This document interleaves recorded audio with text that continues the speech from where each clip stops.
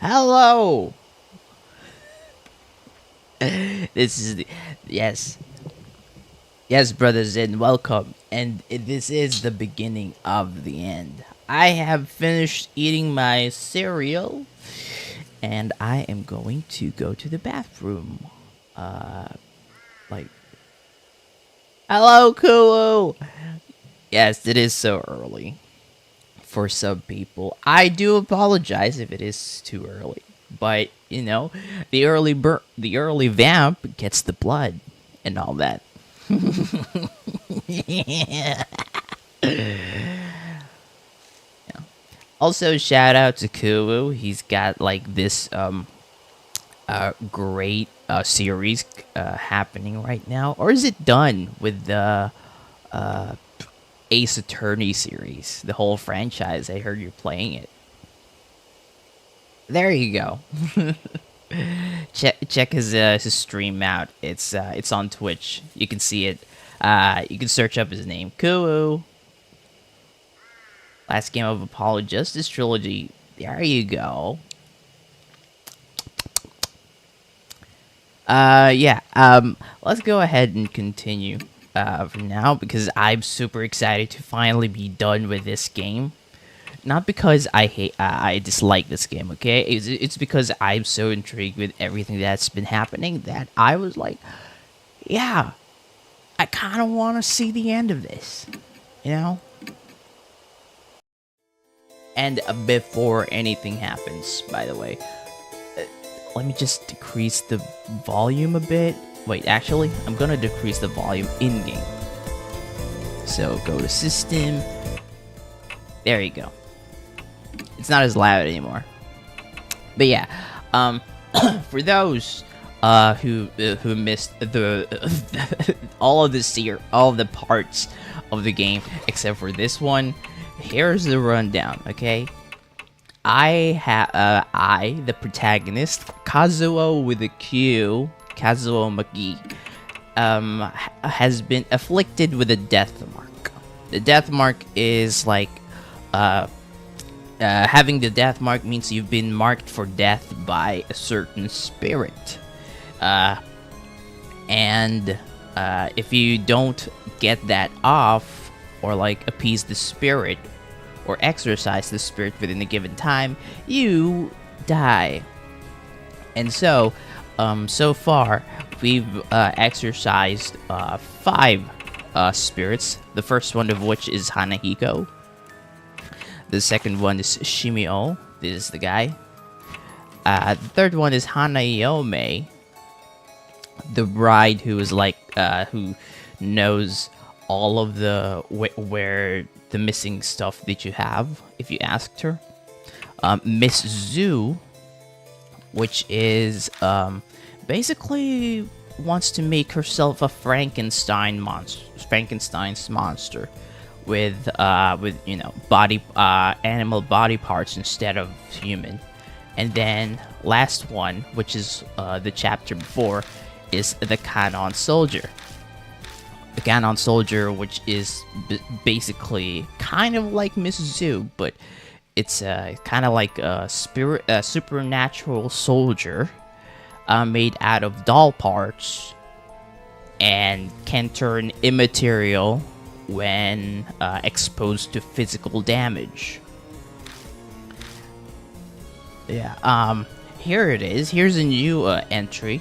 I feel like I'm getting closer to the truth I've been pursuing. I've defeated 5 spirits now since I first came to Kujo Mansion, but none were the one that gave me my mark. So where exactly is this she that I need to face? My old self knew and prepared something to help me with no memory. Then there must be a way to stop her. Don't be afraid. I've got to trust in myself. And yes, I have to trust in myself because I am shaking. I am shaking with fear, anticipation, and glee because this is good. This game is great. I'm giving it a 10 out of 10. But yeah, this is the Mark Bearer file, which is basically the companions that you've made along the way. Yes, the death The death mark is literally the friends we make along the way. Which are these. But just to recap, Moe Watanabe, an occultist fan, an occult fan high schooler. Tsukasa Yoshida, an elementary schooler, but really, really, like, super egotistical.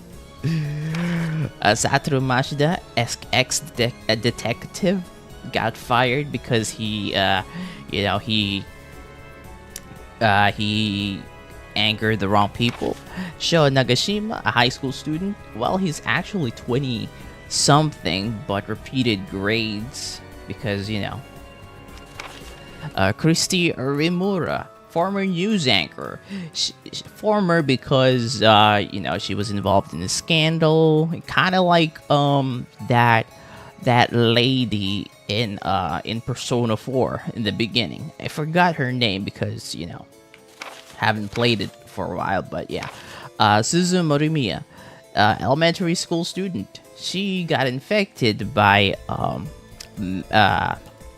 Hanayome because she wanted to see her dad because her dad and her mom are separated, like, unamicably.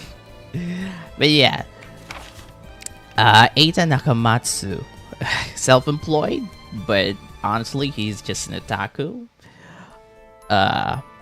Also, like, a fan of the occult. Ai Kashiwagi, she's an idol, and yes, this is her getup. And she can definitely play music, and of course, all I can say is that her idol persona helps her with the investigation a lot. It helped her a lot. Toako Yasuoka. Konbanwa. Konbanwa. Hello. Hi. Wait. How do I say this?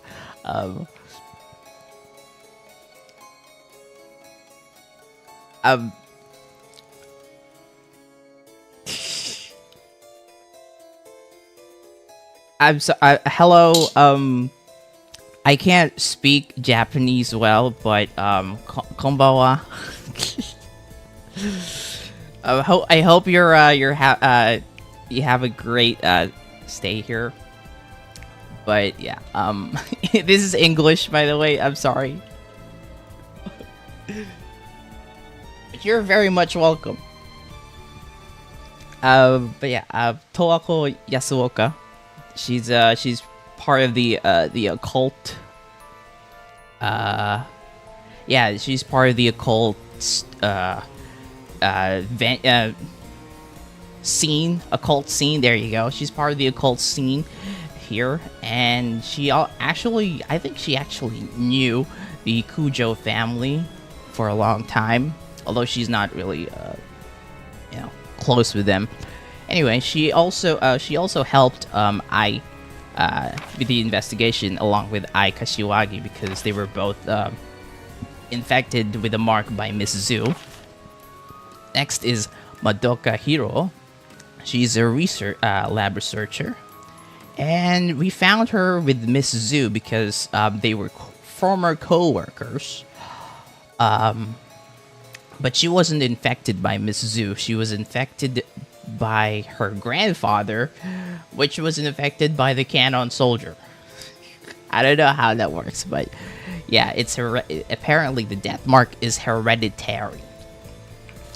Shuji Daimon, he's a doctor, very sickly, so kind of like not really that good, not really that effective on the field, but he is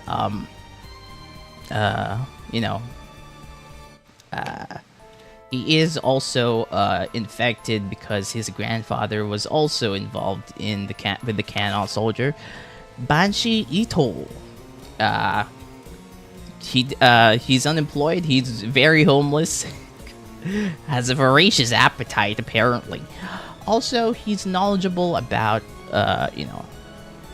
the bunker where the Canon soldier lived also had spiritual powers. That's why and how do we know? Because he was the one who gave us the tool to be able to banish the Canon soldier. He gave us a large chisel, and we used the large chisel to stab the Canon soldier and exorcise the spirit. Because apparently, the Kujo family were the ones who made. Were the ones who made the body parts for the Canon soldier. So, yeah, it ended where it began, with the large with the Kujo tool. And that's all the mark bearers. And as for the final one, I happen to remember. As for the final one, it's here in the Canon soldier. We were supposed to like get something in a toolbox, which is like something sealing the curse of the Canon soldier. But instead of that, we found this pillow inside, which was switched out. And this looks familiar, doesn't it? Yes. And I will tell you in a moment.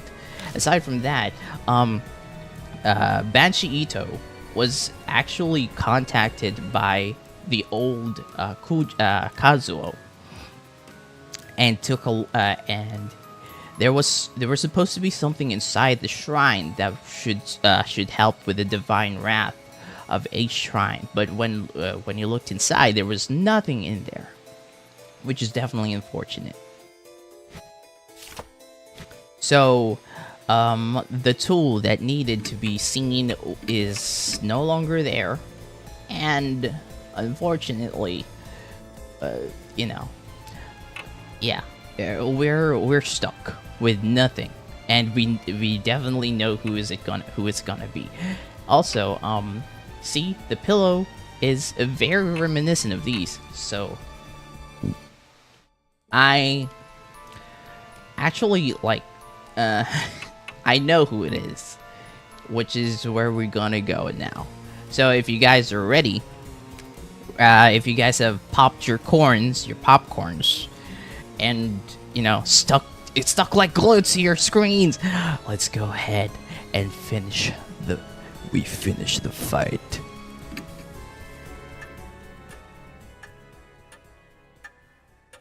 There she is. また会えましたね。 Yeah, we meet again. This is Mary, by the way. She helped us throughout chapter 1 to 4. Unfortunately, or fortunately, she was destroyed in chapter 4, as well as a black rabbit, which was dead beside her. Well, I still don't know anything about the black rabbit, aside from the fact that it helped us with some of our investigation. But right now, Atashta. Mary's voice is soft. I know now. Behind those words is hidden an intense lust for blood.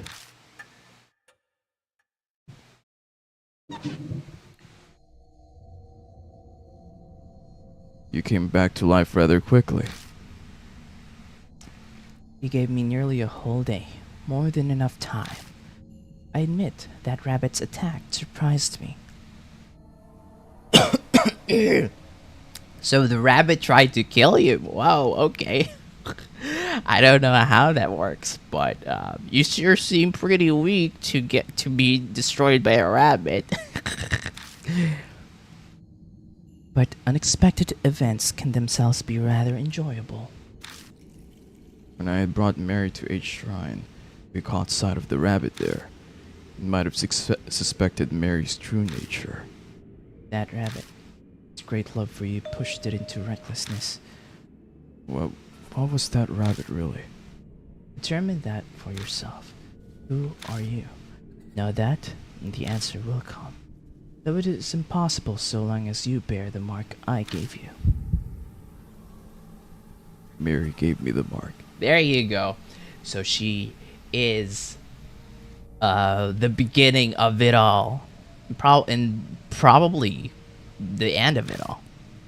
I had a hunch, but hearing it from her lips fills me with dread. Just what are you trying to accomplish? Dragging the living to the depths of despair before killing them. I believe I explained that it is the spirit's utmost desire and joy. I had your cooperation with achieving that. No one died, though. Cooperate? That's ridiculous. Oh? Have you not realized it yet? You did bring those pathetic mark bears directly to the spirits, did you not? They feared the spirit's existence, trembled in the face of death. I savored the taste of that fear and despair. Most delicious. You had all of us help out, just to terrify the mark bearers even more? Clearly, I could have waited for the curses to complete if I only wanted them dead. That is not the only lie. Mark bearers must stay in small groups. Do not contact outsiders. All my instructions were to drive you into a state of emergency. So, they could have had, like... Okay, I see. So, we could have had, like, more than 2 people at a time. But because we trusted her so blindly, it became a detriment. And not once did you doubt me. You tricked me! I bet she's telling me all of this. Because she thinks she's won. Because she wants me terrified with how hopeless the situation I find myself in is. I'm frozen in place, and I know my face must be as pale as death. She must be loving this. Don't tell me. You created all those spirits just to accomplish that? Indeed. When Lady Christie believed divine wrath was the cause of the mark, I had never been more amused. Her foolishness was so delightful, I just had to come along with you. So you lied. Of course. How could a pile of broken statues possibly do anything? I could be imagining it, but I feel like she hesitated for a moment there.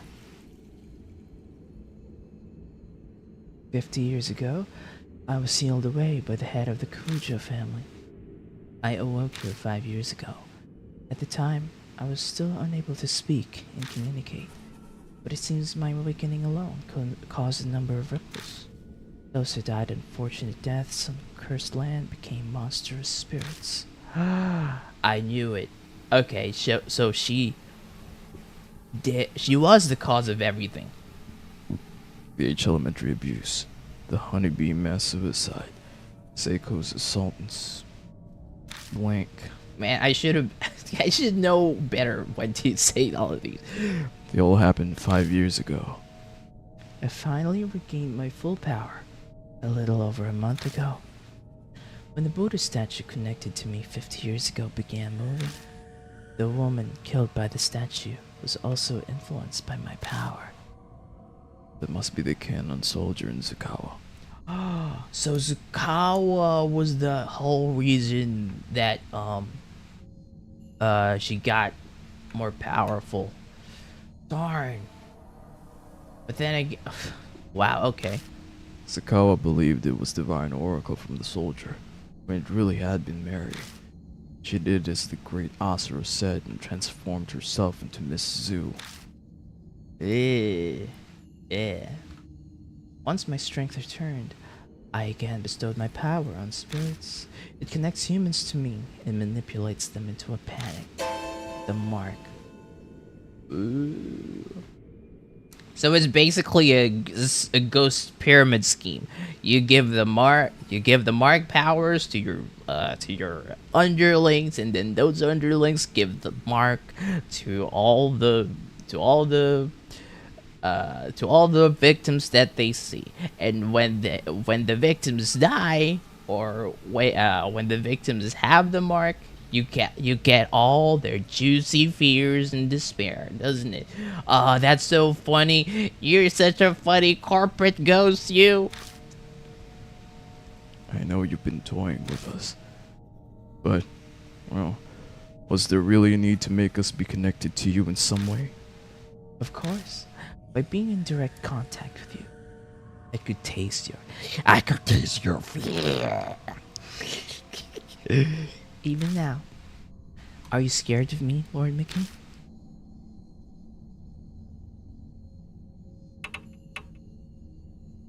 No. Very admirable. Her porcelain face cracks.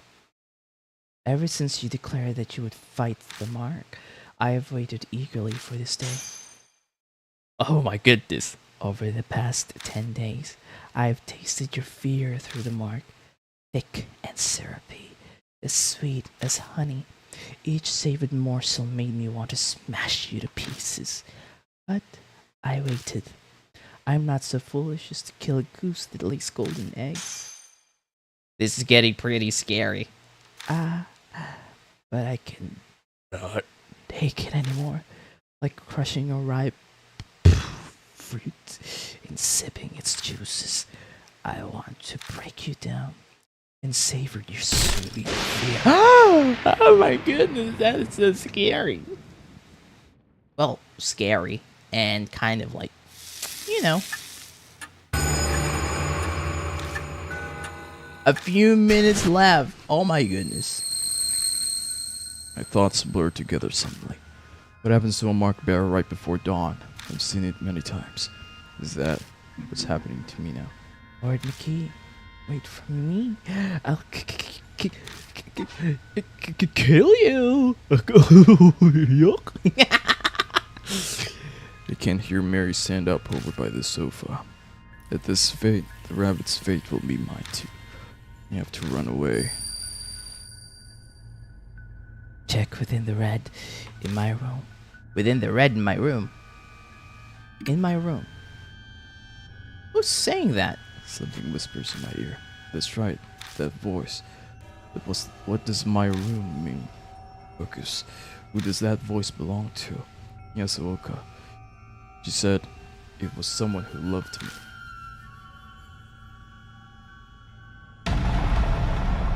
My room. That voice. I didn't even hear it. Mary's coming closer. Where should I run? MK's room? My room. MK? Is it MK? I sprint at full speed up the stairs and fly into MK's room. Much like the entrance hall, it's dark. The voice said check within the red in my room. Something there? Desk, bed, carpet. I search everywhere, but I can't find anything. Is it supposed to be the beginning? My mark starts burning me painfully. I blank out. Oh no, I'm dead. Lord McKee. So this is where you've been. Mary's here. I need to close the door. Oh my goodness, that's so scary. Mary closes her hands around my neck. She's trying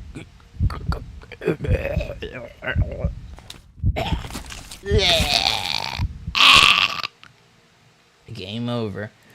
Well. The red in my room. The only red that I saw.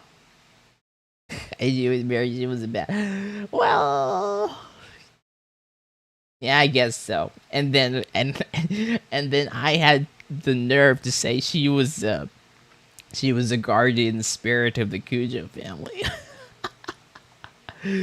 So she was the beginning. I can't believe it. So red in my room. The only red that I remember was the one with Sayakujo's corpse. So Maybe that was it. Okay, let's do this again. Blah, blah, blah, blah, blah, blah, blah, blah. Let's go ahead and go to the Saya's room. The Saya room. Yes, yes.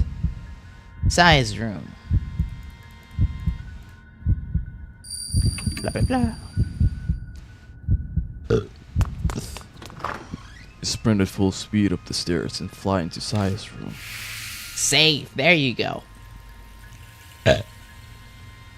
Much like the entrance hall, it's dark.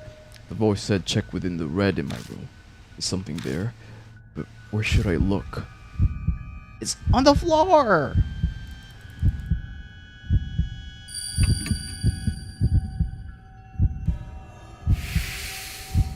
I knew it. I knew it. Saya Kujo's bloodstain is still on the floor. It's obviously dry at this point in time. There might be something lying on top of it. It can't be sure as it's too dark. Nothing was here the last time I was here. Except for the body. Picking it up, I discovered that it's a small pouch. Inside it is a hard, thin object. I move over to the moonlight to see it better. It's a small Buddha statue. It can't be. Is this the Nenjibutsu? Butsu? It seemed to be stained with blood, and I got an ominous feeling from it. The impurity. It hasn't been exorcised yet. I instinctively know the instant I see it. My mind is suddenly flooded with all my memories of the Nenjibutsu, one after the other. 50 years ago, the head of the Kujo family used this to seal Mary's power. He put the Nenjibutsu inside her to seal her. Then about a month ago, someone took it out. That person was me.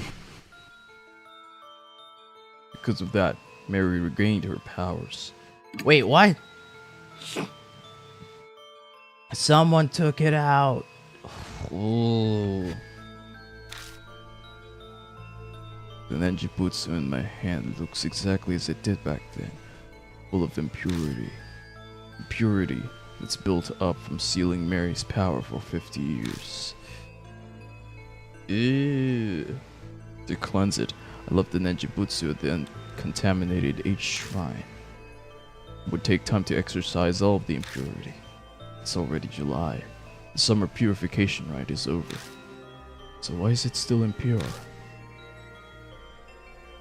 The object the rabbit had in its mouth. It could have been carrying the pouch then, instead of the master key. Then, the Nenjibutsu was taken away from H shrine before the beginning of July. Maybe the rabbit saw Mary by the shrine and was scared that she would find it. So it had no choice but to seal it away. The door to the adjacent room opens. Mary must be looking for me. She can sense the presence of mark bearers. What's going on? Wait, is it possible that Saya's blood is protecting me? Bring it to where I met my end. Downstairs? Or on the floor? The voice whispers in my ear again. If this isn't where the voice's owner died, they must have met their end elsewhere. There's only one other place. On the living room. Yeah, the entrance hall. Sorry, entrance hall. I don't have a mansion, so I don't know the mansion parts of a mansion, okay? I make a beeline to Mary's sofa, in the spot where the rabbit died. The voice that spoke to me and helped me every time a spirit was closing in. If Saya was working through anything, it must have been that rabbit. So Saya was in the rabbit? Wow, okay. Sensing something, I looked down at my hand. It's gone. The Nenjibutsu's impurity is gone. Is this what you've been telling me, Saya? I speak to the departed woman who's guided me as I struggled without memories. Put the Nenjibutsu, the source of the doll's curse. Press it to the black mark. Black mark? On your arm? Then the whispers stop. The floorboards creak ominously. I raise my head to the staircase rising into the darkness before me.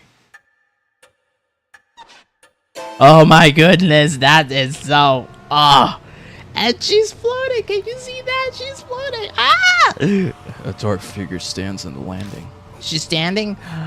I think that's floating. I found you. Is she gonna be quick? Is she gonna be quick? Ah! The mark scorches me. My head goes blank. Okay, what do I do? Mary's coming closer. My body won't listen to me. Oh my gosh! Lord McGee. Mary closes her hands around my neck. She's trying to kill me.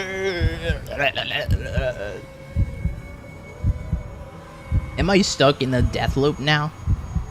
I squeeze the ninjutsu. The fog that's impending my thoughts lifts. It's still a struggle to think. I should be able to move my arm now. Put the ninjutsu in the source of the curse. I only have one chance. Where should I stick the ninjutsu? On her right arm.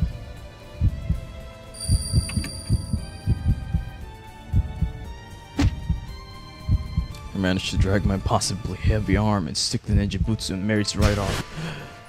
Yeah. She's hiding it. But I'm sure that's where the black mark was.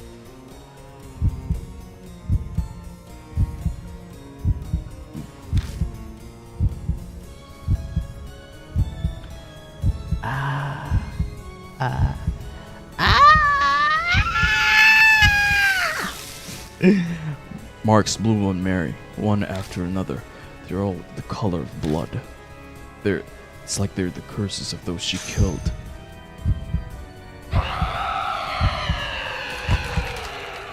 There you go. It's all right.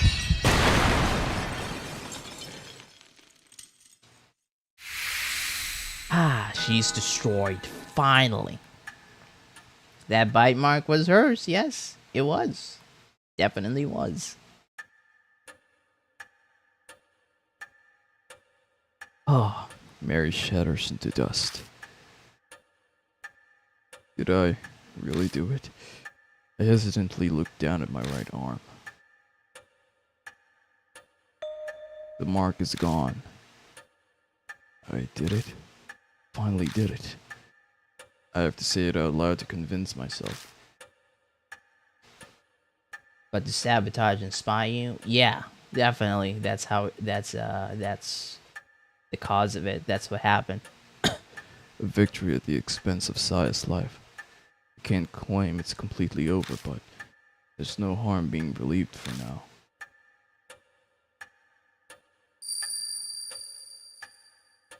The fog clouding my head clears away.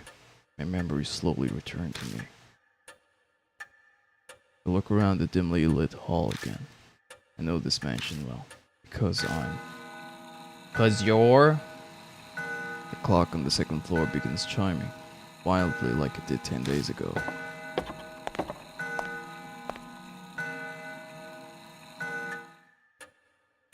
When I make my way to it, it stops. Almost as if it has a will of its own. That's right, it's a grandfather clock. I think a skilled ancestor of the Kujo family crafted it. That one chisel may have been used to make it. That's right, inside this clock. I open the door and stick my hand inside. My fingers brush something hard.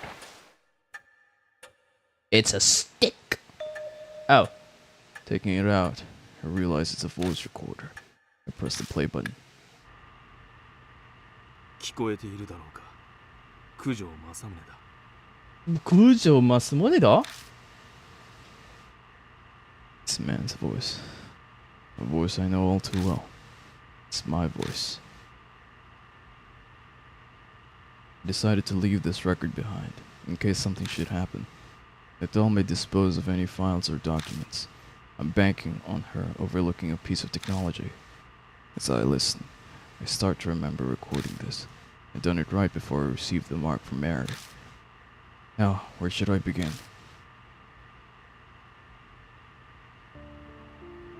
It started 5 years ago, 2 years after I became the Kujo family head. My sister Saya and I found the doll in the wood box while sorting the warehouse. Saya was your sister. And you're Masamune Kujo. Wow. I had a feeling. The moment I broke the seal and saw her, I could sense something sinister. But it took a while longer to fully understand what she truly is. If only there had been records. His great-grandfather, who sealed her, didn't leave any before his early death. Because of that, his descendants weren't told about the doll. I managed to learn the doll had been loaned to an army lab during the war. A strange old man who lived in an underground shelter told me. That was Banshee Ito. Then I went overseas to try to get more information on the doll. We got into an accident while away and was presumed missing. So I became the new family head. I wasn't able to contact her until after she had inherited the title. It wasn't something worth contesting. So I explained everything and had her keep up the facade that I was missing. Public records still stated Masamune Kujo was very much alive, of course. I couldn't have used my passport or license otherwise. I'm off topic, sorry. Darn, your sister died. Yeah. I only just returned to the country last week. Other psychics abroad all agreed it would be bad to leave the doll be. Nenjibutsu inside the doll still suppressed its cursed power, but I realized that it was almost at its limit. If I left it alone, it would crumble, and it would be impossible to suppress the cursed power of the doll. That was the worst case scenario. What was to be done? The answer I came up with was to remove the Nenjibutsu from the doll temporarily. Its impurity would be cleansed after a month, stored in a pure area. Then I'll place it back in the doll. If I succeed, the doll's power will be sealed for a few more decades. But the problem is that 1 month. I have no idea what kind of curse will be released when the doll is unsealed. I'll do what I can to prevent disasters, but my power can't compare to the Nenjibutsu. Can't guarantee anything. There may be victims again like the tragedy 50 years ago. But this is a necessary evil. It must be done in order to prevent even more people from falling victims. After this, I'll disassemble the doll and remove the Nenjibutsu. Pray everything goes according to plan, and the worst of evils is avoided. I hope this record isn't needed. Ew. But the one listening to this is a loved one who's fallen victim to the curse, and I'm very sorry.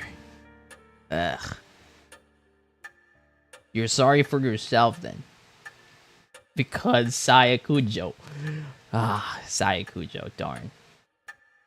The recording ends there. I clench my fists so hard my nails dig into my palms. Yes, the voice in the tape was mine, but I'm furious with it. I don't know that person at all. But Marcus claimed so many victims over the past month. I even lost my little sister, Saya. Was she just another inevitable victim that the voice spoke of? I can't forgive him, honestly. Maybe you should have, like... Yeah, I cannot. Can't forgive him. Ever since I lost my memories, I've lived as Kazuo McGee with a Q. My blood boils at what Masamune Kujo did. Ew. Oh, that was still chapter 5? Wow, okay. Okay. Well, I guess that just means that whatever is next, it's still the same stream. 2 months have passed. The occasional cool breeze signals that summer is almost over. I've spent my time putting the case of the mark to rest as best as I can. I put Sai to rest by burying the rabbit and contacted the surviving mark bearers. Aww. Wow. Putting the Buddha statues in places of honor was also one of those tasks. They weren't connected to the mark after all, but I couldn't just leave them there. Plus, there was no way Christie to keep quiet about the statues, so with their guidance, and Yasuoka, Diamond, and Banshee's help, he carried the broken statues out of the shelter and returned them to H Shrine. By now, my memory is completely returned, but I still can't think of myself as Masamune Kujo. My memories of my past feel more like I'm reading someone else's biography. Legally, I am Masamune. I inherited the Kujo mansion. I'm not sure how to feel about it, but I think I'll consider it a way to pay Saya back for saving me. That's him. About Masamune Kujo. He became head of the Kujo 7 years ago. Ka something something kanji. No kanji ni. I'm just skipping over the kanji because darn it. I'm so ashamed. Gomenasai. Scholarly inclined and introvert, he wasn't the type to be very social. He left all public appearances to Saya Kujo, so not many knew what he looked like. The only photos of him are from small local newspapers. Masamune accidentally uncovered Mary in the family's warehouse 5 years ago. That discovery changed his life. He traveled extensively abroad in order to learn more about Mary. In one country, I got into an accident and fell into a coma for half a year. Even worse, that country proceeded to treat me as an unidentified traveler. I don't know if that was merely my terrible luck or if Mary's curse had something to do with it. When I was finally able to contact home, Syed had already become the new head. The rest was as the tape said. I had no idea that Mary's power was far greater than I had imagined. All of my efforts to suppress her power were completely useless. My memories unraveled faster than I thought. How did Mary come to be in the first place? One theory says a doll maker in the 19th century used magic to create her. Another says the spirit of a young girl who died prematurely took up residence in the doll. In the end, it's still a mystery. No one knows what happened to create a doll like that. We only know that each of Mary's owners died tragic deaths. Shortly after the turn of the 20th century, it came to be owned by the head of the Kujos. He either didn't know the curse or simply didn't believe it, but disasters began befalling the family. Mary gained enough power to become sentient and produce spirits. Then, the tragedy in the shelter happened. Seething grudges of the experiment's victims and the Buddha statues that may have triggered her awakening. Whatever Mary's true identity is, the fact she remains altered many people's fates, mine and the mark bearers included. Speaking of, an update on the surviving mark bearers. No one died, you know? Moe Watanabe became a part-time writer for a magazine, Oop Arts Monthly. She sometimes comes to Kujo Mansion to interview me about spirits and ghosts. Takasa Yoshida is studying every day for the middle school exams next year. He bragged in his letter to me about how well he did in the national mock tests. Wow. Real good. Satoru Mashita brought me a drink like he promised. It seems he's thinking about becoming a private detective. You're not going back to the force? He asked me if I wanted to join him. Was he serious? I don't know for sure.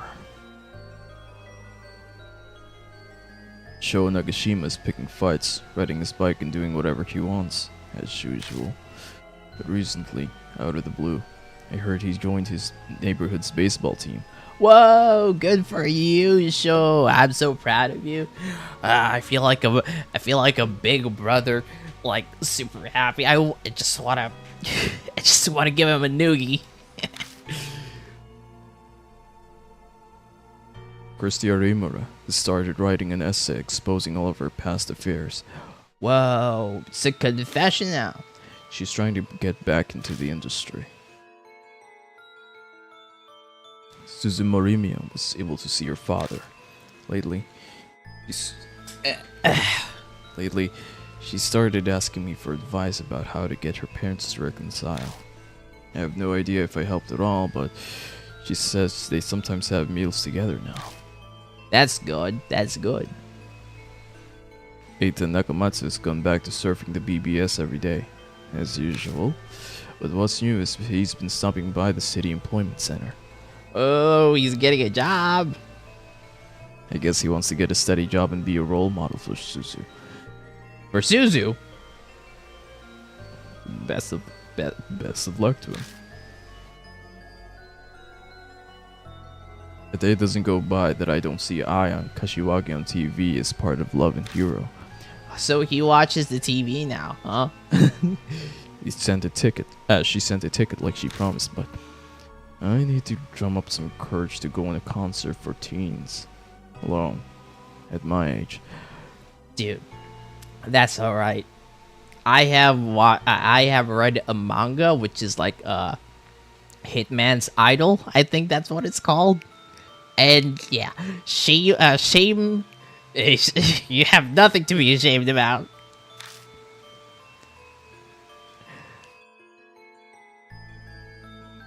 Tawako Yasuoka is still working as a fortune teller in Ginza. Apparently, she believes I have spiritual powers or something. She keeps sending customers with spirit problems to the mansion. I wish she'd stop. Okay, so he's a spirit detective now, or rather, a spirit hunter. Madoka Hiro spends her days working as a researcher while also visiting the shelter. Her and Banshee squabble a lot, but I wish she'd stop complaining to me about it. Oh, she still stops by, huh? Shuji Daimon seems to be doing better now, like a weight's been lifted off his chest. He's in the process of convincing officials to publicize the shelter and build a memorial for it. Banshee Ito has returned to his beloved underground shelter. He stops by the mansion sometimes, filling the place with his scent. Ooh. Of course, he comes to beg me for food. Wow, okay. Now then, I finish my break and return to the workbench in the corner of the room. Ugh.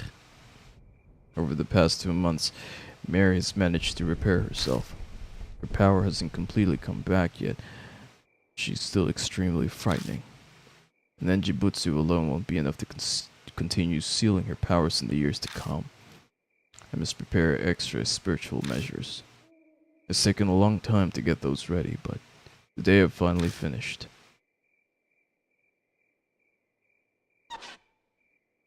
Once everything's complete, I replace the Nenjibutsu inside Mary.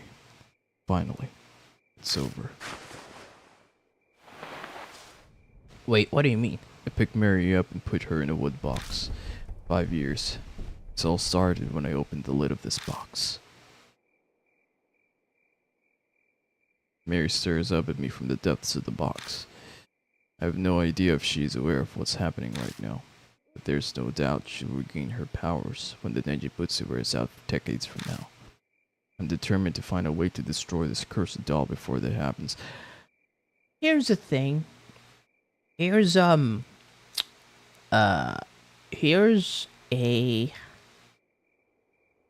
suggestion. Why don't you make another Nenjibutsu, huh?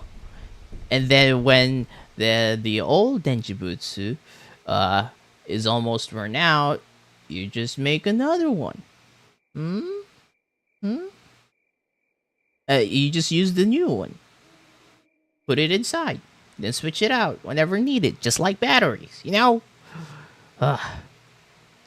Sometimes I scare myself how smart I can be. Until that day. You need to stay asleep, Mary.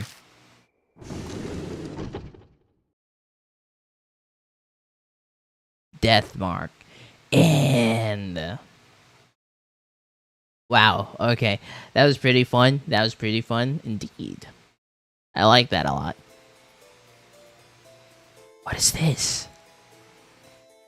Is this an MV or something? We'll see.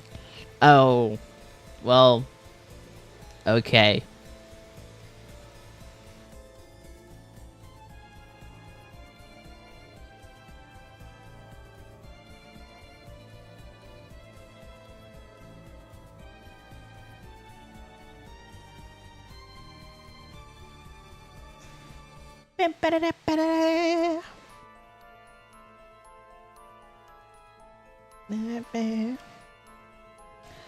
I'm gonna just keep having this play out because, you know, there might be like a little post-credit scene or something like that.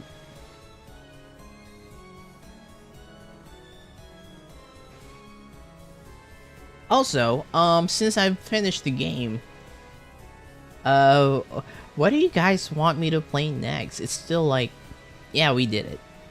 You survived. Yeah, we did. Yeah, what do you guys want me to play next? I have like Spirit Hunter NG, which is the sequel, which is not standalone kind of story. And there's also Death Mark 2, both which is the direct sequel to this one. There it is. Production and Copyright Experience Inc. Wonderful, wonderful. Or would you guys rather I play something different? Gallery. There you go, the gallery.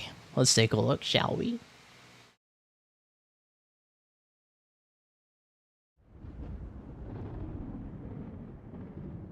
If there's gonna be jump scare, I'm gonna hate you for the rest of your life. And now, a lot of time has passed.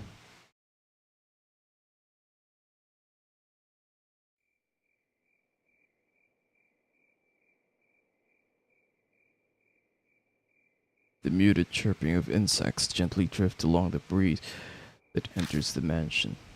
It's cool enough to sleep through the night again. It's nearly autumn, after all. I stare out the window at the unchanging scenery without really seeing it. Clouds in the distance rumble with thunder.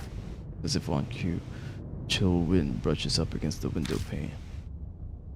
また雨か。 I'm not gonna voice that. Because he's already voiced it. Comment, because otherwise it feels like I'm in a dream. It's as if a stranger is speaking. I stare at the leaden sky. Even though I'm resting in a chair, I feel like I'm somewhere far away.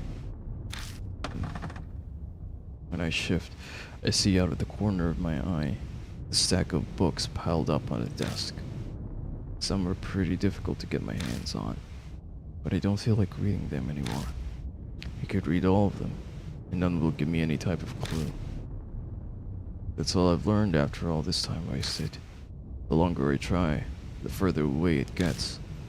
That thing sleeping in the wooden box. I head downstairs to make myself some coffee. There's a sudden knock at the door. That hollow sound doesn't bring back good memories. It used to signal the arrival of new mark bearers to the new mansion. But that's in the past now. I swing the door open. Standing in front of me is... こんにちは。 Moe! Konnichiwa, Moe-san! Moe Watanabe. It's now a good time, mister? Oh, if it isn't, just tell me and I'll leave you alone.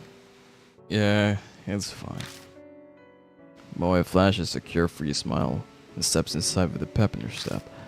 Just her presence makes this place feel less gloomy. With a start, I realize that Moe isn't my only visitor. お久しぶりです、おじさん。 Sorry for coming without contacting you. Tsukasa? This is rare. Why are you here? It had been a while since we'd met up, so we talked about what happened. And obviously, the topic came to you. So I told him that I visit you a lot and that he should come with me. No big deal, right? Nah, I was just getting bored. Of course, I don't mind. I was just getting bored. Yeah? I figured as much. You seem to type with time on your hands. I haven't seen them both together since the mark. Always come by sometimes for interviews and the like for an occult magazine. But this is the first time I've seen Tsukasa Yoshida since then. I wasn't really concerned over him, but I'll admit, I'm relieved to see he's alright. I'm glad to see you're well. Have you gotten the chance to relax? I have. But aren't you busy with entrance exams? Do you have time to waste doing this? Breaks are important. As an adult, you should understand that. Yeah, you're right. Hmm. I glance over to see Moe staring at me. What is it? It's just, I'm working hard at my job too. Don't have anything to say? I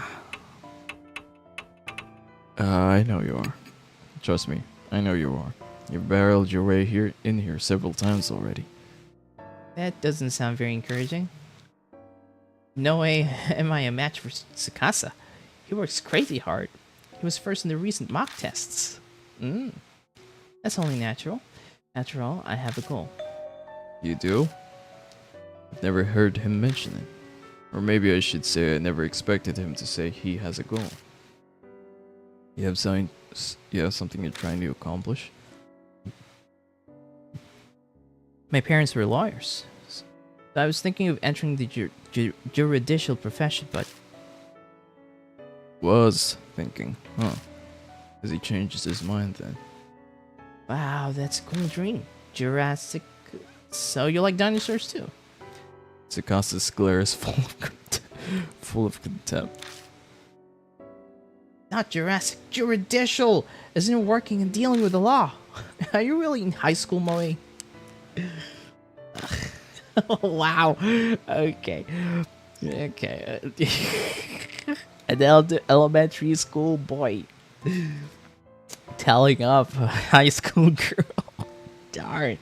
Wow, okay. I've never been at a loss for words before. To be honest, now I'm not sure. If possible, I'd like to ask you for your opinion, mister. Is that alright? Yeah, I don't mind, but I'm kind of surprised. Who'd think Tsukasa would ask me for advice? That incident was wrapped up. I was wrapped up in, started in. Now I know there are so many incomprehensible things in the world. I'm considering going into science in order to elucidate them. But my parents feel that it would be difficult to tell them. Ah, I see. That's what's going on. It's a serious predicament. You don't seem like someone who has much in the way of work experience. What do you think we should do? Think it over first. It's difficult to say. Everything that happened could have just shaken him up. It might be a good idea to talk it out with his family and think on it before deciding. So that's what I tell him. See, it's true. I have time. Thank you very much. I feel a bit better now. I have no idea if my advice was really helpful or not, but Tsukasa boss polite me to me. Great. You good now? Your future is bright, unlike this old guy here, so don't worry too much. That's not true. I'm sure he also has a bright... They both look at me. Nope, can't picture it. That's what makes him approachable. So it's good to vent to, at least. But there are definitely things that only he can do. Honestly, I can't think of any myself. I make a good pot of coffee, but that's not really what they're talking about. I mean, there's that doll. Tsukasa falls silent. It seems my expression gave me away. Have you not made much progress? Nothing I can share at the moment. I've researched everything I can. Mary's true identity is as elusive as smoke. Still haven't managed to find clues. So I'm taking a bit of a break right now. I'm glossing over it, but to be honest, any sort of tension has vanished. My rest hasn't relaxed me. It's more like I'm a balloon that's lost all its air. If I was risking my life and facing death every day, it might be different, but right now, my determination to move forward that I had back then is gone. That's so. I'm sorry, I had no idea. Then it might be best for you to rest and relax a bit. How about a trip to improve your mood? Might get a good idea. I'm about to reply to that when Another door! another knock at the door. Who could that be? Yes, who is it? Mori calls out playfully like she lives here and skips over to answer the door. 邪魔するぞ。 Satoru? The brusque voice belongs to I knew it. the ex-detective Satoru Mashita. おいおい、なんだこのざまは。いつから託児所になったんだ。 I didn't. Huh? Mr. Mashita? Why are you here? Did you come to see us? Mo is clearly excited, but Sakasa is collected as he bows politely. I'm in your debt for your help back then. Still, I'm surprised. I didn't think we'd be able to meet here. Mashita gives an annoyed shake of his head. I'm the one asking why you're here. Yeah. We're going in circles now. Don't lie. I know you're happy to see us. You're always hiding your feelings. Oh, but what a huge coincidence. We've got everyone from the Hanahiko case back together again. This is totally destiny. I feel conflicted seeing her innocent smile. If everyone's happy after such a horrific event, then maybe it'll fade quickly to memory. Everyone, huh? In that case, one person... No. No one being is missing. As he mutters, he glances a spot in the room. It would be best to change the subject. So why are you here? I have something to ask you first. He answers me with a question, like usual. Vicky, you told that fortune teller about my office, didn't you? Does he mean Toako Yasuoka? Yeah, it might have come up while I was talking to her about Mary. Why'd you have to go and do that? Now I'm drowning in under investigation requests. Wait, does that mean...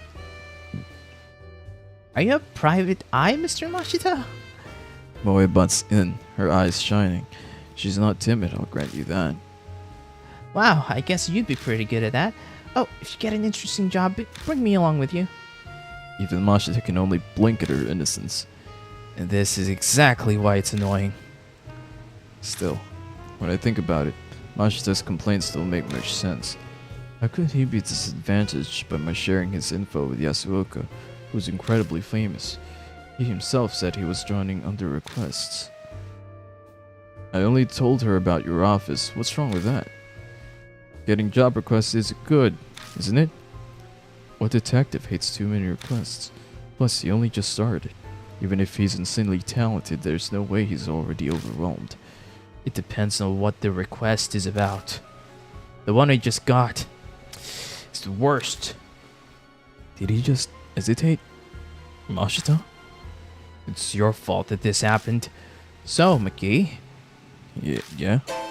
I'm going to have you help me. Help you? Wait a minute, what are we talking about here? Can't you guess based on the context? I believe he's telling you he wants your help with the detective job. Wow, I can't really picture him working as a private eye, though. Now, if we were to investigate a supernatural phenomenon, that would be... Wait, don't tell me. This worst request ever that you got. We all hold our breath as we stare at Mashita. Exactly. A spirit might be involved. It's a good opportunity. This is what I heard from that old fortune teller. Ooh, there we go with the chapter 6 with an after. 雨赤ずき Amia. Wakazuki. Oh, this is totally for real, I swear. I think I saw something real bad in that Love Hotel street the other day. You heard about the Red Riding Hood girl? That rumor about people disappearing after The rumor after people disappearing about entering that love hotel in K-City? On rainy days, this girl stands by the road like she's trying to get customers. Anyone who goes into the hotel with her ends up missing. And here's the kicker. Eventually they're found, but their heads are so messed up they can't even remember their names. Some end up dying in the hospital, and others jump in front of trains. Well, I totally forgot when I was walking around at night the last time it rained. There was a girl in the red raincoat there, so I thought I'd chat her up. But when I got close to her... Tell me, are you? She suddenly started whispering to me. I got real creeped out, so I bolted. Now I'm seriously glad she didn't follow me. Thinking back on it, something was odd. It wasn't raining that hard, but she was the only one who was soaked from head to toe. Later I realized that raincoat was probably soaked in blood.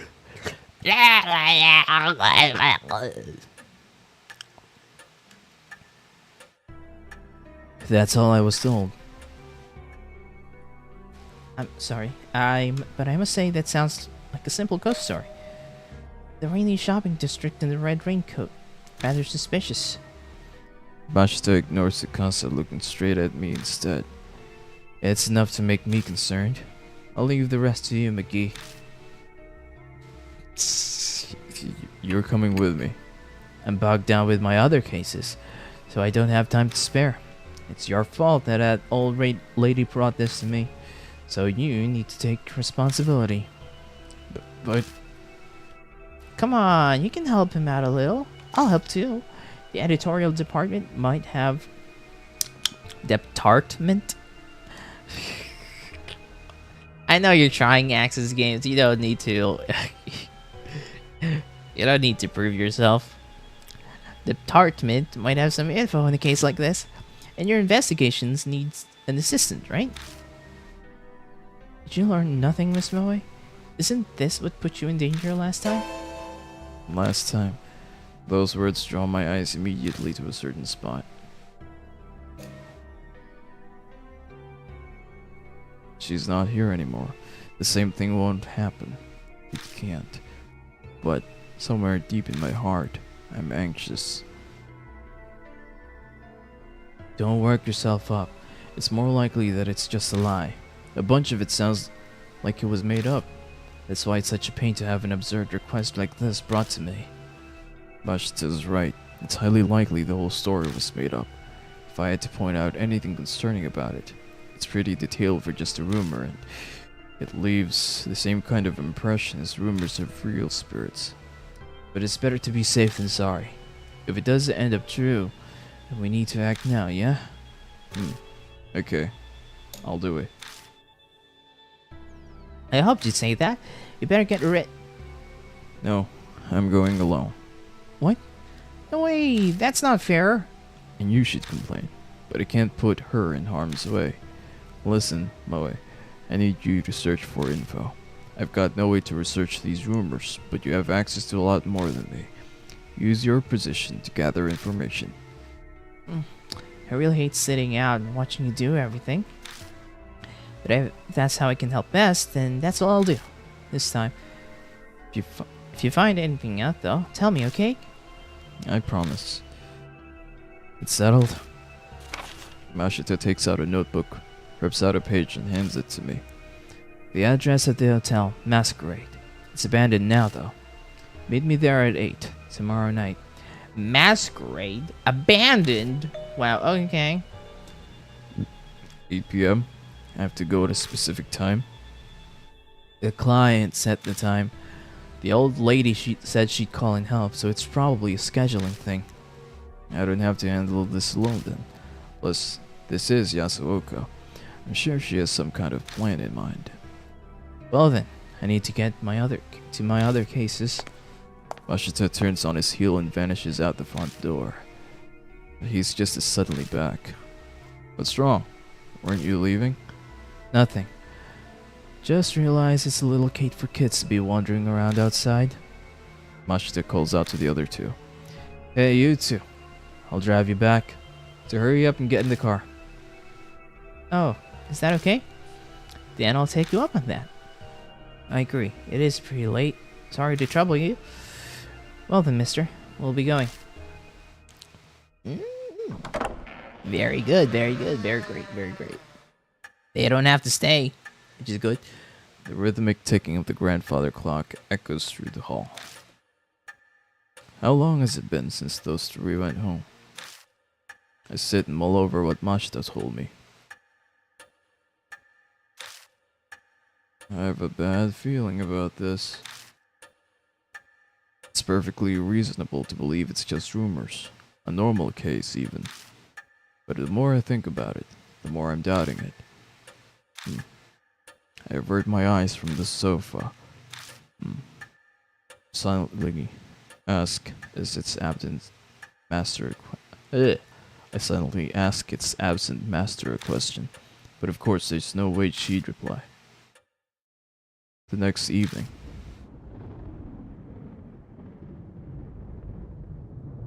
I get ready and leave my room with heavy steps. The clock says it's 6 on the dot. It's still early for the meetup time. I'm guessing consciously I'm a little impatient, but I'm already ready. There's no reason to wait here at the mansion. I guess I'll go. I'll just kill time if I'm early. I'll learn the truth. In and out. It'll be quick.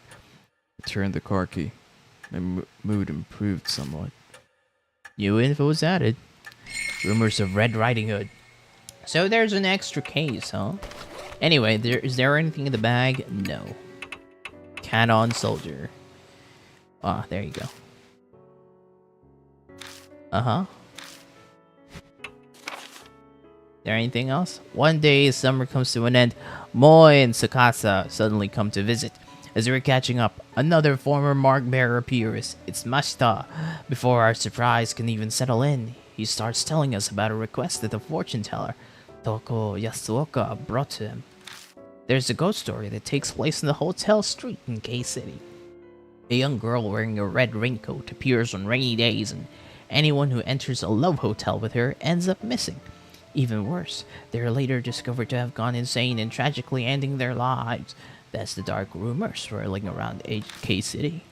Mashita makes me investigate the rumors because he's angry I told Yasuoka about his office. Moi gets excited about the occult, but I can't get her involved again, so I ask her to gather info for me while I visit the hotel in question, Masquerade, alone. Mashita thinks the whole mess is bull, but for some reason, I'm uneasy. Maybe it's just my imagination. Imagination! Alright. Well, since this is technically the last part, because it is titled the last part, I might as well just end it here. The chapter, I mean, not the stream.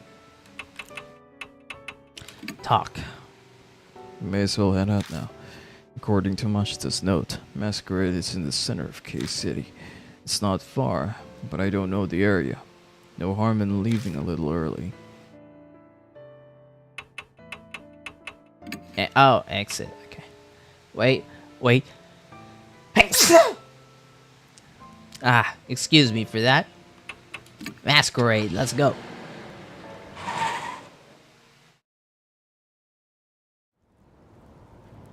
I arrive at the designated hotel 20 minutes before the meeting time. The rain falling when I left Kujo Mansion is now turned into a drizzle. I park my car in the lot and walk to the street. The hotel, my destination, stands at the end. This end? Or is it this? Or this? Or this? So that's it. There's hardly anyone on this neon-lit street because of the rain. Didn't that rumor, Red Riding Hood appears when it rains, it's a perfect night to investigate the rumor. The hotel in question doesn't seem to be particularly guarded against intruders either. Anyone can step inside if they wanted. I see. So that's why it's the focal point of the rumor. People going in the abandoned hotel on the dare, running across suspicious people or squatters. Then their stories get exaggerated, and we get the rumor that's the base of this case. I bet someone has been has seen in red clothes and turned it into Red Riding Hood. That's probably how it really is. My heart suddenly feels a lot lighter. Guess I was taking this too seriously after all. Now that I've gotten rid of one worry though, this time something else starts bugging me. I'm a grown man, standing alone, in the middle of this road, the red light district. Standing here, I realize that I'm just old man trying to.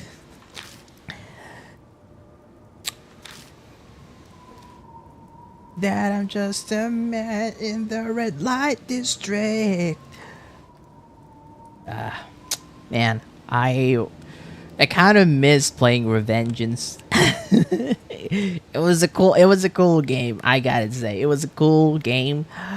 Very fun, but really clunky, especially on the 360.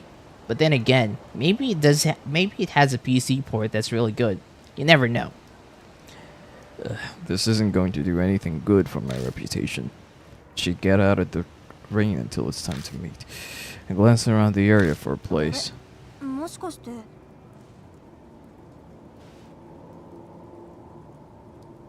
Oh, is that Yumiki?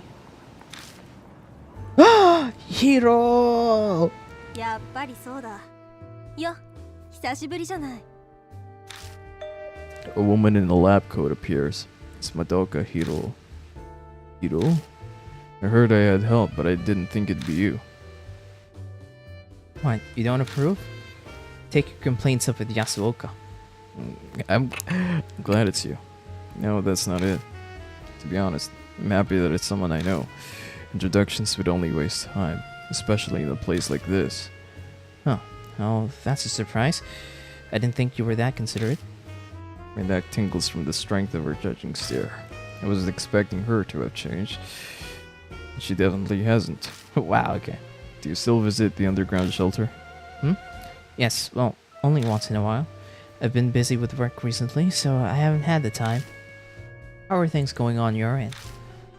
Nothing exciting. I'm taking some time to relax. I wasn't really asking about you personally, but whatever. I think I have a pretty clear picture now. She was asking about Mary, wasn't she? Hiro glances down at her watch distractedly. Is something wrong? No, he should be here soon. Oh wait, there he is. いや Wait, お待 what? たせしてしまったかな Everyone, the gang's all here, huh? Next thing you know, excuse me. Next thing you know, Suzu and Christy and Ada are gonna be your even Banshee, huh?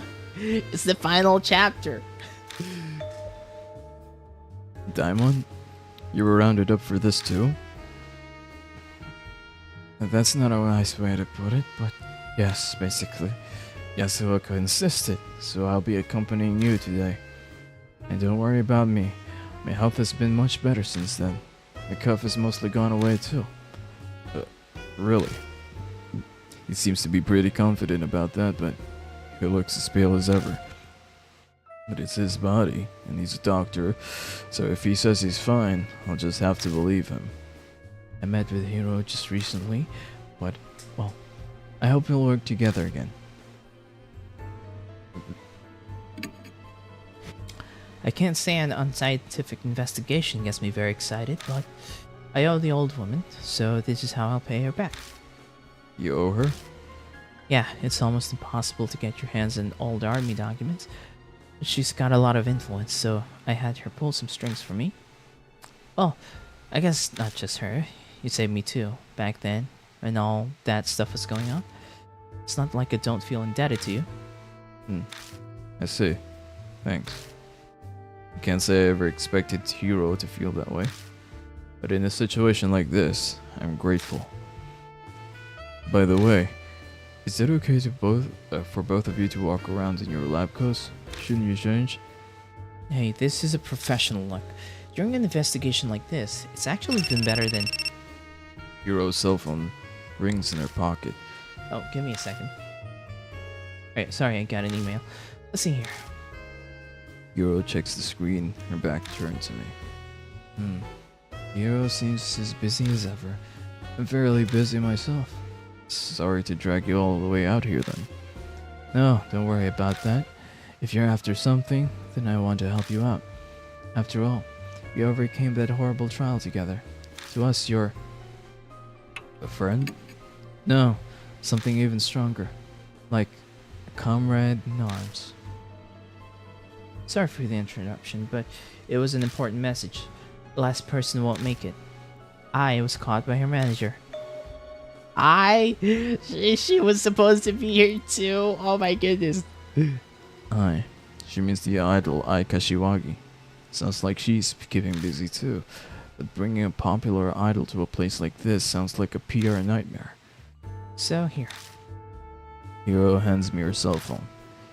What are you doing? She's still on the line. She wanted to apologize to you herself. I don't really need...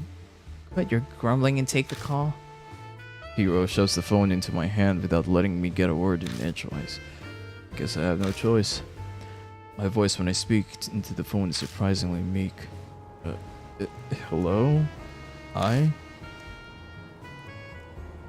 Oh, is that you, Mr. McGee? Good morning. It's me, Ai Kashiwagi. I'm so sorry.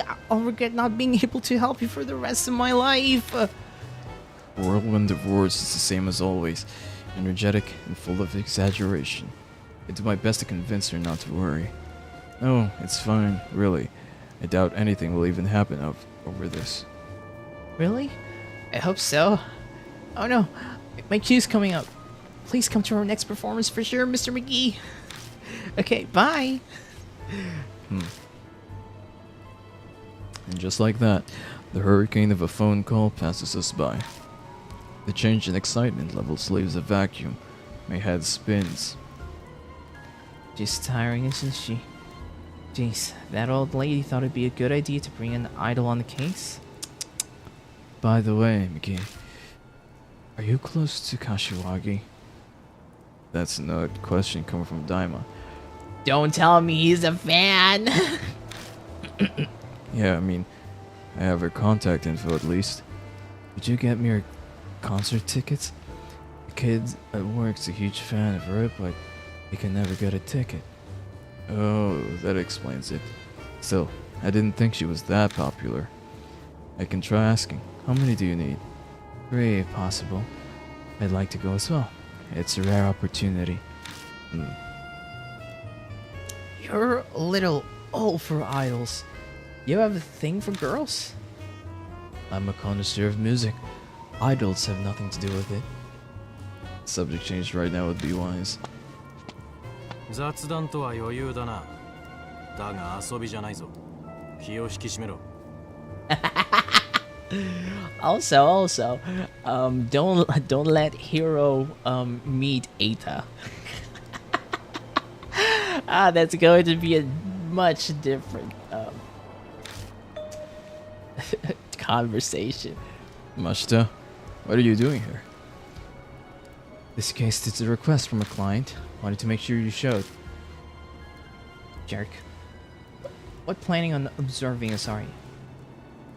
What if he hadn't shown up? One of you is no show, in fact. I heard 4 were coming. Ai Kashiwagi couldn't make it. It seems her manager caught her. That's so. He shrugs, indifferent. He figures it won't make much Thought I told you. Thought I told you I'm just checking in. While I'm here, Just then, someone else's cell phone starts ringing shrilly. Oops, this one's from my hospital. Excuse me for a moment. One after another. That was just Hiro and I. We decide to take shelter from the rain. Diamond has to finish his call. We may as well hear what info Mashita has for us. Oh, they look nice in this splash art. Wow, okay.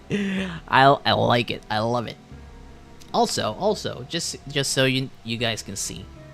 I'm gonna move the chat a bit here. Wait, that was high. Not that. There you go. Here's here's Daimon. We're kind of looking like Snape, which I'm not opposed to. Snape is fine. Anyway, We commandeer a dirty smoking area on the corner. Then we start our improvised strategy meeting.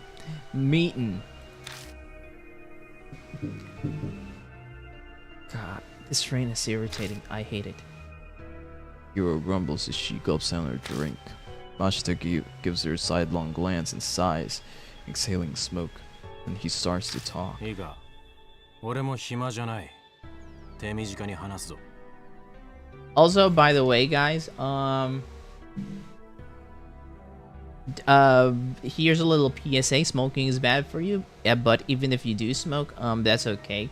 The only pet peeve I have of smoking is like, not being considerate of other people, because sometimes people smoke and then they just don't care where the smoke goes to. Very, very inconsiderate if if other people are affected by the smoke that you puff out.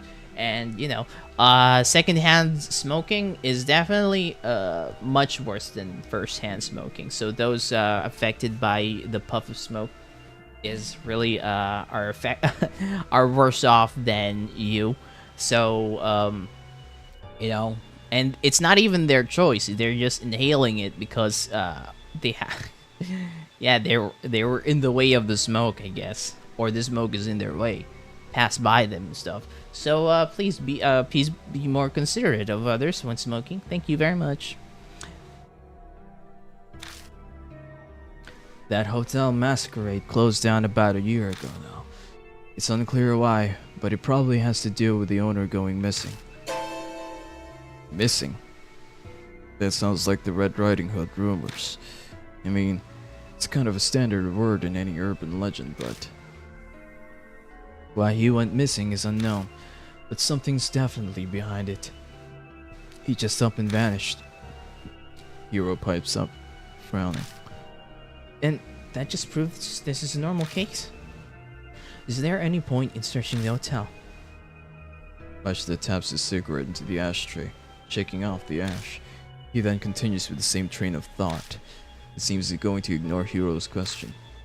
A few publications had fun with the story for a while. It's prime gossip.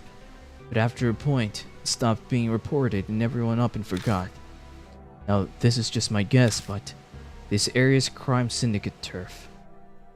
They likely applied pressure to keep things quiet. Makes sense for a red light district. At least, that's how it seems from the way he's talking. What started spreading around at the same time as that missing persons case are... Mashita waves his lit cigarette out toward the street. the rumors of Red Riding Hood. And we're the wolf. Oh! Baby, I'm preying on you tonight! I'm kidding, I'm sorry. The so-called eyewitness reports and the people who actually heard things. But altogether, it seems Masquerade is the center of all the rumors. Yasuoka brought the request to me, and is also of the same opinion. Masquerade simply stands there quietly on the dark street soaked with rain. Neon lights and its feet almost seem to be staring out at the world. What if Red Riding Hood is the Masquerade Hotel? Ooh, a building is the ghost.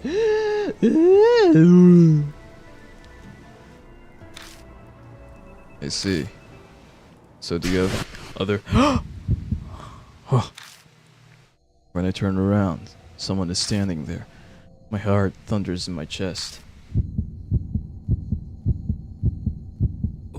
おい、ヒーロー、後ろに。 You know, Red Riding Hood looks a little like a Gorillaz band member. Are you the rumored fifth member? あ、何よ。輪でもいる？ Hiro looks behind her, puzzled. Nothing's there. Sorry. I think my eyes were playing tricks on me. I make an effort to gloss over it, but there's no way I can believe it was a trick. I'm sure I saw it. Maybe the darkness has strained my eyes and I saw something that wasn't there, but... Diamond's call ends. ほうすまない Sorry. 休暇が出てしまったさ Oh. I managed to walk them through procedures, but I need to go soon or I'm terribly sorry. I'll make up for this later. I promise. Diamond runs off into lightly falling rain. That kind of sounds like a good name for something. Lightly falling rain. Wow. I like that. Human lives depend on his work. This kind of thing is inevitable. Which means Hiro and I will have to handle the investigations by ourselves tonight. 残ったのは理系バカ一人かいさ So- さか心もとないな Seriously? I mean, we worked well together in the Canon Soldier case, so... はあんた今なんて言った Ah, it's so cute. Is that how you treat people helping you out?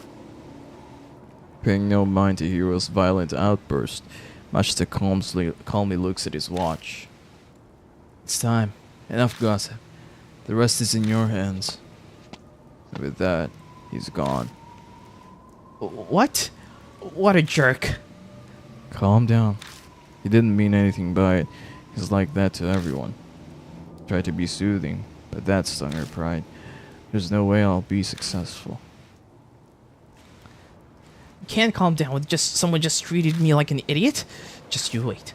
I'm going to make sure I find a clue and I'll rub it in Stuart's face. Come on, let's go. Alrighty then. Well, chapter 6. I got a star. Did you see that? Do you see this? I got a star. Ah! I like that. I like that. What else is there? Oh, there's still nothing. Nothing new, huh? All right. Well, nothing in the bag. Riding Hood. Oh, let's see. There you go. Aftermath survived. Wait, what happened to their thingy? They disappeared. Their aftermaths. These three are the last ones who have aftermaths. What happened? Oh well. Return to Kujo Mansion? Why? Just... We step inside and are greeted by chilly air. Is this marble? Our footsteps echo across the exquisite detailed floor. Where are we? What's on my right ear? It's a hotel, so the first floor is probably the lobby. Oh, right. Yeah, it would be, wouldn't it? It's only been a few seconds since we've set foot into the hotel, and yet Hiro's fiery determination appears to have puttered out. Where did all that energy disappear off to? Are you okay, Hiro? I'm fine. It's not like some weird spirit's going to pop out. This is nothing compared to the underground shelter. But don't you think something's odd? Like what? Maybe it's because it's only been a year since this place shut down, but it's less damaged than I thought. I assumed there'd be more graffiti and stuff. You know, now that she mentions it, it's true. Yeah, no one visits it, doesn't it? Don't they? Or at the very least, they don't, you know. And you'd expect like an abandoned place to be more derelict than usual, and more hooligans to visit and vandalize. The store. It's the emergency staircase. The sign is above the door there. Shine the flashlight around, and while the place is dirty, nothing's really broken. But we were able to come in here off the street without anything getting in our way. So then, why? Mashita mentioned earlier. He said this hotel might be connected to some crime syndicate. Yeah, what about it? Maybe that's why it's still nice in here. Anyone who'd be most likely to tag would be. Oh, gotcha. So it's a gang thing then. You think they made it off limits? On the other hand, maybe people stay away because dangerous things happen here. I should probably not mention that possibility to her. That helps us though. Everything should be mostly intact. So what's the plan? Should we just do a thorough search of each floor for now? We don't have any particularly useful info. We'll just have to search every nook and cranny like Hiro suggested. There's nothing else we can do. Okay, let's get to it then.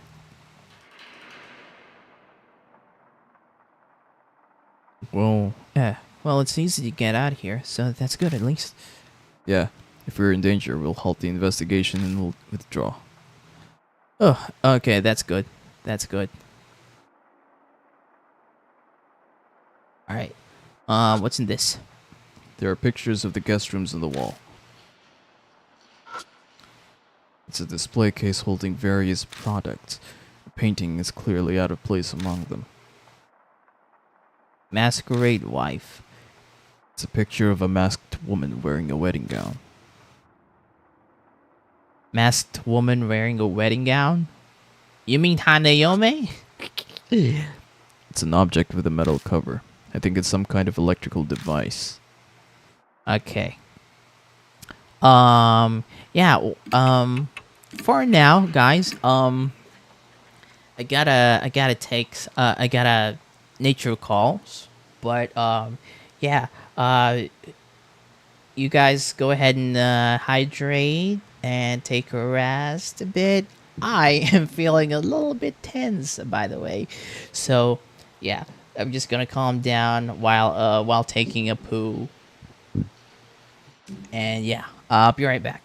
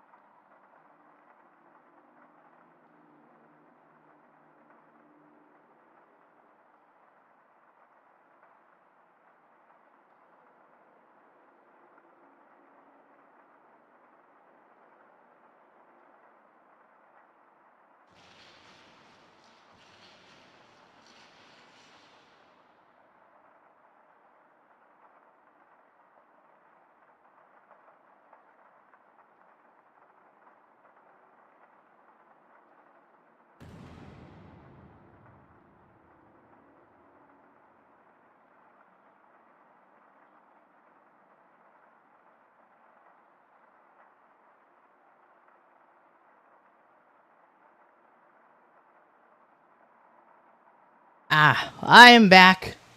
Guess who's back? Back again. Lucy's back. Scared again. Alright.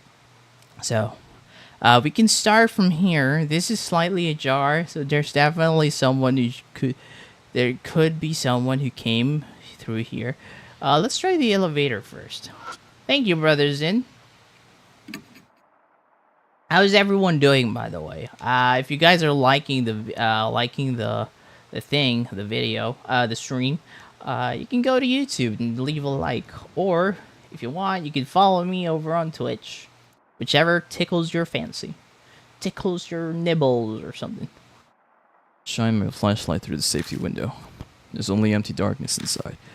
The elevator must not be stopped on this floor. Can I open? I tried pulling on the elevator door. It moved slightly, but I've put all my weight into it.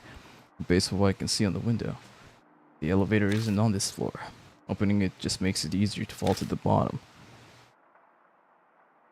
But this is the ground floor. What do you mean? Whatever. I shouldn't push my luck. What about here? The door to the emergency stairs is locked. It's a locked door. I didn't know what I expected.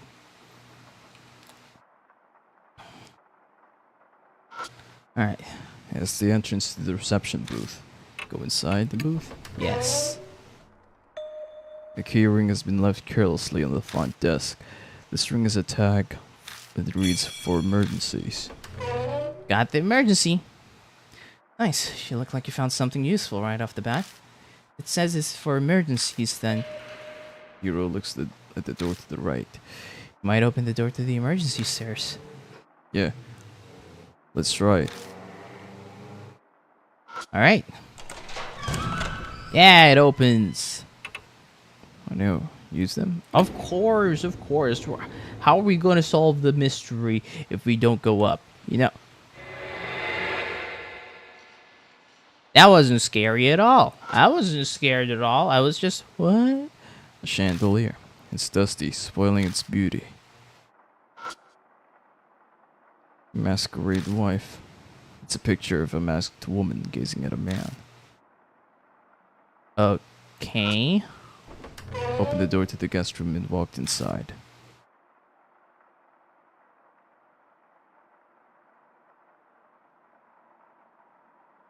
Okay, what? Why is there chains here? I check behind the wire door, but all I find is an empty cardboard box. Okay. Why are there iron bars in the window? Okay, for the safety of everyone involved. Sturdy iron bars seems to be a little much if they're only there to stop people from falling.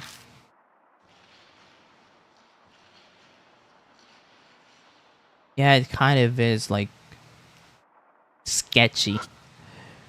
I put one hand on the bed and lean my weight on it. The springs simply creaks fruitlessly. The jar is locked. Seems to be a simple stopper type lock, like one you'd find on a writing desk. Why don't you just break it? Shouldn't that be a last resort? Seems like a natural choice for a mammalian primate hominidae. What do you mean? Are you calling me a brute? Wow. Wow, Hiro.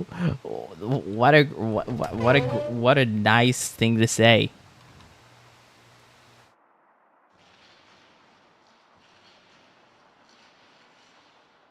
Okay, there's nothing. Although the sink is... Ew. Search to see if there's anything inside. I only get dust on my fingers. What about the toilet? Horrid stench of sewage. Disgusting. And you don't want to put your hand inside and look if there's anything inside? You're no James Sunderland. I see. Alright. What about this one? Opened the door to the guest room. Walked inside.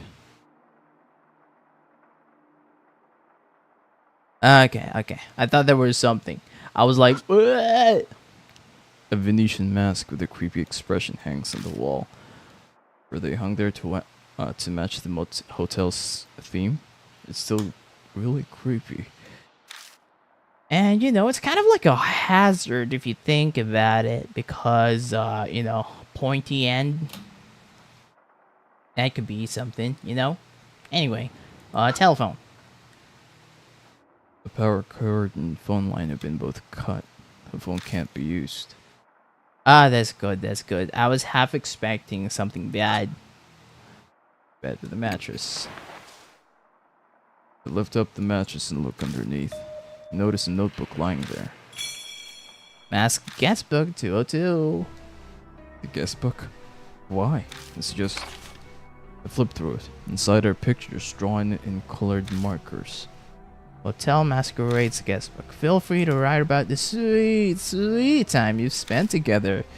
Clearly they didn't need to be told twice. Still, I can't believe anyone who frequents a hotel like this would write such things. But you know what they say about assuming. Every single page is filled top to bottom with lewd, suggestive comments. Wow, so that's what people do. Hiro? Suddenly Hiro is peeking over my shoulder at the guest book. Instinct makes me try to hide it, but she plucks it from my hand easily. There's no reason to hide it. We're not children. Well, yeah, but... Now, let's see here. I see. At first she looks through it, humming a little tune to herself, but... She starts acting odd. What's the matter, Hiro? What? I'm fine. I just had enough. Reading stuff this vulgar does things to your head. So, take it back. She's the one who grabbed it in the first place. My eyes fall on the page it landed open on. It looks like it's the last entry in the guest book. There's something written in thin, scrawling letters. This is bad. Something might have ratted this out. There are rumors that she tattled to the teach and said she was going to the fuzz. So bad. What should... That's all I can make out. Teach? That phrasing. Rather immature. Must be a student. Yeah, I think so too. But isn't that strange? A girl her age isn't normally at a hotel like this. Maybe schoolgirl. That would be a reasonable assumption. It's horrible, but that's the only logical conclusion. That would mean this entry. It sounds like she was panicking over having things leaked by a friend. Stupid can she get? Reap what you sow. Kids have their own issues to deal with too. It's not such a black and white situation to be able to say that she got what she deserved. Though at least one thing has been made clear thanks to these notes. Sounds like the rumors about this place being tied to a crime syndicate are true. It's obvious that there was a lot of illegal stuff going on here. That sounds logical enough. The number in the guest book must refer to the room number. There may be more guest books. True. If we could get more info from these entries, we might be able to figure out what happened here. Let's keep an eye out. Alrighty then. What's inside here? Another talisman. Hiro, but don't think she'd be able to help me lift it. Maybe you should just search elsewhere for now. Yeah. Maybe I'll find out Sho knows something about this. The trash can has a giant crack in it, and probably happened when it was knocked over. And you're not gonna search it? Well, okay.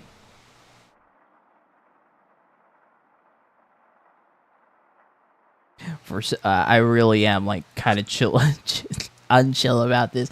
The bathtub is stained with dust and slime. Soraimu? The mirror is stained, but still functional. I can see myself in it. I peer into the mirror in the dark. I don't see anything, but it still creeps me out. I'll get back to investigating.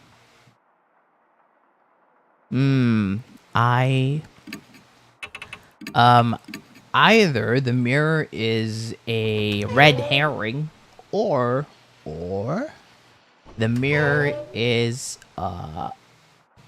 you know, an important part of the stuff. I press the button repeatedly, but the elevator doesn't respond, nor does the door open.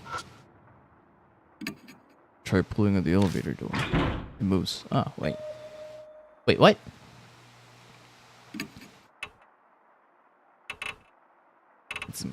Want to give it a try? Lend me a hand. What? Are you serious? Fine. I guess I can try. On my count. 1, 2. We muster all our strength and try 2 or 3 times to force the doors open, but Sorry. It's too much. I'm not sure I'm strong enough. unfortunately we were unable to open it. Yeah, that's all right. I mean, even if you weren't there and Diamond was instead the one here, I don't think we would have opened it as well. Because I'll be honest, I'm sorry, Diamond, but you're kind of weaker than you know, you're kind of weak. Wait, never mind. Yeah, I'm sorry, Diamond, but you are kind of weaker than our girl here. Oh, it should be inside this. Right. Emergency. Keys fit, but none of them seem to work. Ah, well, shucks. Alright. 3rd floor.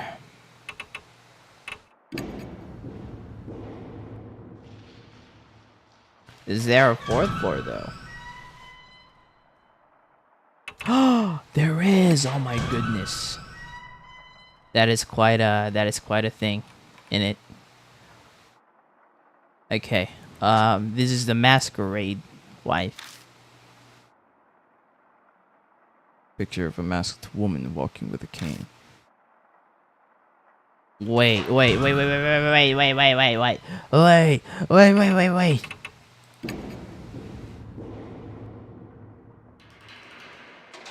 Man, what kind of footsteps do you guys have? What kind of boots do you guys have? Are they like made of concrete? That's why it's so noisy. What about electrical device?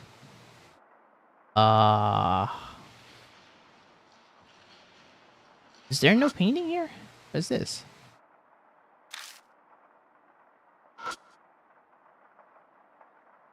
Various products. There you go.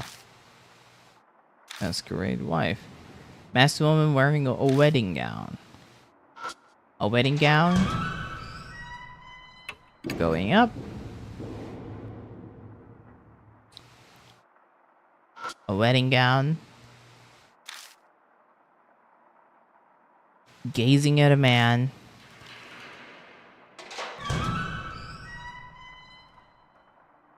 A wedding gown, a man.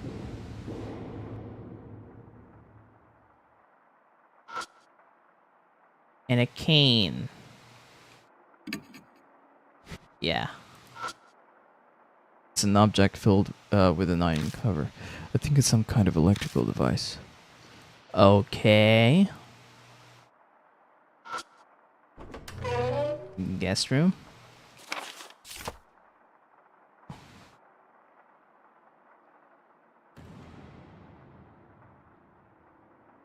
Okay, for sure. Why am I looking slowly? The vase holds some cheap fake flowers. What about this one? It's a bedside table crammed full of stuff. I look around the bedside table and find A talisman. Oh. A spoon? Spoon! Were they eating dessert in here or something? The spoon is stained black. Ew. Disgusting. The large air conditioning unit. It's tinted yellow. Maybe from tobacco resin. Never know. Open the door to the bathroom. Well, that's the door to the bathroom. Huh. I see. Toilet paper stuck to the bottom of the trash can. But other than that, it's empty. A thin layer of dust coats the mirror everywhere, but one spot, which is quite clean. If I squint, the clean portion looks like a hand. Does this belong to someone who snuck in here? Or is it the work of someone else? Someone tried to clean up. Toilet sectioned off with a glass door. I open the door and check the toilet. If I find a wallet covered in black That's moldy. Try not to breathe in it. So you did put your hand in the toilet. Wow. Okay, you're. Next thing you know, you're gonna dye your hair like brown. Go to go to a foggy town. I mean, like, dye your hair brown. Find a wife. Spend time with your wife. Wife dies from mysterious circumstances. Go to a foggy town in Maine. In Maine, state of Maine. There you go. Is anything inside? I check inside it. There isn't any cash, but Got a credit? I guess probably dropped this. But the stains make it so I can't read the name of the card. You could use that to ID one of the guests. Don't you think you should take it with you? Yeah, you're right.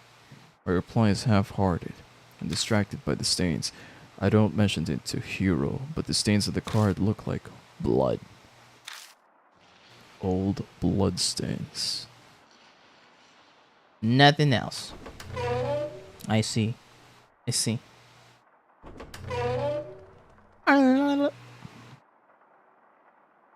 Okay.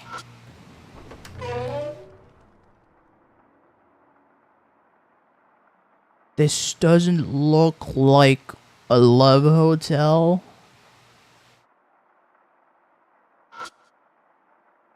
The Spanish donkey lies in the corner of the room.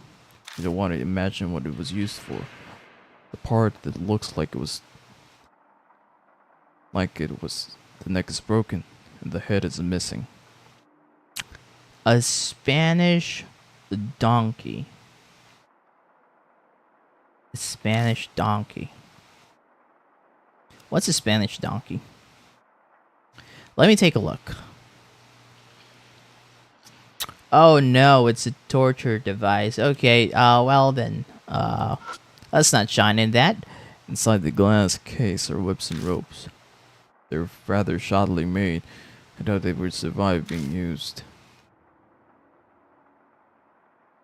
Is this a dom room? There's a unnatural space along the wall. Going by the stain, it's likely someone once hung there. Oh my goodness. Tea toys. The wall would open, so it must be broken. Take the emergency key, and if the keys fit, none of them seem to work. Try pulling. Alright, well... We're gonna find out we're gonna open that sooner or later. But for now, let's move on. And go up. How many floors does this thing have? And I take the stairs and exit out into the hallway. wait, what? Hiro suddenly shouts, Isn't this the third floor? "Don't be ridiculous, you're just imagining things." I'm sure she's just mistaken. Shine the flashlight at the floor number block. It says we're on the third floor again. Hiro's face goes completely pale. Absurd. We just came up from the third floor. Just as Hiro said, we definitely just climbed up from the third floor to the fourth. So why are we back on the third floor? It might just be a weird fluke. Let's try again. Right. We climb the stairs again like actors in a play, but Yeah.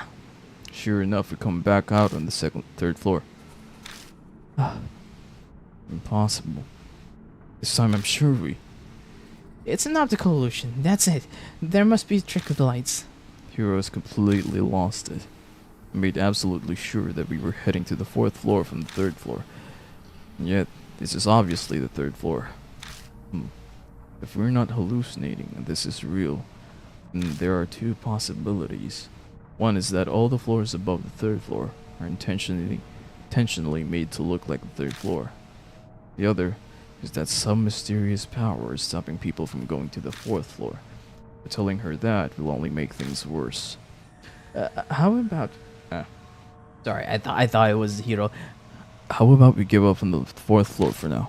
We'll search the places we can get to. Yeah, sure. All right. Well,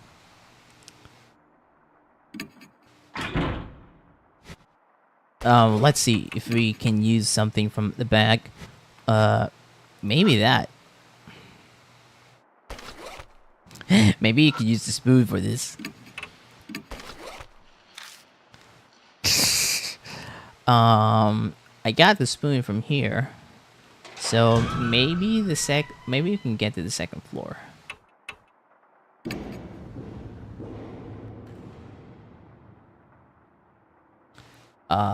Probably open like some kind of, yeah, we could probably open it using here. Spoon. You use the spoon to like turn the stopper, you know? I thought you could do that. Darn. Well, that's unfortunate. What about this? There's nothing in here. Nothing in there.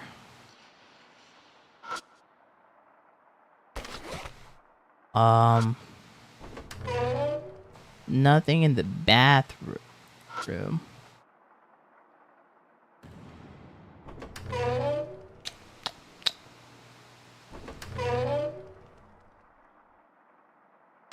I'll be honest, I'm feeling lost of all tension right now, which is pretty good, at least for me. I'm okay with that. Left hotel.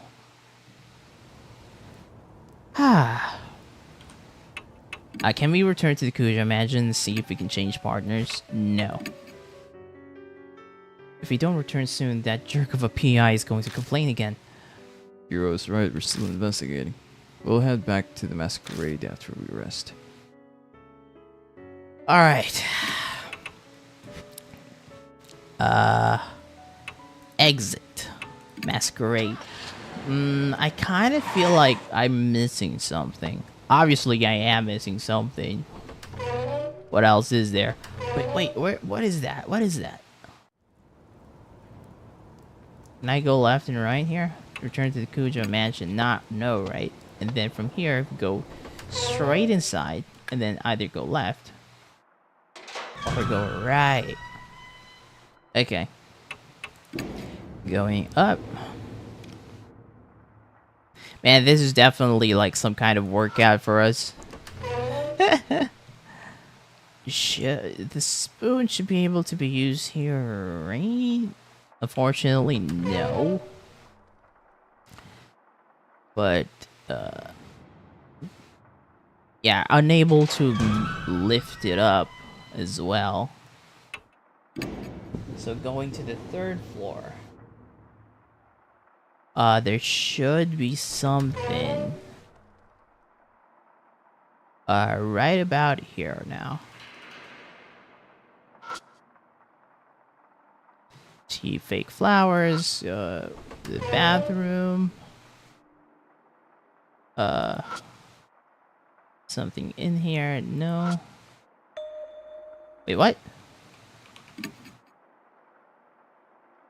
Yeah, someone was in here.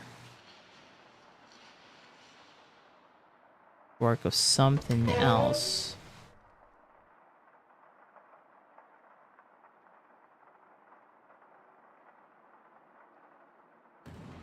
Well, if anything, the sound of rain on the running throughout the walls are kind of calming, to say the least. Moon.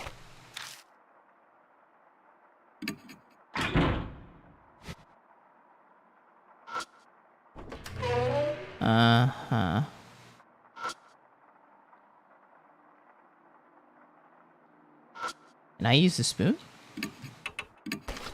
Take out the spoon. Okay. Nothing. Nothing. It's probably like all the sweat from all the people dominated. That's what I think. No, I just wanted to go back to the stairs.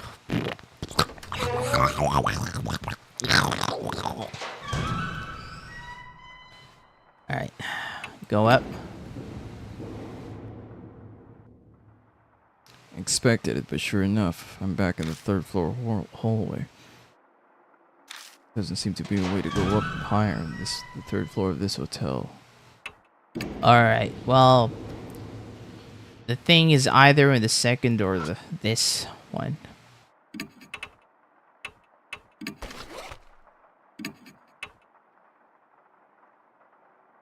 Insert.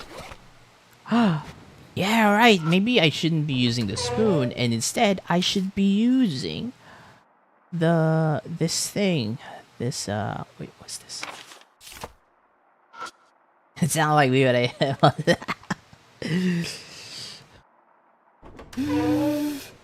yeah, I do like inhaling my snacks. That's what I think.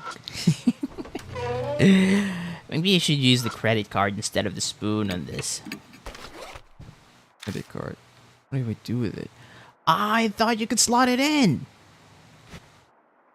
And then open it using that. Darn it.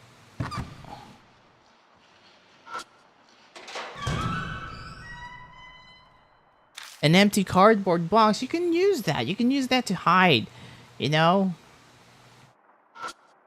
Anyway, to guest book.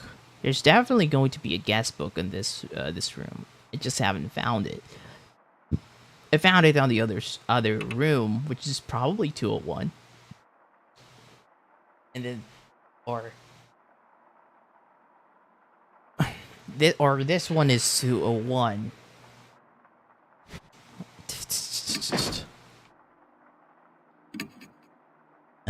Something you find in the writing desk. Yeah, is this?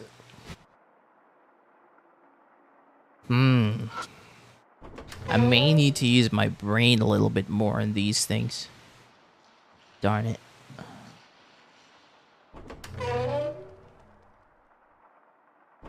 So how are you guys doing? Huh? I am doing great, by the way. It's kind of a bit cold, but then again, it is it is October, so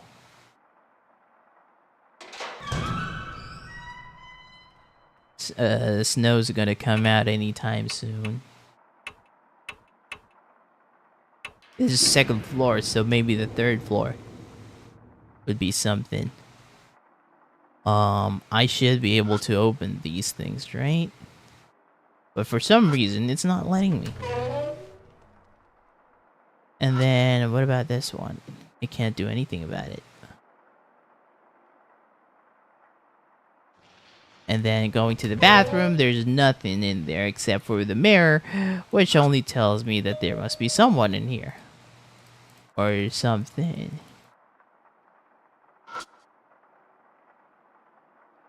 Oh, is that? Alright, you know what? Oh, there's still nothing. Oh. Kinda stuck. I could look up a walkthrough of this, but is that going to be good? Is that happy? Is that up for? Is that up the table? On the table right now?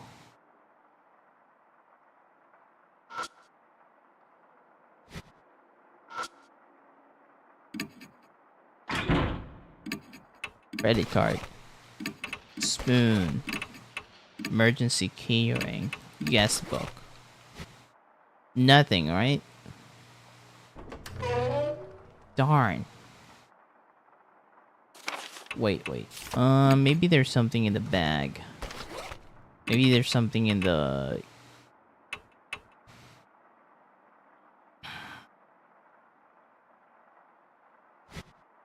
No.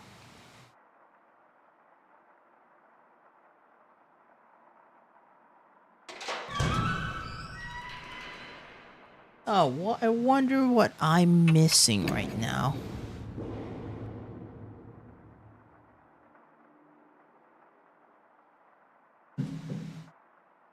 Because I'm definitely sure that I'm missing something. What about this chandelier? No. It can't interact with anything. Darn it. Come on. And just like that, I also feel entrapped inside this place. Wait, what? If I stick something thin in there. Yeah, I said... It's supposed to be the... There you go. Darn it. I should have looked at it first. Wow, okay.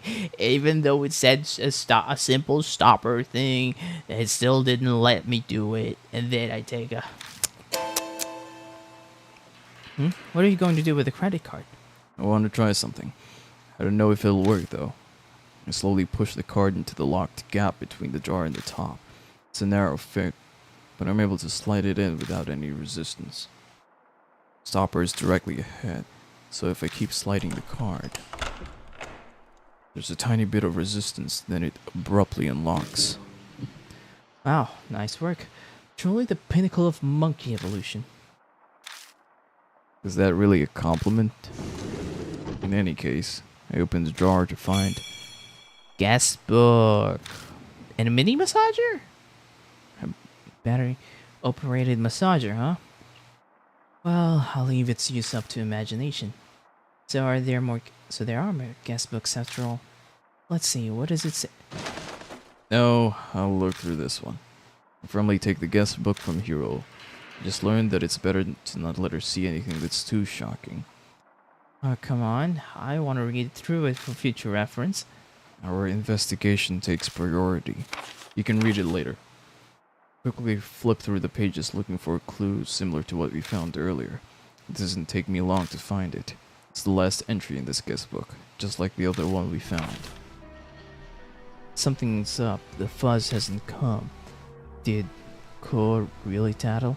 Mr. N is not acting normally too. Sa hasn't been to school recently. That's all I can make out. Sa something Ko. Sounds like the one we read earlier. This fully supports my earlier theory. Yes, I guess so. There was definitely criminal activity going on here. Those vivid entries prove it. But why hasn't this been reported? Good question. This entry makes it sound like she was being backed into a corner. Someone was plainly threatening to tattle. It was someone they knew too. They wouldn't be this shaken otherwise. And supposedly, this person reported it to the teach too. The entry says that in the end, the Faz, aka the police, never came. We can't come to a conclusion just yet. All we can do is speculate. It's there. We both freeze for a moment. All is silent. Was there noise from above just now? Yeah. Someone might be above us. On the 3rd floor? No one was around when we were there earlier. Should we go see? Silently nod. Alright. Time to go back up. From what I believe, it's either Diamond or someone we both know. Or it could be the old man, looking for a place to like crash in. You know? The instant I step foot in the 3rd floor, I suddenly get a chill and stop in my tracks. Did you find something? No, nothing. Just as I'm replying to Hiro, 先生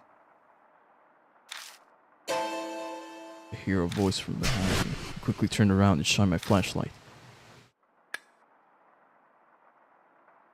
But all that's there is the door to the emergency stairs that we just came from. There's no one there. What's wrong? Did you not hear that voice? Girls, the metal door screeches like a scream and... Ah, she looks nice. I mean, she doesn't look any monster. Although, she's missing a shoe. Maybe instead of a Red Riding Hood, she's a Red Cinderella or something. Suddenly, a girl in a solid red raincoat is standing in front of us. There she is. Wait. She's human. That ghost sorry was another lie. Hiro, shh. Be quiet. I can hear something. Huh? A slithering whisper of a voice sneaks up to me. It's the voice of the girl in the raincoat. 嬉しい I knew it. I'm so glad I trusted you, sir. Sir? Hiro gives me an odd look from beside me at my muttering. It seems she can't hear the voice at all. I knew it. I knew it. I knew you'd come. But, sir, who is that woman? The echoey voice is like ice, but strangely enough, I don't feel hatred in it, just sadness, regret, and a quiet plea. I'm going to make sure. Make sure? Make sure of what? The logical side of me wants not to get pulled in. The raincoat flutters in the stagnant air. I really do hope that Hiro doesn't. Sir, do you come to places like this very often? Calm down. That's right. Sir, someone she respects. If I were someone she respects, how would I reply? I come with my wife.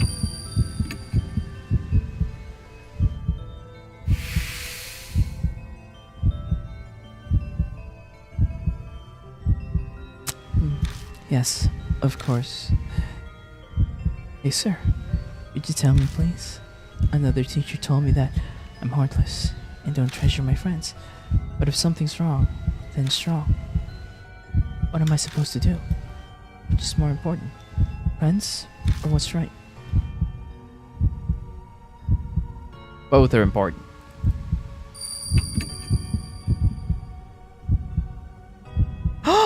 Are you serious?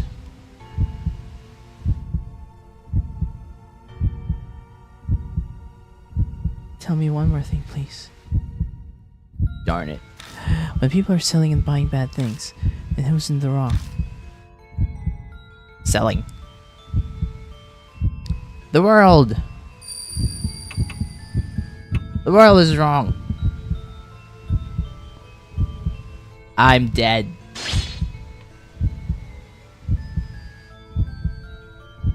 Fake.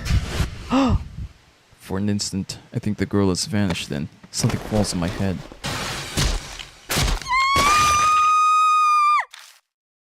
Wow, Hiro, get away, Hiro. Decide again. Okay, there you go. It has been quite a while since we've had something to the counter. Oh, there you go. We are now at 30.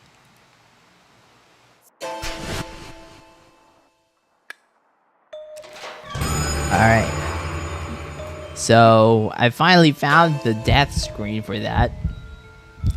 So, let's go with the right choices this time.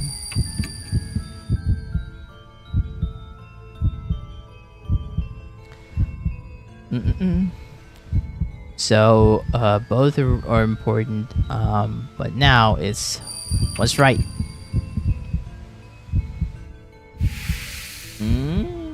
Someone she respects, huh? Tell me one more thing, please.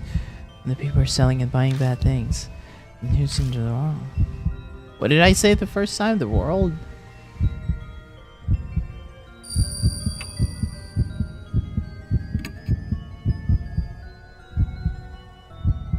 I got it wrong. Darn.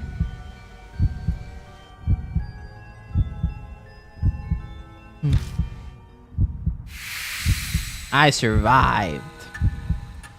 嬉しい You really am.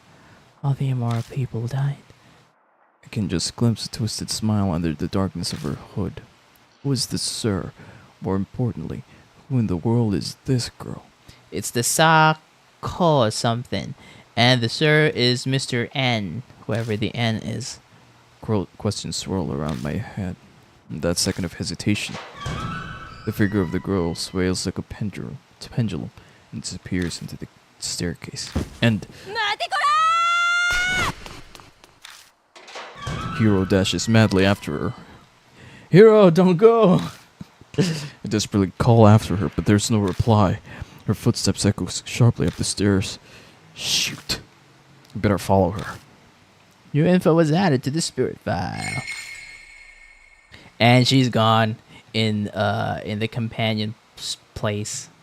Normally she should be here on this side. On this side, yeah. But now there's no more. Well, I'm not gonna say rest in peace because I'm going to save her because I like her a lot. All right. Upstairs.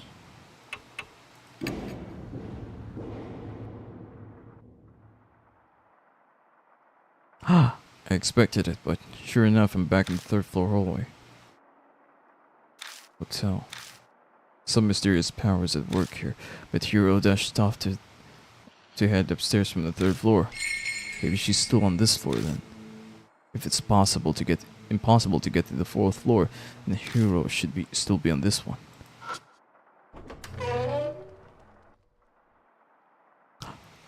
I step inside the guest room. Something's not right in here. It's full of cobwebs now. Are these spider webs? When I entered just a little while ago with Hiro, these things weren't here at all. It's hard to believe it, but the room's covered in spider webs now. I hear the bathroom door open. Hiro? Yeah, Hiro? So this is where you were. Hey, Hiro? Are you listening to me? She's acting strangely. Concerned, I move closer when she suddenly starts taking off her clothes. Hey! Alright, you know what? I'm going to prepare the good old sensor throne. Then, Okay, there you go. I knew it. Okay.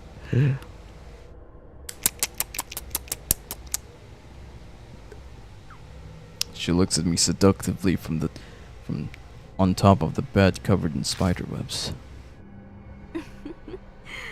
待ってた。あなたが来るの。ずっとね。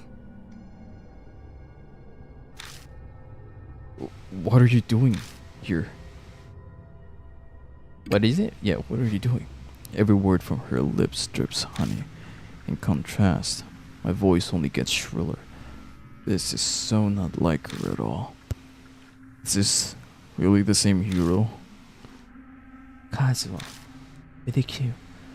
Hiro gracefully slides over the bed and beckons to me suggestively. I think she's being controlled by the webs, but you never know. Maybe she's brainwashed. What are you trying to say? Do you understand the situation we're in? What does that matter? You're here. I'm here. Isn't that enough? Is she being possessed? Her pale thighs glow on the bedsheet as she poses seductively. She almost looks like a spider preparing to strike at her prey. Live or die. There you go.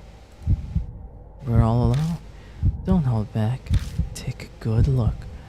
The red raincoat flashes before my eyes. Could it be Hiro is acting like this because is she continuing the questions from earlier? In that case, the clue would be remember. What did she say before? Go on, look. What do you mean by that?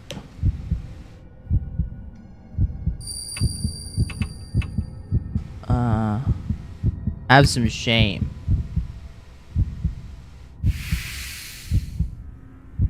Ooh.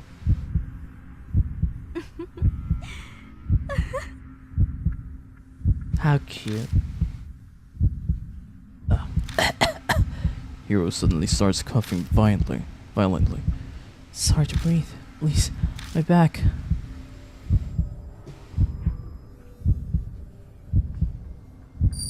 pat her back. Yeah.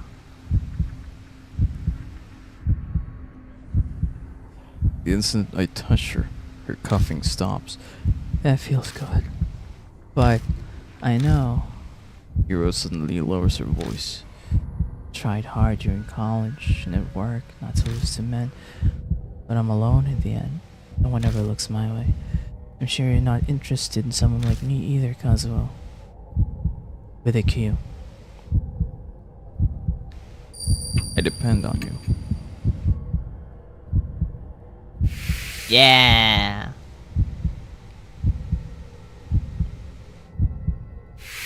I survive.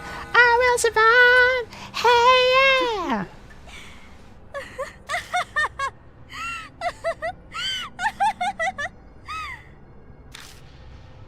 Hiro's shrill laugh pitches into madness.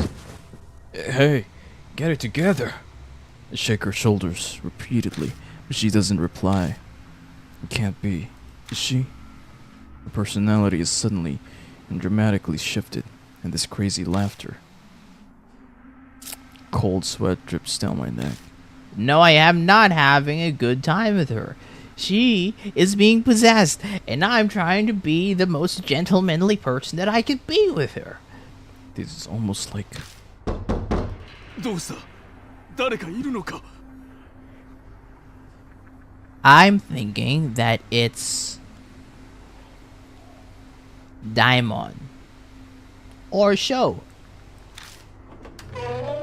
There you go, I knew it. Daimon, you came? I'm safe. The chair is also. Guys, please give a clap to Mr. Chair for the throne, for the gaming throne, the best gaming throne ever. Yes, yes, give a clap to him for censoring the for censoring the H stuff in the game. It's not really H, but you know, and very grown-up stuff. Daimon, you came? Sorry I'm late. I rushed over as soon as the emergency patient was stable. Did something happen? I'm not sure, but I quickly tell Diamond what's going on. He swiftly examines the laughing hero and turns to me with his findings. No physical trauma, but her mind's confused. She has to be hospitalized. We're on the 3rd floor. How do we get her out? I learned the patient carry. We just need to get her on our backs. Come on, we need to hurry. If she's been poisoned, then time is everything. Right, I'll help.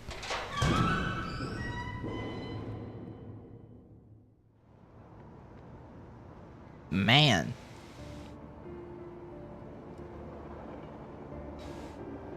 It was a bizarre and horrible night. It was a dark and stormy night. In the end, Hiro kept cackling as we carried her out of the hotel. He put her in an ambulance and Diamond rode with her to his hospital. The siren blasts through the night. Exhaustion bears down on me, and I find that I need to sit down. But I come back to my senses and look up. The rain has already stopped. Ooh. Is this going to be the first chapter or the only chapter? Or is it going to be like... The moment I get back in the mansion, I collapse on the sofa. Fury rises within me, without an outlet. Why? Why is this happening again? I'm sure I sealed Mary. So then why? Why again? The image of Hiro earlier fixes in my mind. I have to do something. Something. Her shrill laugh echoes in my ears. Use talk to continue to the next day. Ooh. Well, there you go. We have had lots of things happening. Vibrates and makes loud noise when turned on. Very interesting usage. Anyway, I did say that we're going to end this stream, this chapter and the entire game with the stream, and so we're going to do such that. But let's go ahead and give ourselves a little recap right now. Well, let's go to the bag. Let's go to the bag. And then Red Riding Hood. We meet a girl in the red raincoat inside the abandoned hotel. For some reason, she calls me sir and asks me questions, as if she wants to confirm something. Before she vanishes, I hear her whisper, all the immoral people died. More pressing, Hiro dashes up to the stairs after her without me. It's too dangerous. I need to follow her. She headed up to the 4th floor, and then she is now out of commission. Right? Yeah, which is unfortunate. I really do like Hiro. And ironically. That's right. I have to investigate again tomorrow. Once I'm done looking things up, I should go to bed early.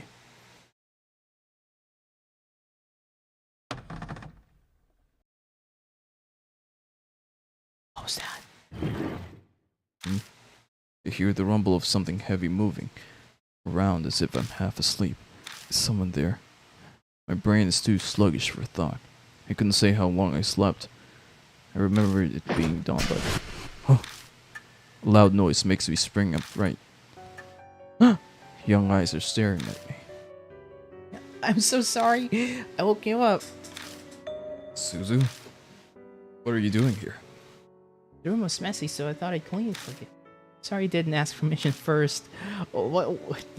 That's not exactly what I meant. Yeah, I know. What are you doing here? Oh, are you awake? Who is this? Jeez, are you a little too careless? Christy, you're here too? Is this like an Avengers thing where everyone gets together? She shrugs and sighs dramatically, very nearly rolling her eyes at me. You left the front door unlocked. Were you out investigating until late? It's not good to sleep on the sofa. I guess I didn't have the energy to make it up to my bedroom last night. Was I that tired? Yeah, something like that. Take better care of yourself. Oh, do you want some coffee? No, I'm fine for now. More importantly, why are you here? Christy glances over at me and huffs. I'm dropping off reports from Mr. Detective. Mr. Detective? It must be research from Mashita's case. But who'd have thought Christy would listen to a request from Mashita? That man is the worst. The attitude he had when asking for a favor. If I didn't know you, I'd have flat out told him no. Guess she didn't agree because she wanted to. I understand. But why is Suzu here too? Told her about my visit and invited her. We exchanged numbers a while back. Mm-hmm. Yes, she certainly surprised me, suddenly asking to be friends. It's the first time I've ever been friends with an adult. Christy whispers to me. Can't help but be worried. I have to make sure that creepy otaku isn't doing anything weird to her. I knew it. They go after children sometimes. So that's why. She was worried because Eita's so forward. No, more likely because Suzu is too innocent. But I'm a little bit relieved. He didn't seem very well when I was here before, so I've been worried. Oh. I think that was Suzu. Thanks. Yes, it seems you're fine now. I wish Ada could have come with us. He's working at the factory today. Sounds like Eita started working seriously. It's never too late to start something. I hope he tries hard. So moving on to the matter at hand. You heard how the owner of that hotel went missing, right? I have connections with the copy editor of that article. So I asked her. Sure enough, Her expression clouds over. the hotel and rumors of its legal services were juicy news for the media. They even knew that there was a mediator organization managing it. The reporters looking into the flow of the cash actually got some concrete proof. Interesting. This telling of the story is fascinating, because Christy used to be in the media herself. The things recorded in the guest books we found may have been connected. Before we talk more about it, Suzu, sorry, but would you mind doing more cleaning? I've been putting it off for a long time, so the second floor is a giant mess too. Oh, okay. I can do that. I'll borrow your cleaning supplies then. Suzu skips up the stairs. Christy seems to immediately catch on. Not exactly a topic for kids' ears, huh? I'm sorry. I didn't realize. No, it really is messy up there. Anyway, tell me more. Yes, so the media at the time should have been pursuing the heart of the matter, but it's like this case was hardly reported on. The media caught wind of the story, so the police should have been briefed on it as well. Yet what took place is Masquerade is shrouded in darkness. Sorry, I had to make more sense of the sentence. It seems something's behind all this. Behind? How do you mean? I don't know if this is true or not. They had a whole list of all Masquerade's customers. Famous politicians and businessmen were on it. That reporter who got the proof up and went missing. A number of freelancers on the case also went missing, apparently. That's horrible. Those are the only words I can find to describe it. You're telling me? It's an outrage to silence those who are seeking the truth. It's bad, but it'd at least be a little better if it was the work of regular humans. The work of regular humans? What do you mean by that?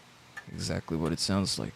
The truth is, I tell Christy about what happened yesterday, what we found in the hotel, and what happened to Hiro. The color drains from Christy's face until she's as white as a sheet. Suzu? We're leaving. With their sudden yell, Christy stands up and prepares to leave. What? What's wrong? No one told me. What? No one said a single thing about spirits like that being involved. I'm sorry, but I can't do this. I'm never going to face a spirit again. And not just thinking about me. I don't want Suzy going through that era either. Thinking about it, it makes sense. No one has the right to drag Christy and Suzu into a case like this. Especially me. I'm sorry. I didn't mean to get you involved. The research you've done is enough, so don't concern yourself about it anymore. Christy looks at me in stunned surprise. No, I should be the one apologizing. I owe you. You did everything you could to save us. But we... Something the matter? Suzy re-enters the room, head tilted in confusion. I just remembered something I have to do. So we need to leave. Sorry. You can keep cleaning next time, okay? Okay, I understand. Suzy nods, though she looks suspicious. She's very perceptive. She has to have picked up the strained air between us. Well then, see you, Mr. Miki. I mean, considering Suzu's background, it is kind of, you know, she learned from an early age about the tension in the air, probably because of her two parents bickering a lot when she was younger. Probably even now. You never know, though. But still, yeah. Surprisingly, even in, like, dark, you know, in, like, families that fight a lot, the young children can learn good things and bad, but it's kind of like, you know, in an skewed kind of environment, so they might be learning a good thing, but it's like in the context of a bad thing. I don't know I don't know if I'm making any sense, but I hope that it's enlightening in you know, pedagogical sense, or like in a behavioral learning kind of sense. Anyway, well then, see you, Mr. Miki. Right. Thank you for coming all this way. You were a great help. I'm very grateful. Christy quickly bows to me, her expression inscrutable. Excuse us. I'll come again sometime, okay? Suzy puts her hands together and bows politely. Then she whispers in my ear as Christy came over here. I'm so sorry. I caught a little bit of what you were talking about earlier. So I contacted Ada. Sure, he'll be helpful. Oh. to be honest, I can't imagine Eita being very useful. Suzu has good intentions, so I nod. Thanks. That helps. I do my best to smile as I see them out of the mansion. I need to get ready soon and head out. New info was added to the spirit file.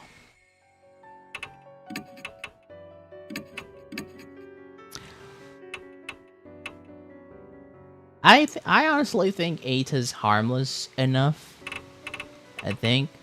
Anyway, should I?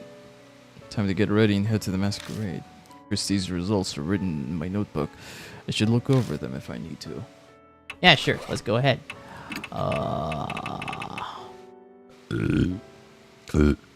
Yes, here you go.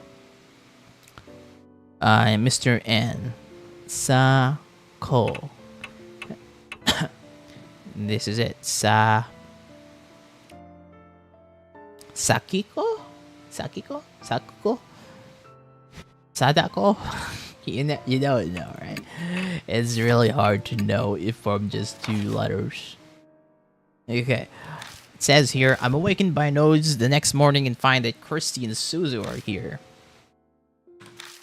Mashita asked Christy to bring me the results of his research on the hotel.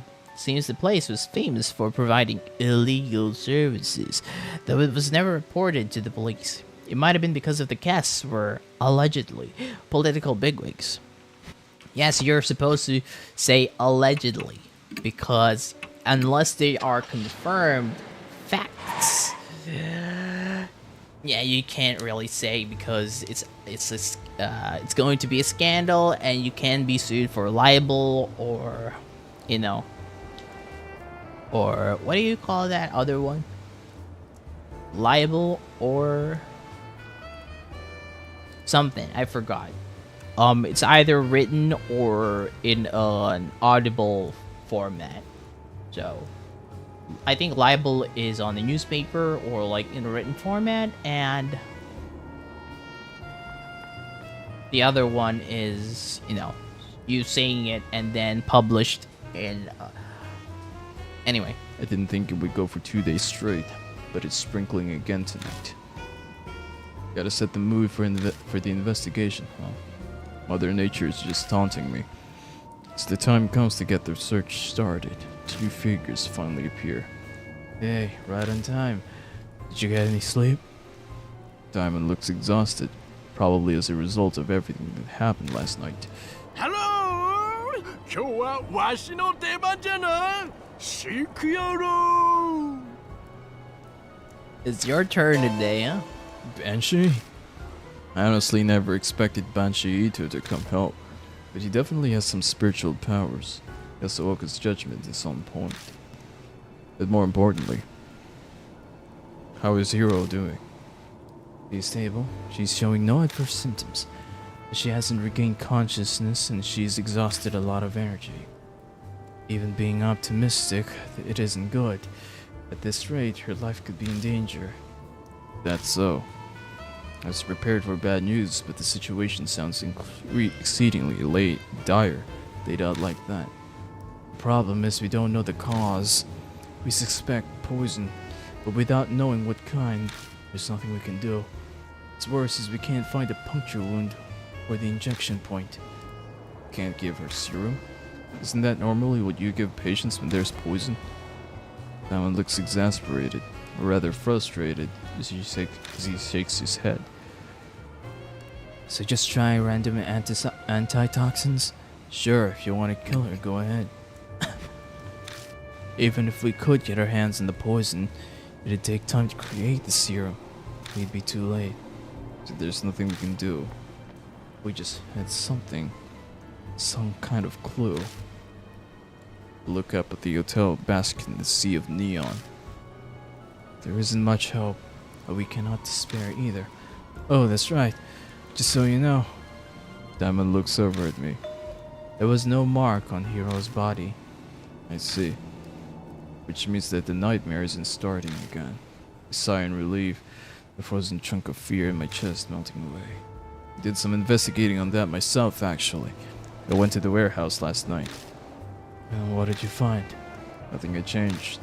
That Paulonia box is still sealed. Is that right? Oh, that's good. That's the first good news I've heard in a while. Come on, you two. How long are you gonna stand around chit-chatting? Let's get going already. Right. Sorry for making you wait. This is everyone for today, right? I hesitate for a second this Ita comes to mind, but this is all of us. Let's get started. Good. Time to get a move on. He's so energetic, and it's more worrying than reassuring.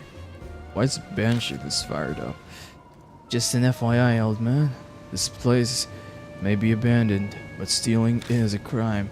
An ex-detective gave us the request. If you do anything illegal... How dare you! I don't go around stealing things. I'm helping out of the goodness of my heart. Anyway, who cares about that? Let's get to searching. Sounds like Diamond hit the bullseye. Banshee rushes ahead into the hotel as if trying to get away. As troublesome as ever.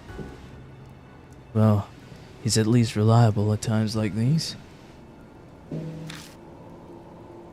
By the way, McGee, may I ask you to do something for me? Sorry about that. I was gotta touch the springs on the microphone stand. No need to be so formal about it. If something were to happen to me, please move Hiro to another hospital at once. I've spoken to another doctor I know. Okay. Then if I start acting strangely, then I'll leave myself in your hands, Daimon. Yes, of course. And what will we do if we both done in? Good question. Guess it'll be up to that grumpy detective. Right. Let's have him take care of it. Come on, we can't let that guy wander alone. Yeah, definitely. What else is there? Okay, let's save. And let's take a move on. Let's move. Okay, where is he? Still all as fancy in here. Banshee's cheerful voice hits us as soon as we step inside. Maybe I could make this my second home. Oh, what's this class case about? Talking to himself, he starts rummaging around. I warned you once, old man. We're not here to play. I don't think Banshee's listening. This Banshee putters around by himself. He reminds me of what happened to Hiro yesterday. We should stick together as much as possible. It's dangerous to go alone. Yeah, you're right. Hey, old man, are you listening? I have ears. He is alright, but clearly won't listen. Good grief. So, McGee, you searched up to the 3rd floor yesterday? Which means we should look through the 4th floor and above today. Yeah, that's right, but is there a problem with that plan? When we went up the stairs to the 4th floor, we just ended up back on the 3rd again. Told them about the mysterious phenomenon we encountered yesterday. Are you sure you weren't just confused? Yeah, I'm pretty sure that was real. And we're in trouble. Is there no other way to get to the 4th floor? What are you talking about? There's a way right over there. Easy. Banshee unexpectedly butts in. What do you mean? That thing right there. See? You bumpkins not know what an elevator is? Daimon lets out an irritated growl. Old man, you know elevators need electricity to work, don't you? Do you think this hotel has any power? If there isn't any, then all you have to do is make it so that there is. There are devices that control electricity. I should know. I am an expert. Oh, really? Is that so? Diamond sighs. I think he's lost the will to argue. Guess I'll just have to find the device thing myself then. He heads off, and after what I told him not to wander away from the others, I just asked you not to go off by yourself. Banshee, I'm begging you, stay. I don't get to finish my sentence. Splitting pain pierces my head. I fall to my knees. McGee, what's wrong? My head. Suddenly. Do you get chronic migraines? Do you have any medicine on you? No. I don't think that's it. Maybe it's just throbbing. Pulsing heart headache? If you don't have any medicine, then icing it is best. I'll go buy something from the vending machine. Sit here until I get back. Don't try to stand. You could fall over. I sink to the floor, unable to even reply. Is he gonna say? Before long, Daimon returns with a cold bottle of water, but strangely enough, my headache completely vanished while he was gone. It's hard to believe that a pain that intense would disappear so easily, but it did.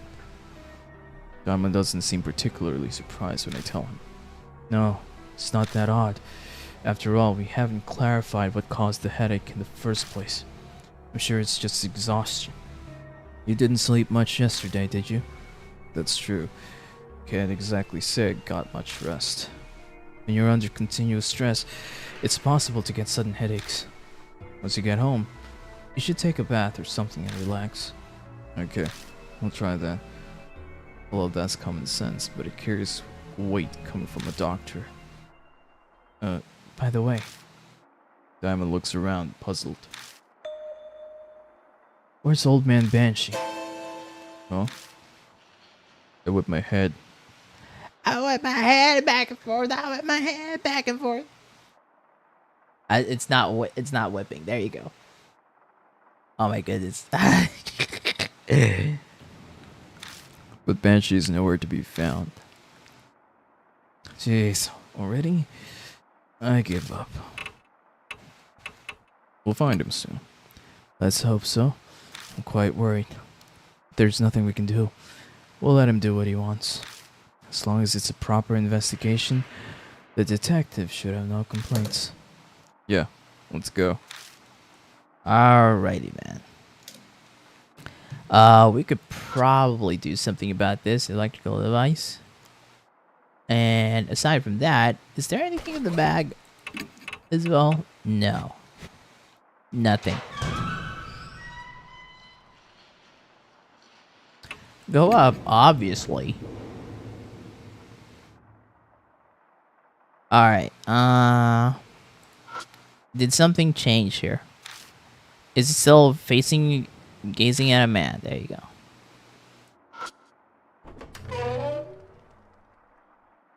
Alright. Actually, yeah. Let's try to go to the 4th floor now because, there's nothing else to do, is it? Also, I just wanted to check if this is, like, has something in here. Oh, wait.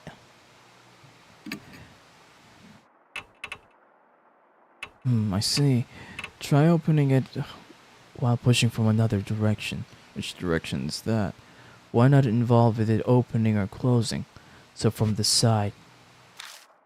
Try pulling on the frame again, and I'll try out my idea. I pull on it again as I'm told. Diamond puts his hand at the side of the knob and leans his weight toward the hinge. Then, the door, which is stubbornly refused to open, now abruptly pops open. Wow, It actually opened. just a little life wisdom. I live in an old traditional house, so I deal with my fair share of troublesome doors. Makes sense. You never know what's going to come in handy. There might be something inside. After all, this guest room seems different. Yeah, we should be careful. Open the door to the bathroom. Ew.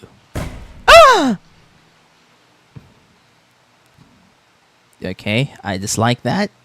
Are these hands? These are hands, of course, but, you know. When I shine the light through the glass door, I find trash lying in the bathtub. I step inside and dig around in the bathtub. I immediately notice a large object that looks like a small log. What's this? I stare at it until I realize what it is.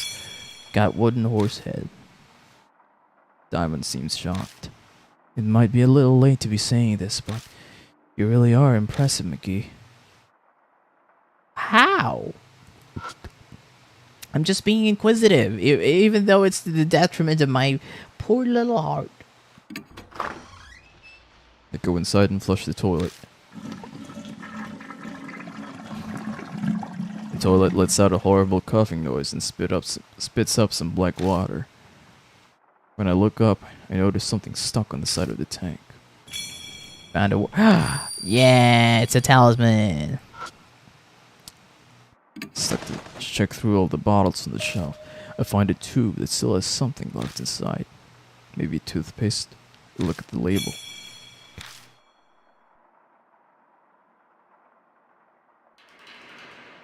Vaseline. Okay. White petroleum, huh? It's used as lubricant and moisturizers. Huh. Might come in handy. Yeah. There are dark red stains by the sink drain. It seems to be dried blood. Someone must have lost a lot of blood, going by how much is on the floor. What in the world happened here? Also, by the way, guys, I have to nature calls. I'll be right back. I think I drank too much milk.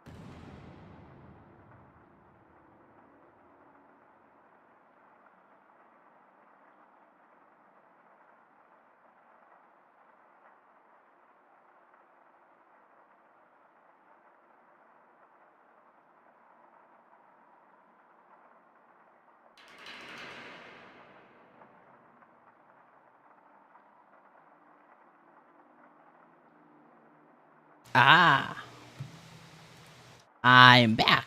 All right, let's continue on, shall we? All right, we got from here. We got like Vaseline and a worn out talisman and blood. All right, we're done with this thing. Also, should we be able to do this? Broken, the head is missing. Yeah, we got the wooden horse head, right?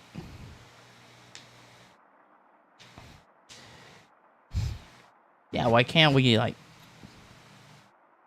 Maybe the spirit was tortured here in this very room.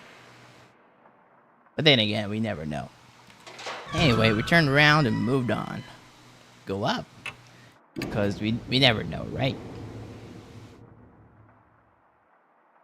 Well. Tried pulling on the elevator door. Slightly if I put all my weight into it, but based on what I can see from the window, the elevator isn't on this floor. Alright, well, okay, let's do it on the second floor.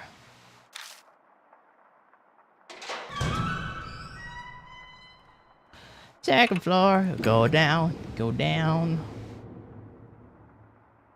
and open it from this side.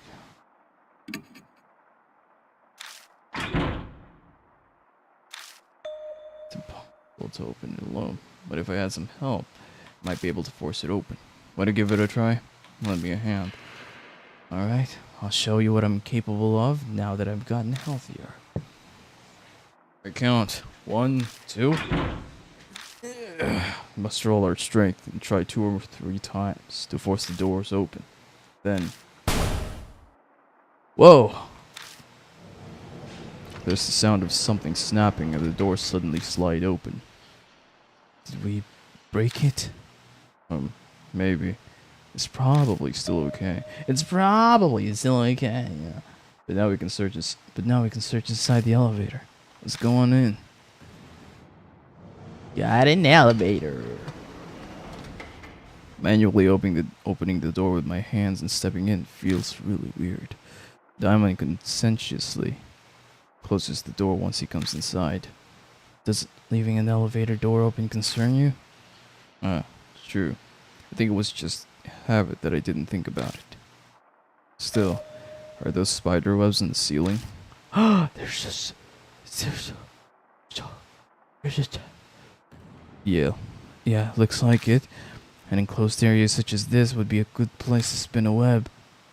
Now then, where should we check first? Oh, okay. They're just wiring. Okay. Ew. There are cables coming out of the hole in the top.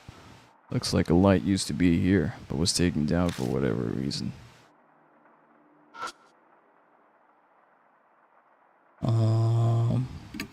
It lists room numbers from the 1st floor to the 6th.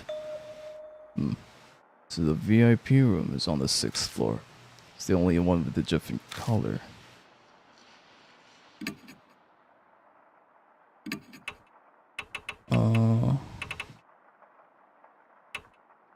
Spoon?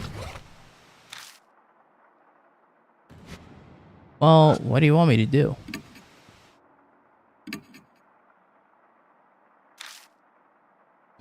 Touching it coats my fingers with dust. There could be a special room in there. Okay, can I... Take out the Vaseline. There's nothing that I can use to do this. Oh, I can... Here. I don't know. Open using the thing. Darn it. Well, what do I do here?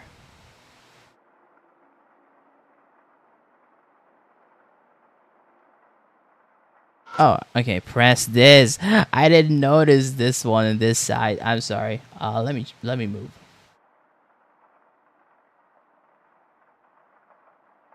There you go. I'm a little bit more in the middle, but now you can see. Here you go. All right.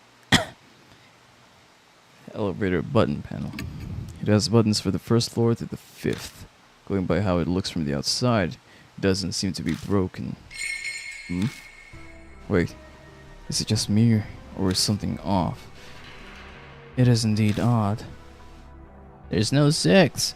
The buttons only go up to the 5th floor, and yet the floor guide says there's a 6th floor. It's quite concerning. It's quite maybe you can only get to the 6th floor by using the stairs? I don't think so. It says the 6th floor is this deluxe suite. I've never heard of a VIP room that you can only get to using the stairs. That's a good point. They wouldn't make their guests of honor use the stairs. But then, what does this discrepancy mean? Suddenly remember how Banshee was fixated in the elevator. Like he somehow knew we'd held a secret all along. In the end, we'll just have to try and get it moving. Huh? Get what moving? This elevator. Like what Banshee was saying. Diamond stares at me, his face a mask of utter disbelief. You know Banshee has mysterious powers. Maybe we just need to bet on them. Though his idea has a huge hole in it. The problem is how we gotta go about getting it to move. I don't have the slightest idea. I see now. I thought it was going to get irritated with me, but Diamond thinks about something for a while. Then he slowly starts talking. Okay, to be honest, I've been giving it a lot of thought since then. A lot of thought to what? Why we survived? Or more, why the spirits were vanquished. I've been considering the reason. It's surprising to hear him talk about that. He speaks as if recounting something painful. The reason why, it's clear that nothing physical is behind it. You get the feeling they were vanquished for a more meaningful reason. Otherwise the soldier wouldn't have crumbled just from one hit with a chisel. Which leads me to one answer. The fights we experienced with the spirits weren't actual fights. More rituals with certain conventions. Interesting. Interesting theory.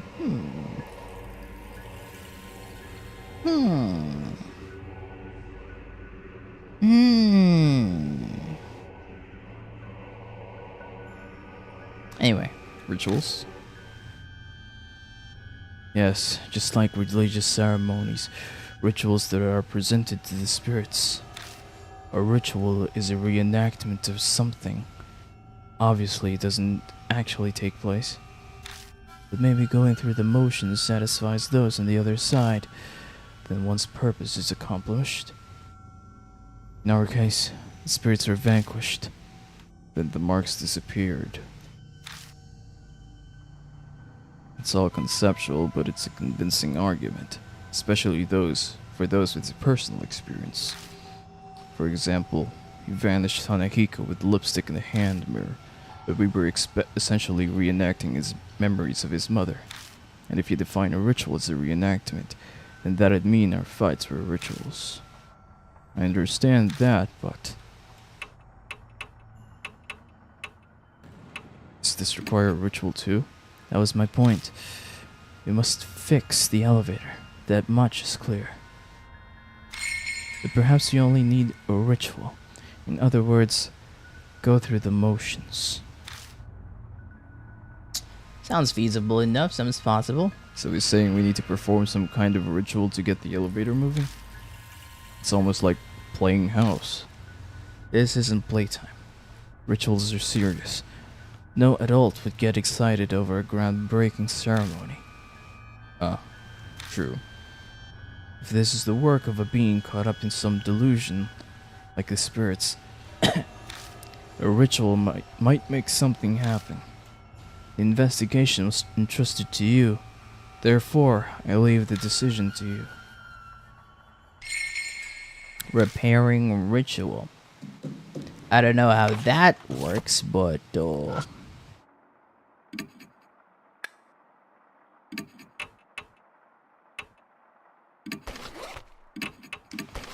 Baseline? Mini massager? Spoon? credit card.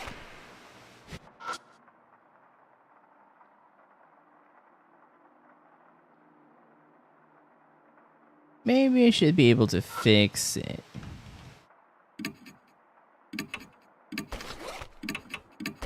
I'm just using everything I can from the stuff. Oh, oh, oh, oh, oh, oh, oh, oh, oh, oh. What? Come on. Alright, left the elevator. Whoa. Okay, the view from here is super creepy. Open the door and went inside. Going up into the 3rd floor now. And we return to the 3rd floor. This is interesting. Ah, this is interesting. Banshee is here. He's appreciating a painting on the wall and mumbling something. What's so interesting about that painting? What are you doing? You aren't planning on stealing that, are you? Ah, even I can tell this painting ain't worth a dime. I was just giving it a good look-see. These paintings seem to have a specific order to view them. I see you. See you. I'm going to look somewhere else. What do you... Huh? Banshee disappears toward the stairs. What do you mean?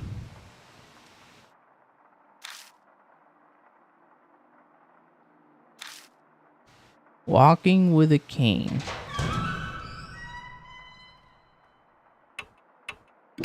That's 3, I guess.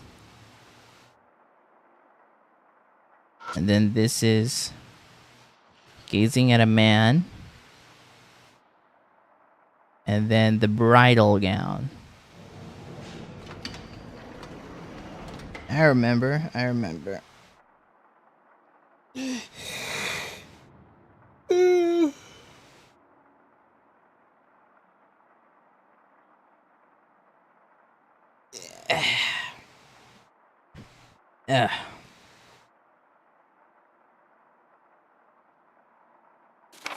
Alright, we were supposed to fix this. How do we fix this?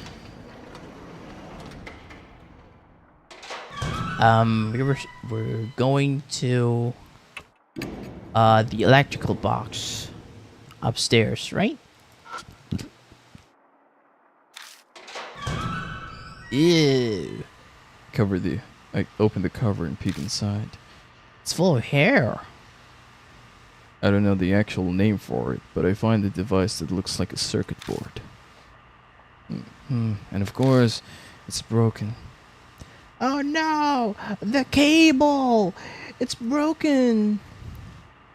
We'll have to fix this if we want to get the elevator moving. Just like the old man said, it normally doesn't move without electricity. Of course, we don't have to actually fix it, so long as we can get it moving. We'll only be performing a repairing ritual. That's all we can do. By the way, okay. Diamond's face pales further as he groans. There's stuff hanging everywhere. I think it's human hair. Sweat drips down my back. It certainly does look that way. Well, we can only ignore it for now. Yeah, good idea. Trying to put it from my mind, I reach out to the circuit board. Just then, I notice something weird. What's that noise? When I hold my head close to the circuit board, I hear a faint buzzing. It's coming from the circuit board. Something might be vibrating inside it. That's often the case with electrical devices. You're right, it's vibrating. Touching the case with my fingers, I can feel the vibration. He was right, the board is vibrating. That must be why. Diamond nods to himself. There aren't any spider webs here. What do you mean? Nothing. I'd expected this place to be covered with spider webs just like the elevator. It was strange to see it wasn't. It's probably because of this noise. Ah, because of this noise. Spiders hate small vibrations like this. Are you a doctor or a veterinarian or an entomologist? I heard that's why they don't spin webs by motors or things like that. Huh. It's not really relevant. Now, what we should do about this? A spoon.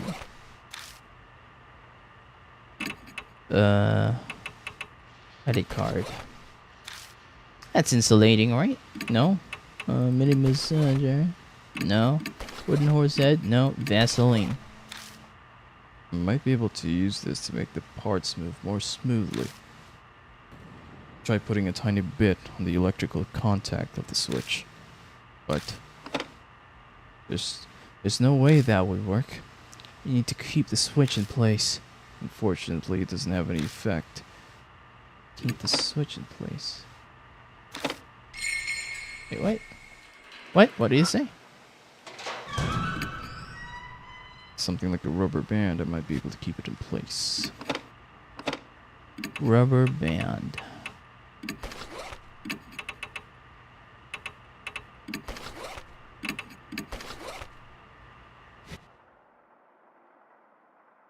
A rubber band.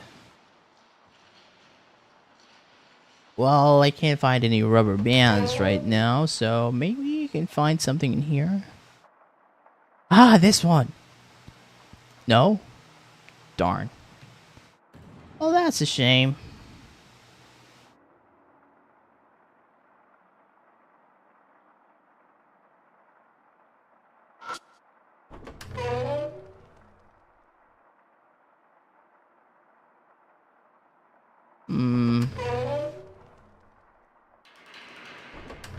Ah!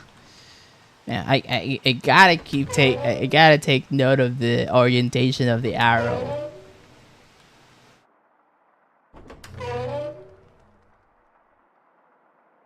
Is there like new stuff in here? Like a rubber band or something? No, no longer. What a shame, what a shame. Unless... Oh, you can finally help me with that thing on the second floor with the bed. Yes, yes. Oh yeah, everything's coming together. Oh yeah, everything's coming together. Yeah. There you go. You can finally help me out with this. Try pulling on it, but it doesn't budge. To lift the bed up a little more if I want to get it out. What do you think? Can you lift this? Well, I can at least hold it up. I just have to give it a try. Make sure you don't hurt your back. Lift with your back, not with your feet. 1, 2, 3. We both lift up the bed together. I managed to drag the object out with my foot. Got it. We can put it down now. Worked up a sweat. So what did you find? God conscious. Strange it hasn't been found until now. Well, at least it hasn't been used. Well, the question is, what is the contraceptive for?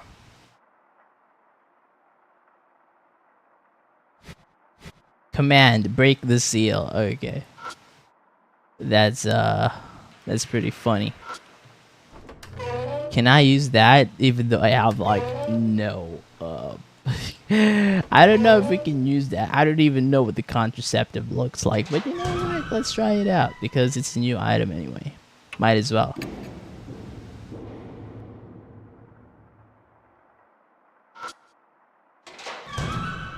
Alright. Take out the contraceptive. This isn't its original purpose, but it's still rubber.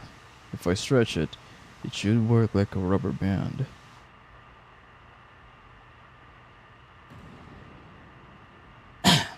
I mean,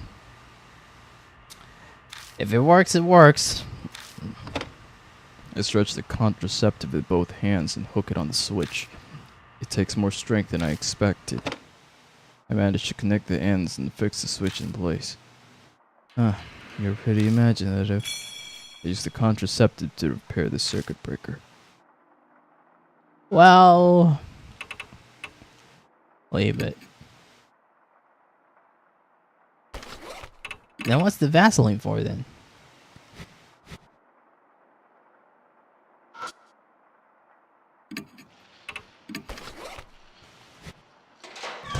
I have a feeling that they could be used in conjunction to each other, but you never know. Alright, let's go in.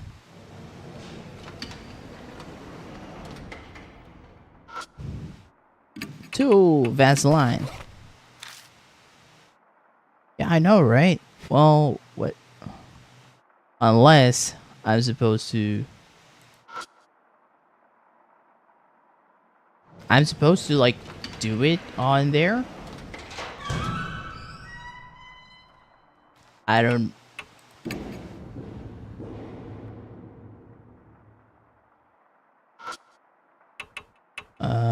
leave it. Remove it.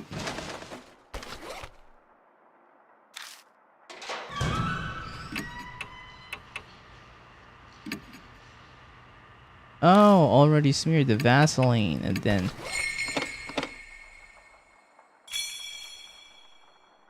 Okay. So, if it's fixed now, I'm hoping that it's fixed. We can now go to the 4th floor straight up. Using the elevator. Yes, very smart of me.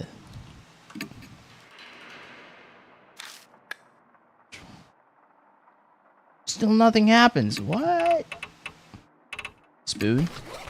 I don't know what the spoon is for, but I'm done with the...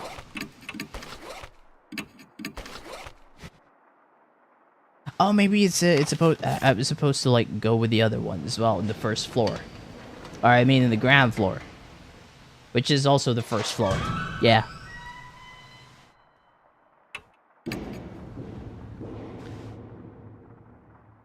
Going down to the electrical round. A woman wearing a bridal wear, wedding gown. Here you go. It's a damaged circuit breaker. Vaseline. Take out the Vaseline. I might be able to use this to make the parts move more smoothly. Hey, Chad.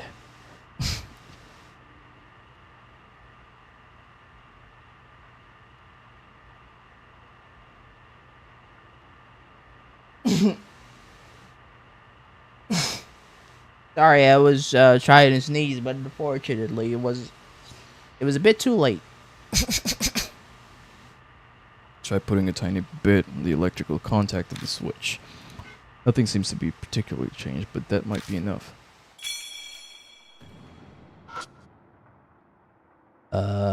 Feel.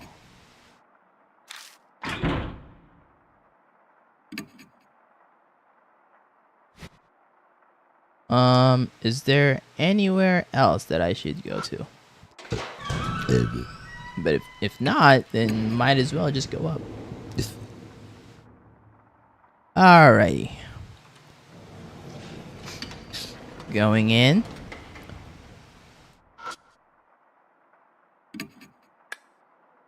Huh?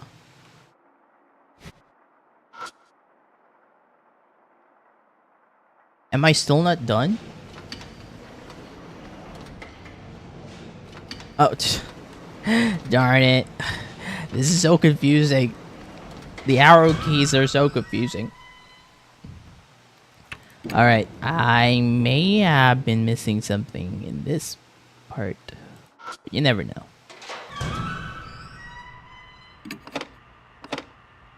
Switch, there doesn't seem to be anything wrong with it. Copper bar is broken. I think that's obviously damaged. Copper bar. Ah, the spoon. Take out the spoon and place it on the bar. Metal conducts electricity, right? I see, so electricity will be able to pass through that. Yeah, I'm not sure it'll actually work, though. It might be enough for what we're trying to accomplish right now, at least. I force the spoon behind the copper bar. It sticks in place rather nicely. Use the spoon to repair the circuit breaker. Yeah. So, is it done? Is it fixed? Leave it, leave it. Alright, let's go. I don't know why we have to go up instead of calling the elevator down, but as long as it works, right?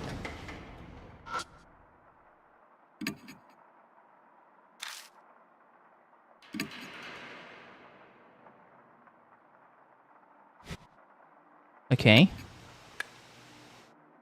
Darn it. What else do I have to do, huh?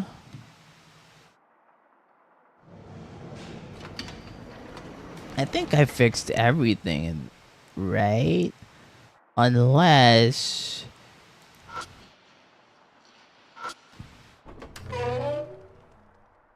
Unless there's something in here? Do I have to fix this too? No. Which is good. Good, good, good, good, good.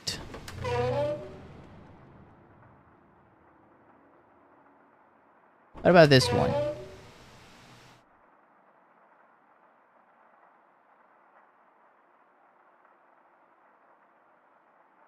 Nothing.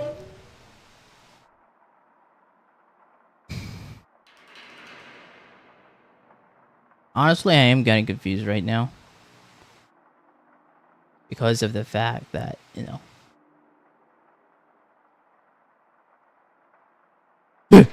I'm sorry. I thought I was... I wanted to spook myself as well, so... leave it.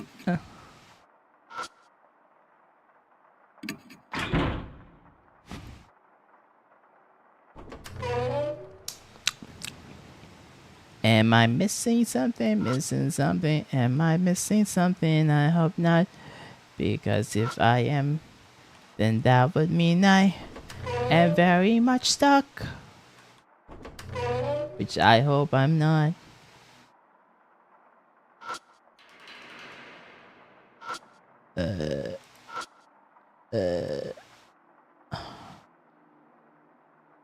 Darn. Alright, well...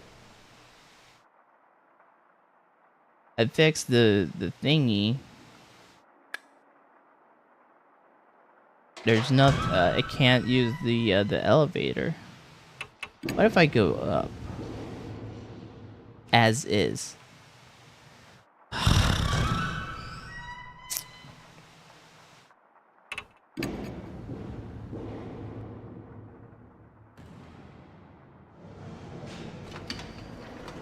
Well.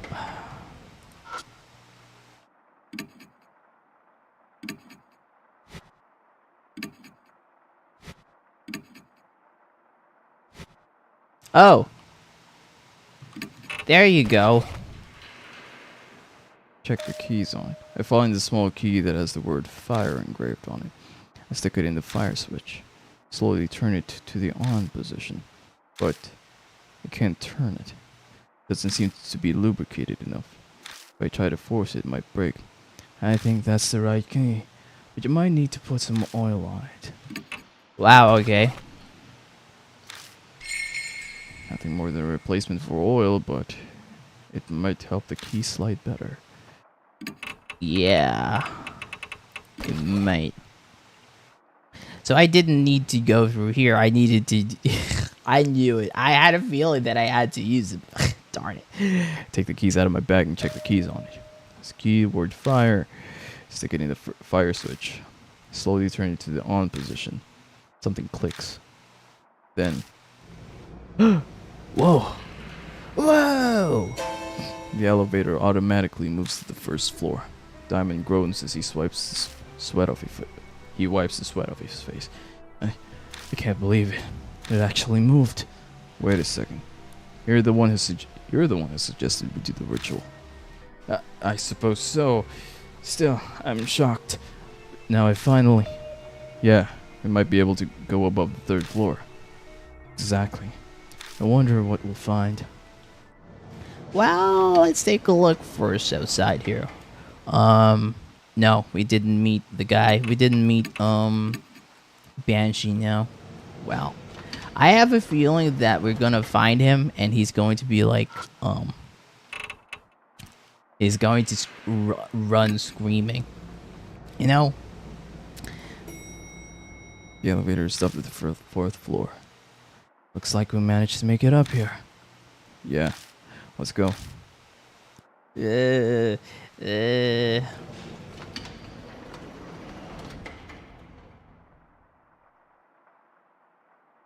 The gloomy hallway stretches out ahead of us. It doesn't look all that different from the lower floors.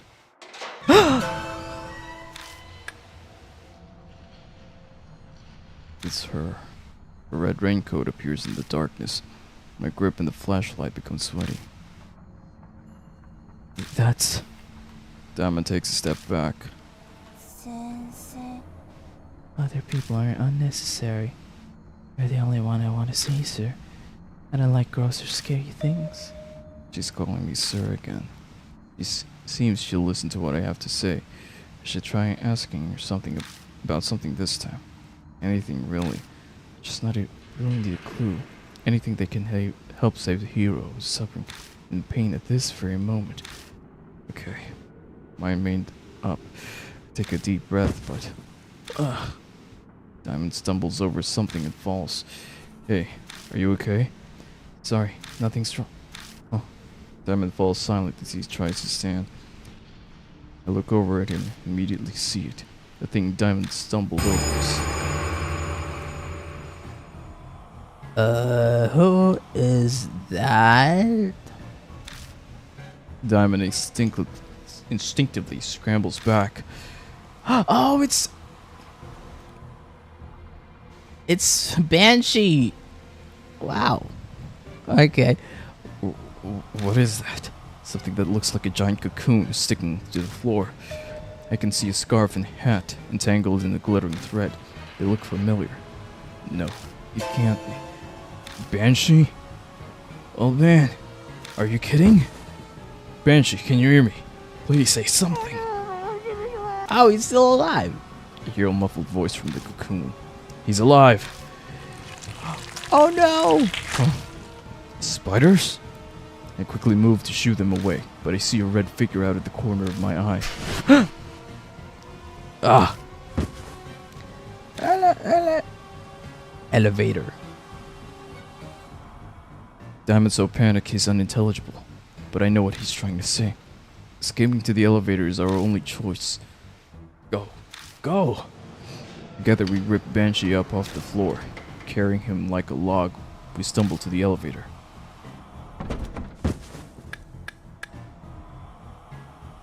Dang. We fall into the elevator, and I repeatedly slam the button for the first floor. Banshee, can you hear me? Hey, say something. Diamond tries to give Banshee medical treatment. Curses. He's no longer responding. His body's going frigid. As Diamond focuses on helping Banshee, they see something black squirming by his shoulder. Diamond! Huh? Ah. Yeah. They blink and suddenly the entire elevator is filled with wriggling shadows. They come in one after another.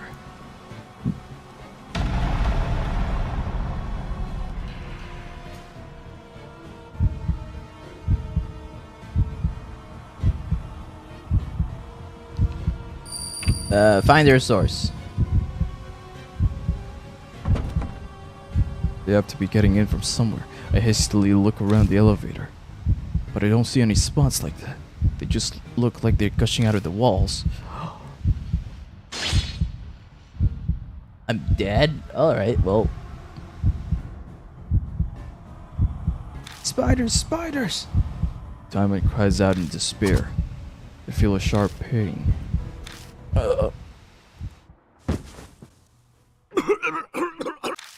Oh no. Diamond's painful grunts sound far away.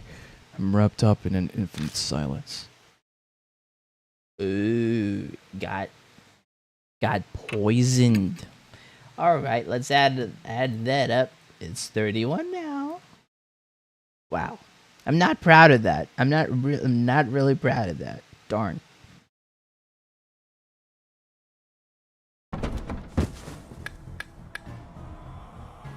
Okay, what is it now?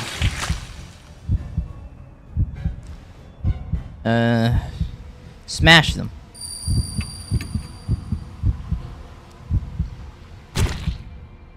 I use my hands and feet to crush all the spiders I can reach. Just then a sharp pain runs through me. Ugh. Are you serious? You're gonna have to yell loudly? Okay, well, 32.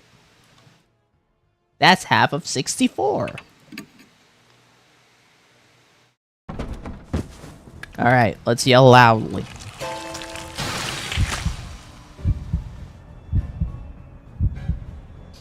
My nose is kind of itchy.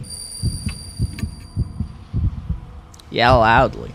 I bend over and yell loud enough to wreck my throat. The spider. The what?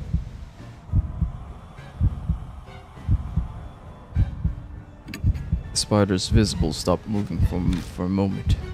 We need something stronger. Oh, the mini massager, the motor thing. I take the massager out of my bag, presses it against the wall and turn it on. Growling vibration runs through the walls. The spiders suddenly start acting strangely. Yeah. Safe. Yeah. Got it. Although it is very concerning that two of the former mark bearers are now incapacitated. Otherwise, or otherwise out of out of action. The creatures vanish instantly as if they'd only been a mirage. What's going on? Yeah, I was desperate, but I can't believe that thing had a big enough vibration to scare them, as I'm puzzling out why. Something slams into the elevator door hard. Right, I need to hit a button. But then I realized I already pushed the button a ton of times. I press the button for the first floor again. It only clicks. This metal box is stranding us. Why isn't it moving?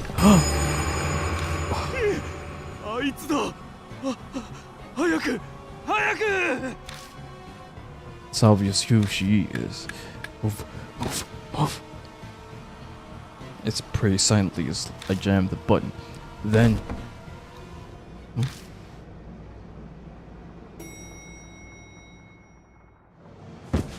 We stumble out of the elevator without checking to see where we've stopped.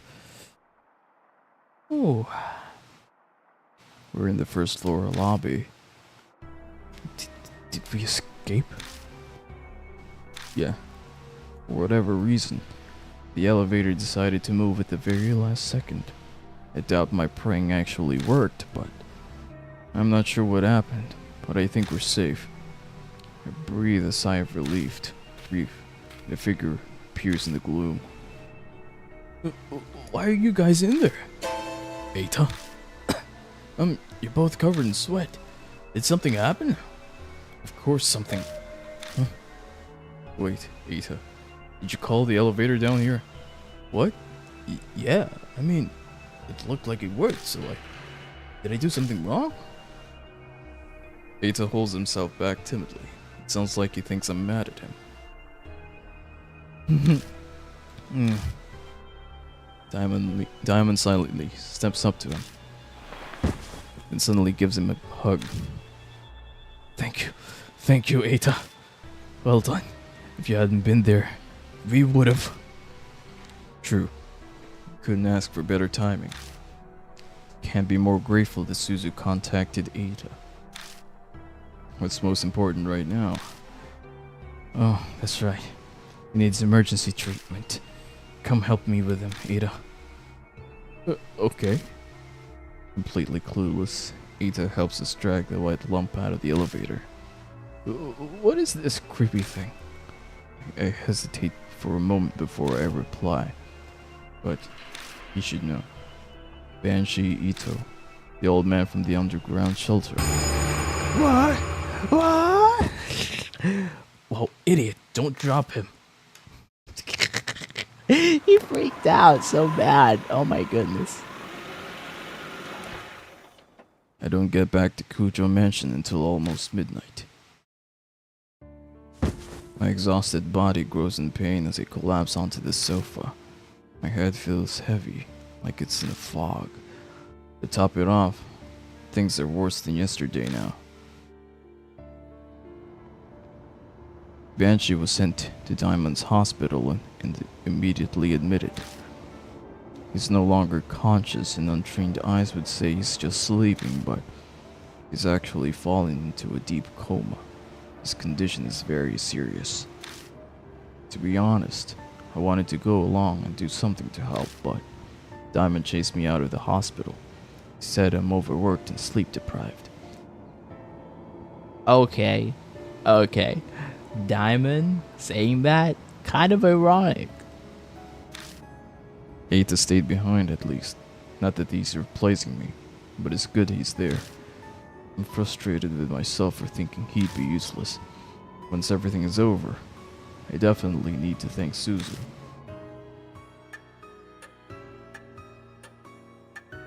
First Hiro, and now Banshee. At this rate, even if I keep investigating, I don't find any clues. If I don't find any clues, thinking about it makes my stomach hurt. Those two might never recover. That's just assuming their conditions stabilize. If they get worse, something even more terrible could happen. I put my head in my hands and sigh. The red raincoat flashes in the darkness. What should I do? How do I? I have to keep investigating tomorrow. Once I finish looking through these documents, I should head straight to bed. Alright. That's good. Actually, I think this is like the longest ever this is the longest ever chapter in this entire game, which I'm not really expecting, because this was after Mary, you know. I have to go investigate again tomorrow. I need to go to bed early and rest. Sorry about that. I'm tasting milk in my burps. Early morning. And I get the worst wake-up call ever.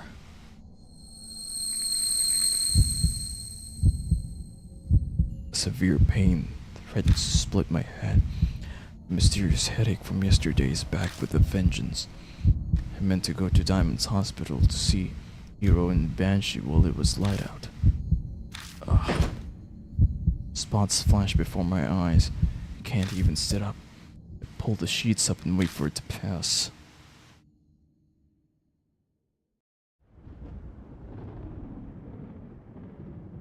I'm only just able to move by the time the sun is setting.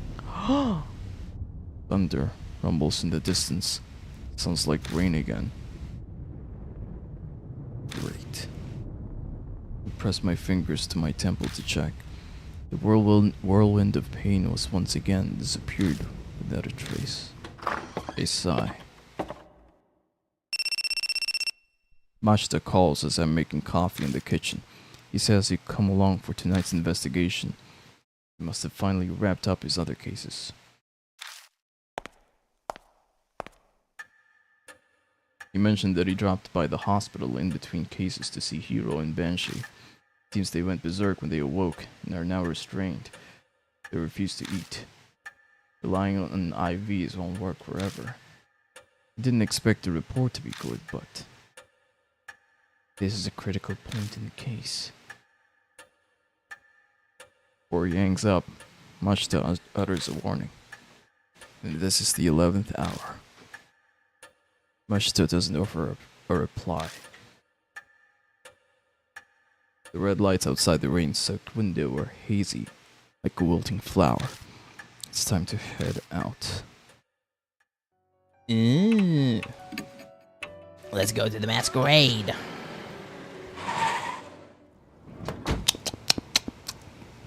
I park the car in the parking lot as always and walk over to the street in the rain. I pass down the familiar road to the hotel. What is 遅い he? ぞ。何してやがった。 I'm sorry. A man in a trench coat cuts an imposing figure on the wet street corner, glittering in lights. You know damn well time is of the essence right now.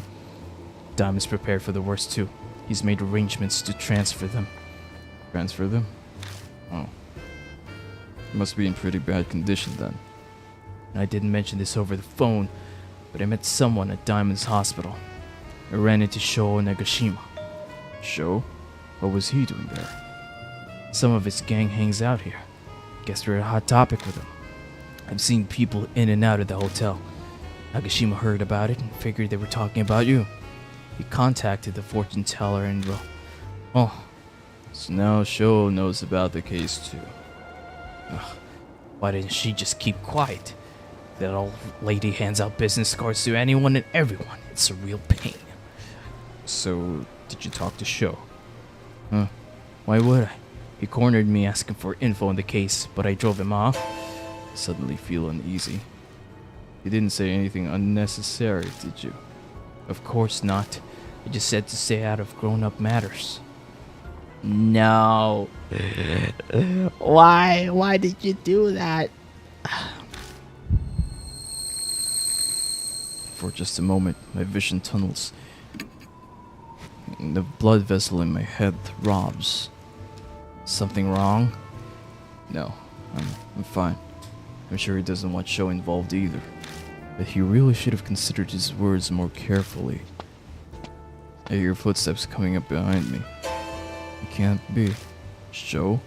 I raised my head with a sudden sense of dread. But it's only Moe Watanabe. Thank goodness you're here after all. Good thing I came straight here. I got the results you asked me for. I look at her blankly for a moment, but then I remember.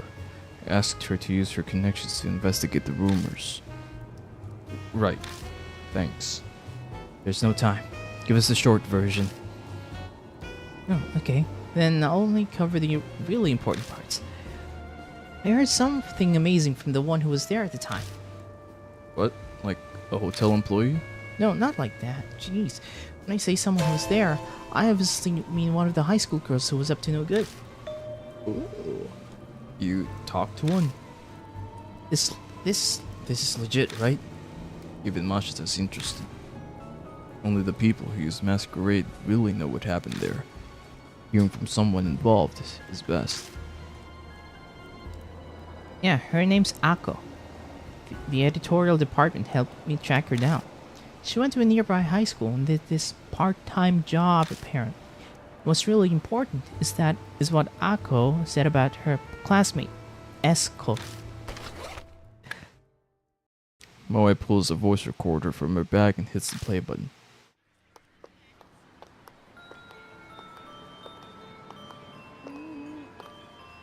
Yeah, a friend introduced me to a part-time job. Oh, you know what? This could be edited. Yeah, friends with some part-time job. It was whimsical. I mean, I just did it on a whim. Yeah, so we're supposed to meet at that hotel, Masquerade. There's a system there where someone introduces us to customers. We got a lot of money from it, so everyone was trying to get hired. But one day there was like an incident. Someone at school found out about the job. Some goody two-shoes class rep, Esko, said she was gonna tell her teacher, Enmura. Nakamura. Everyone freaked and apologized to her, saying they'd stop. She wouldn't listen. If our parents find out, it'd be the worst thing ever. We begged, but she didn't budge. In the end, she left class saying she was going to the police with Nakamura. We were totally freaking out, so I went to the hotel that night. I mean, at that point, there was no harm in going in, you know? But then, she was there. Sakiko was standing in front of Masquerade in a drizzling rain, in a red raincoat. She said she was going to the police, so who knows why she was at the hotel? But it made us all jumpy on an edge every day after that. Except nothing ever happened. Soon after that, Masquerade shut down. Guess they can cover something. Oh my goodness, they shut up. They hushed Esko and Mr. Nakamura, and not like with money, more like in you know. Oh, the job? Yeah, I completely quit after that. Ew.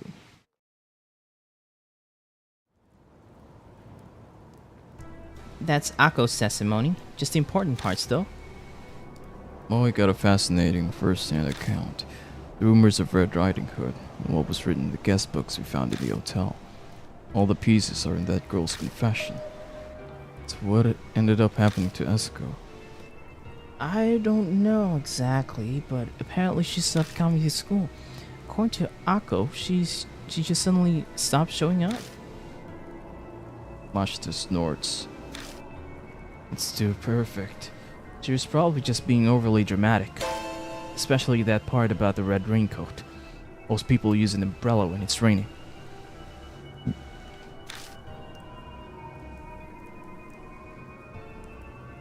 That's true. Mashita's right. It's possible that the raincoat was assigned for whoever she was waiting for, but hardly anyone comes down the street. It doesn't really fit. Is that all you have to tell us? Then hurry up and go home. So I really can't come in? Worked really hard, you know. Apparently Moe really wants to come along.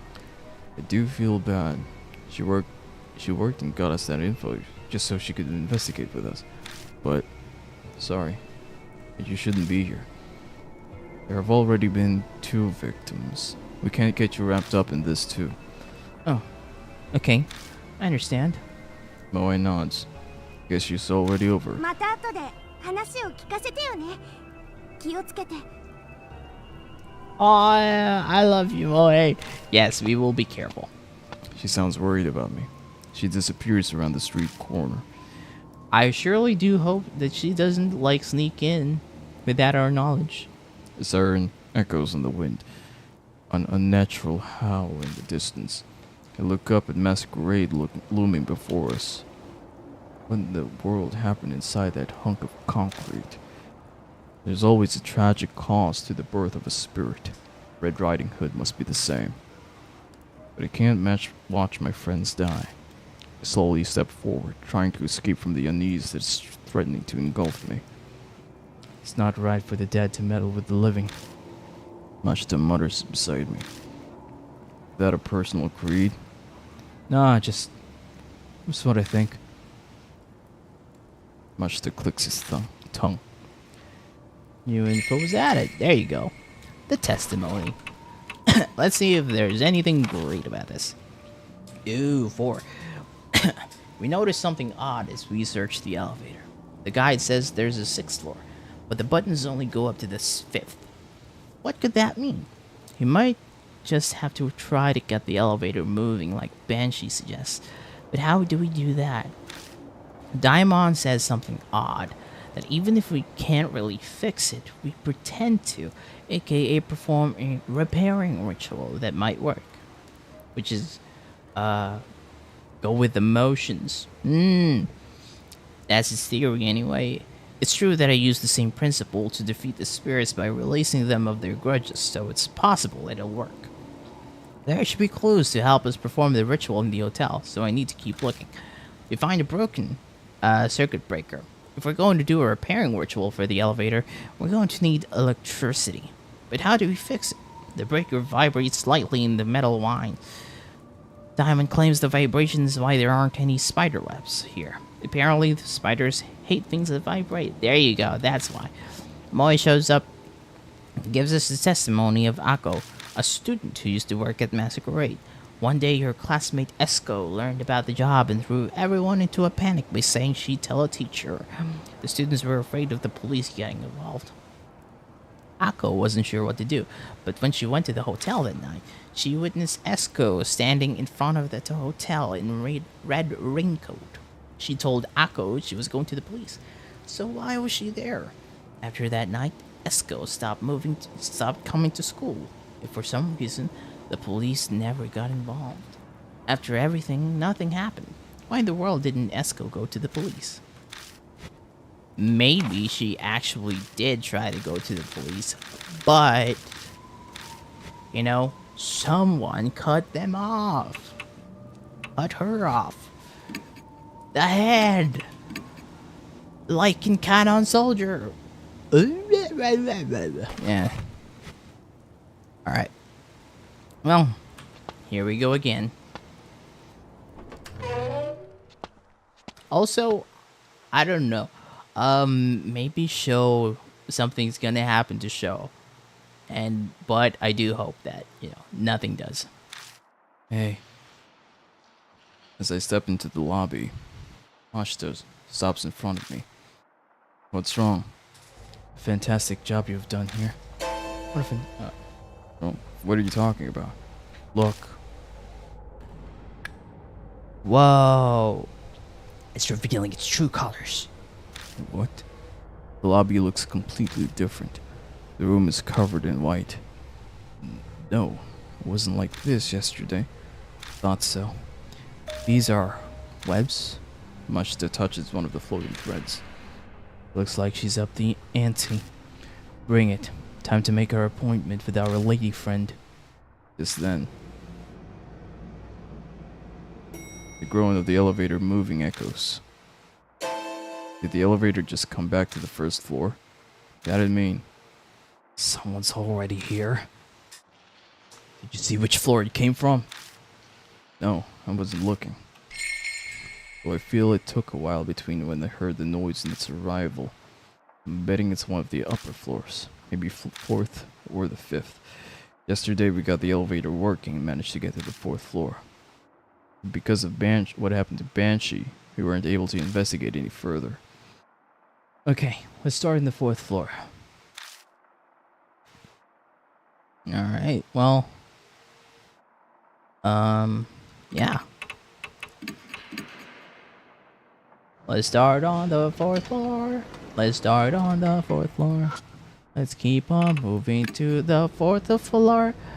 And going inside. Okay, what's this one? Masquerade Wife. It's a picture of a masked girl running down a trail. Running off that trail, running off that building. I'm the Red Riding Hood. Yeah, something like that.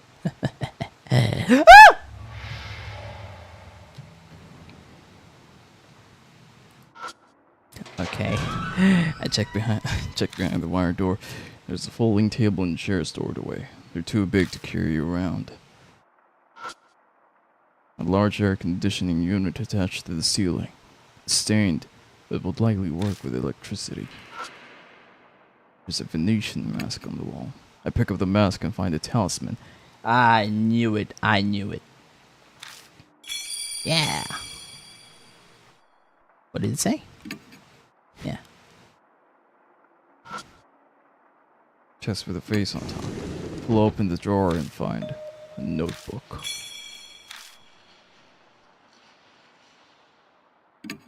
What's that? A guest book provided by the hotel.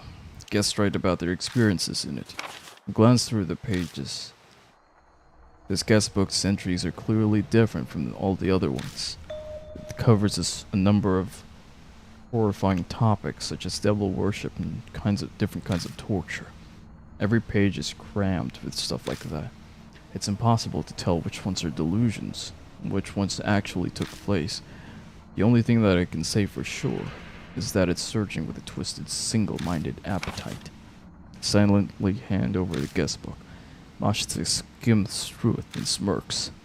Huh, that's quite the hobby. The handwriting differs by page. This was written by several guests. I find that hard to believe. Sincerely doubt there are so many people in the world who have such a unique hobby. They're like moths drawn to a flame. You wouldn't even know to look at them. Pieces are finally coming together. Oh yeah, it's finally coming together. Seems this hotel offered a special service for its perverted guests. You mean the kind of stuff written in a guest book? Yeah, the kids working that part-time job are probably part of it too. Guarantee their safety and complete confidentiality, of course. After all, the one who sold his soul was probably the most nervous about that. Still, these people have quite the imagination. Quite the imagination. Ashita utters sarcastically as he casually leads through the pages. Then he stops. Hey, this phrase, do you know what it means? The phrase Mashita's pointing to is Yoragumo's punishment. Yoragumo, huh? It's a spider from Japanese folklore that can shapeshift into a beautiful woman. Ah, so you know about it. Thanks so much for the info dump. I ignore the hint of sarcasm in his voice and read the rest of the page. Yoragumo's punishment is a recreation of a certain urban legend. You capture the largest spider you can find, and a wild one would be best. Sharpen the sacrifice senses with drugs, and use a mouth speculum to keep their mouth open. And throw the spider into their mouth. If they manage to swallow it, they're innocent. If they don't, or the spider escapes, they're guilty. It's a witch trial meant to judge truth from lie. If I get a sacrifice that needs punishing, I'd like to try it out immediately. That's disgusting. Can't be that's what's written here was actually. Did someone actually do this? Who knows? Hey, calm down. Take a deep breath. Yeah, it's okay. I'm calm. I doubt Mashita believes me. It's obvious that I'm totally rattled. Don't forget, McGee. You can't die here. Of course. I know that. Try to keep my reply as steady as possible, but my hands keep shaking as I put the guest book in my bag. I really do hope, though, seriously, that Sho minds his own business, you know, because Sho, Sho and stuff like that. Anyway, trash can with a lid. Turn it upside down and shake it. Water paper falls. Talisman. I knew it. This is very, very obvious. Some kind of slime is stuck to the mirror, so my reflection is hard to see. There are brand new spider webs. Was this web built last night? Okay, now even perfectly normal spider webs are starting to look eerie. Yeah. Well, there's nothing in here, which is surprising, you know. Alright, save a little bit more, and then go to the right.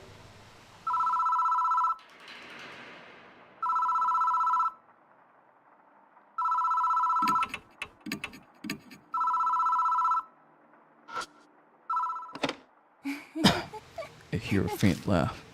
I didn't hear anything more coming from it.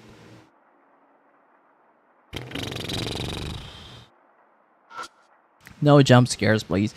Feels like the mask is staring at me. I take it down to examine it, but it's just a mask.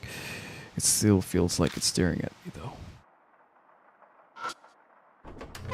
Open the door, open the door, open the door. Alright, there's nothing. Horribly stained sink. I really don't want to do this, but I still need to check it out. I shut my eyes and stick my fingers down the drain. I touch something hard. Something cylindrical is stuck down there. Suddenly my fingers don't seem to be able to reach it. Something in there? It's often the prime location to hide incriminating objects. It's likely an important piece of evidence. We should get it. Alright, well, Vaseline. Vaseline. I don't know, lubricate it? Credit card.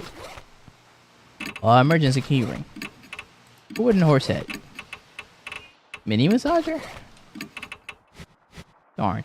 Okay, well, there's... What's this? Oh, it's a tub. It's dark red water in the bathtub. My nose rebel with the stench of iron. It's a blood tub.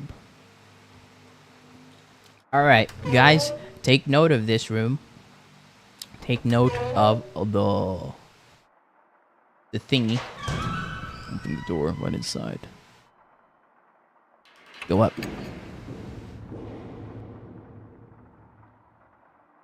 The 5th floor.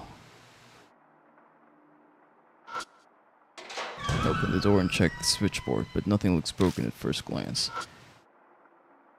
Masquerade wife. It's a picture of a masked wife holding hands with a child. Okay. 502 is locked. Nothing fits. What a shame. Hey, shine the light inside.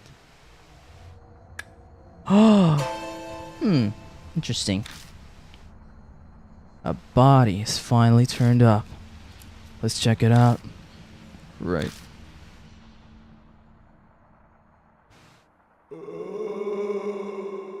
I wasn't even scared with that. Decorative coffin. I open the lid of the coffin. Find a book among the junk inside. Got Monster Encyclopedia. It's a book about different monsters from around Japan and their associated legends. Mashita flips through the book. So the spider monster originally killed people by drowning them in water. Yeah, that sounds right. I remember reading a legend like that in one of the books piled on my desk at Kujo Mansion. Usually targets woodcutters or hunters, but they're always saved at the last minute. Every region has a story like that. Saved? How? They use a tree stump. The spider takes it instead. Then the protagonist escapes. I don't get it at all. There's no point in complaining about folklore. In any case, this will make for a good reference. Take it with you. Alright. Well, before we check out the body, let's check out the bathroom. Must have been something stinky. Open the lid, the trash can to look inside. There's a large clump of hair inside as well as some paper waste. Resisting the urge to scream, I securely closed the lid and chucked the trash back where it was. I opened the door and rummaged around inside. Bent hanger. Get bent. I'm sorry. I don't even know what that means.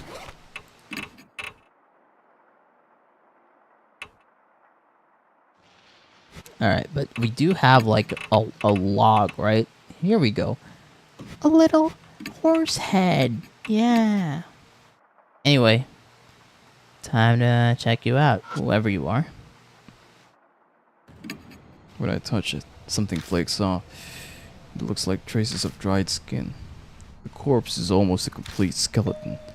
Small stature, but based on the thickness of the bones, it's likely an adult male. Considering how dried out it is, I'd say it's been here for at least a year. You know forensics? The problem is the cause of death. Mashita meticulously searches the corpse and finally shakes his head. I just can't tell. Was he strangled by spider webs? We're joking around. A joke, huh?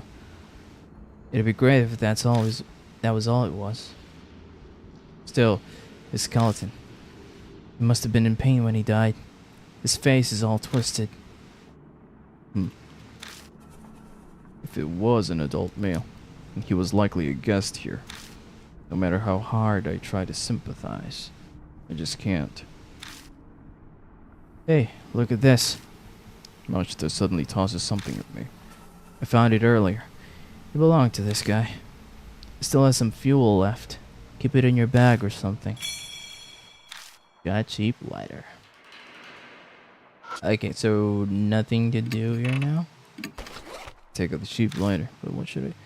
I don't know, burn the cobwebs or something. What about Vaseline? You know, lubricate him before you liberate him.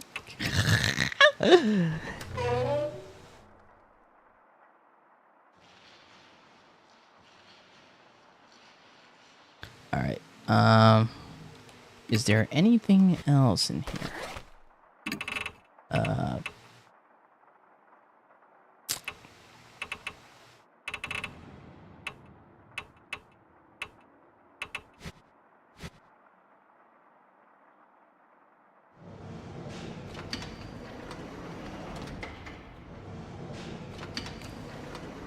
I just called the elevator for no reason.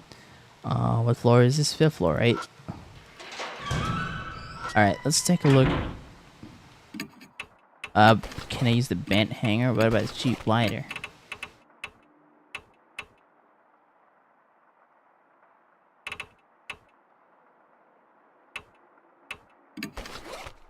I don't know, slide it in?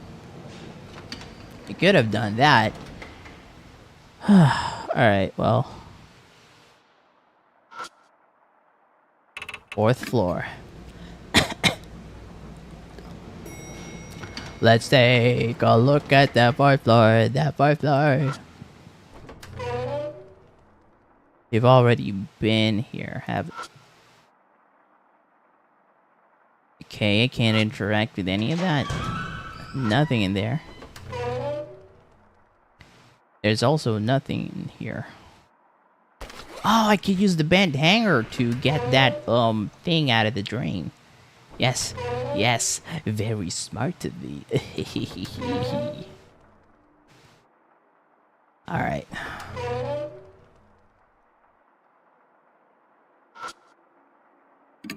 Bent hanger. You know what? An idea hits me, and I take out the bent hanger. I should be able to bend this into any shape I want. I bend it into one straight wire so it can fit down the drain. I stick it in the pipe and move it up and down. I hear the sound of dirty water being dislodged and hit something hard. Got key to room 502.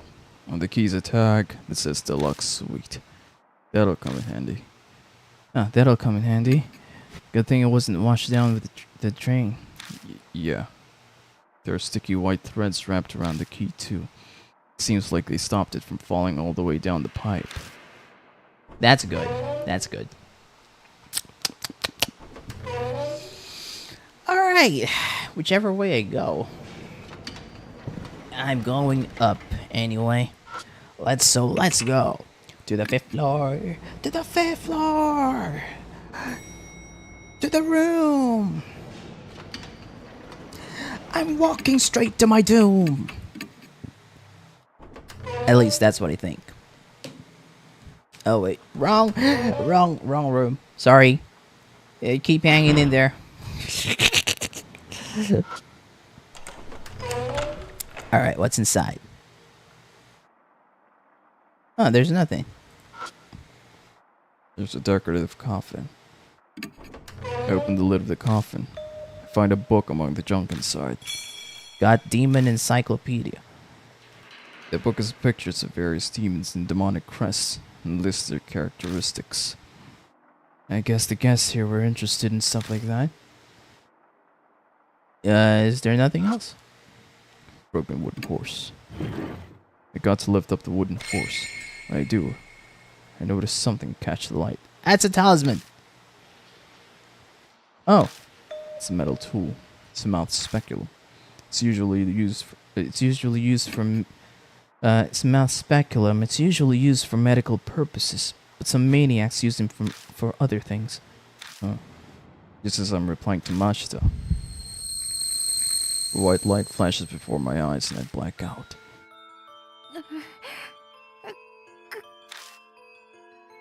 I hear someone sobbing. My eyes should be open, but everything is pitch black. I shake my head desperately and try to look around.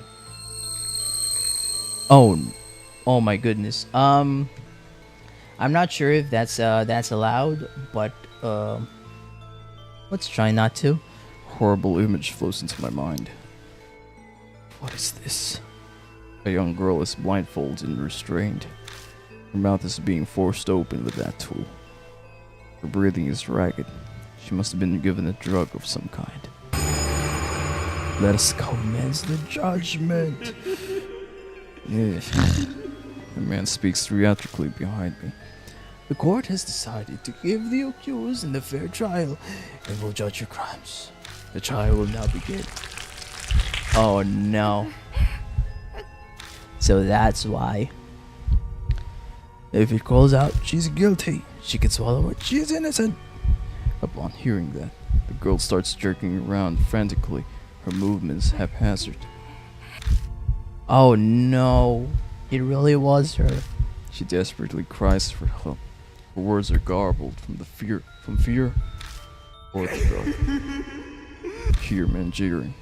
Then the man releases a giant spider into the girl's mouth.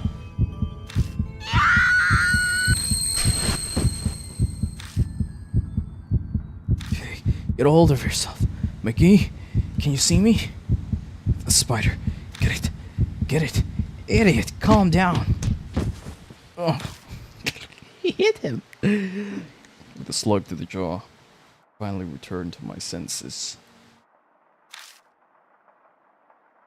That's right. I'm in a room at the masquerade. Then the vision I just saw. Oh man, I didn't realize. I forgot that I had a vertical part. Darn it. What did I just see? I went somewhere. You haven't gone anywhere. You just fell on the floor and started writhing. I feel like I've woken from a long dream. I can't believe that was as a hallucination. Finally calm down? Yeah, I'm fine now. I wiped sweat off my forehead and swallow.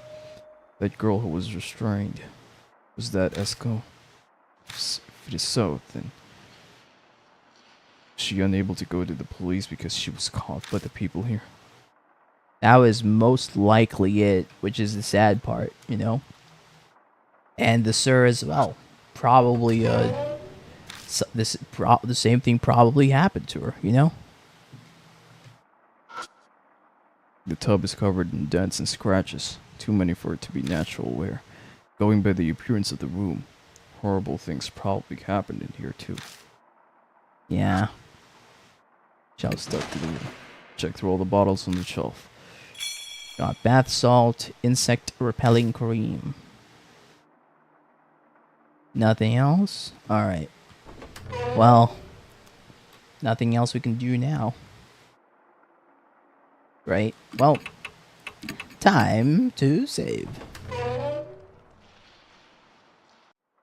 Cutscene. I hear footsteps as I step into the hallway. I turn in the direction of the noise to see. Show! Sho? Sho Nagashima is standing there. Mashita said you ran into him at the hospital, but can't believe you came. Sho, what's the matter? I take a step towards him, but Mashita stops me. Wait, something's not right. I look closely at Sho's face. No, it couldn't be. His face isn't naturally stiff. Suddenly he begins yelling angrily. 探してたぜずっとよ殺すけどな He raises a metal bat he was hiding and moves into attack. Get back, McGee. Mashita yells, urging me to escape. We're in a hallway with closed walls. What should I do? Live or die.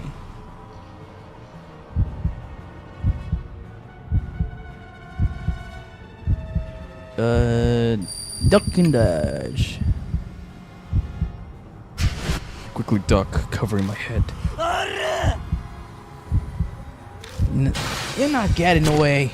Sho's bat alters course in a flash when I take a direct hit. Ooh. He straightens only to swing his bat again. Shoot. I have my hands full with just trying to get away. There's no way I'll be able to restrain him. The show's like Hiro, and is infected with the same mysterious poison. You have to restrain him, or his life is in danger. Can't do this alone.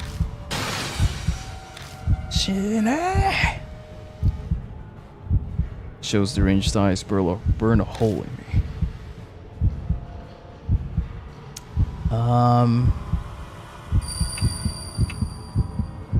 Tackle him?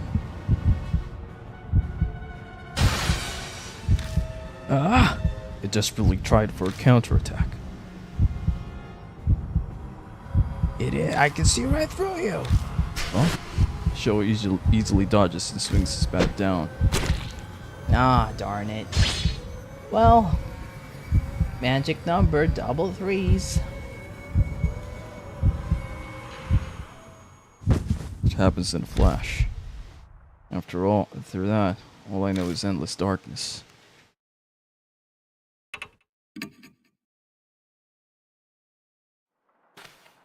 I hear footsteps as I step into the hallway. I turn in the direction of the noise to see. Oh, wait. Yeah. Alright, you know what? Dang. Dang.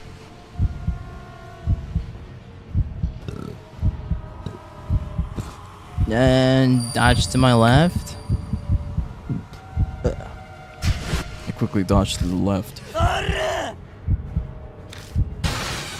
Sho's bat alters course in the flash and heads straight for me. But the tip of the bat hits the wall and narrowly misses me.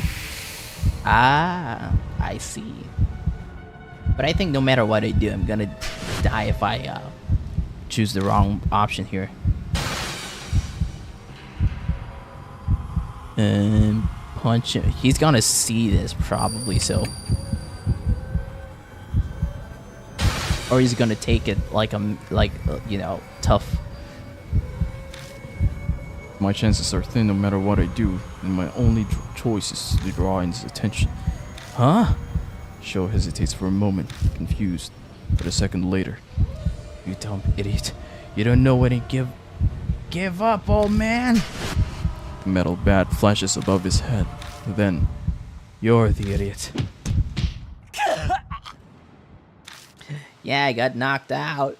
Mashita suddenly appears next to him and throws a direct punch at his face.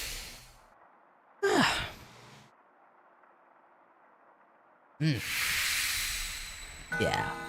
Out of all of us, out of all the mark bearers, Kazuo is Sho is probably the strongest. Second is Mashita. Sho stumbles to the ground. As he falls, his bat flies through the air and... Unluckily for me, collides into the side of my head, and I collapse with a pitiful yelp. Cursing, Mashita quickly grabs Sho's arm and completely restrains him. As Mashita pulls his weight on him, Sho groans painfully. Finally, he faints. Hey, McKee, you okay? Yeah, it just grates me. I sit up and gently shake my head back and forth. Shake my hand back and forth. Thankfully, everything seems fine. Then give me a hand. We need to carry him out of here. He's probably like the others now. We better hurry. Yeah. I think Sho would end up as the third victim. I managed to make myself stand, but my spirits have dropped down to my feet.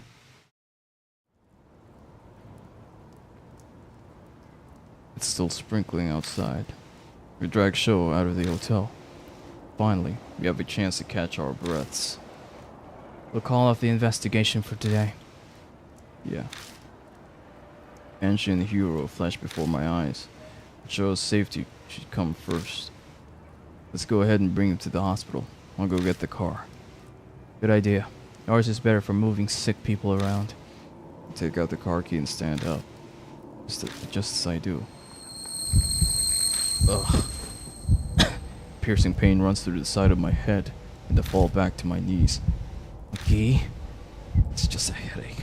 I thought it had gone away, so why? You got hit right where it hurts, huh? Then just rest there. But Sho... You're injured too, so take it easy. I'll take Nagashima in my car. You wait here until I get back, got it? I'll come straight back right after I drop him off. Sorry. Goes in your hands now. Mashita collects Sho and disappears. The soft pitter-patter of pain permeates the area. The sound of the rain seems to make this place even quieter somehow. Then I notice something. The noises aren't the only thing that's vanished. The pain. It's gone. The intense headache has faded like it never was. This happened to me twice before. Hold on. Now I'm suspicious. I think back on the times when I had a headache. The first is when I went inside Masquerade with Daimon and Banshee. Back then, I'm pretty sure. Wanted to keep everyone together. But then I had a headache, and Banshee up and disappeared. My next headache came the following morning. I was trying to see Hiro and Banshee, but in the end, I wasn't able to. And just now, I was going to the hospital with Showa and Mashita.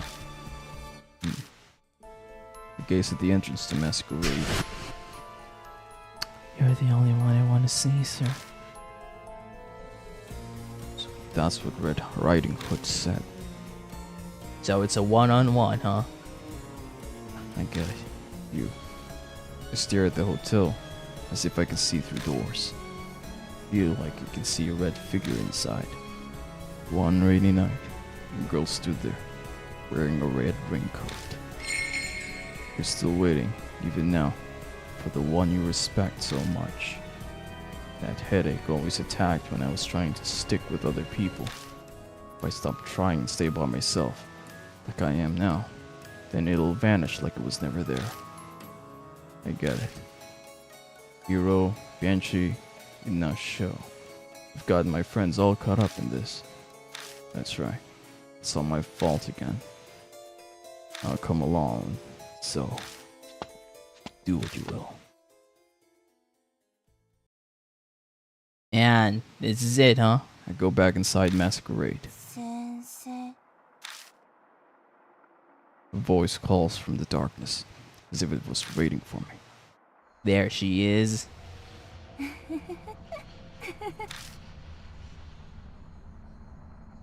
What are you telling me to do? 赤い糸見る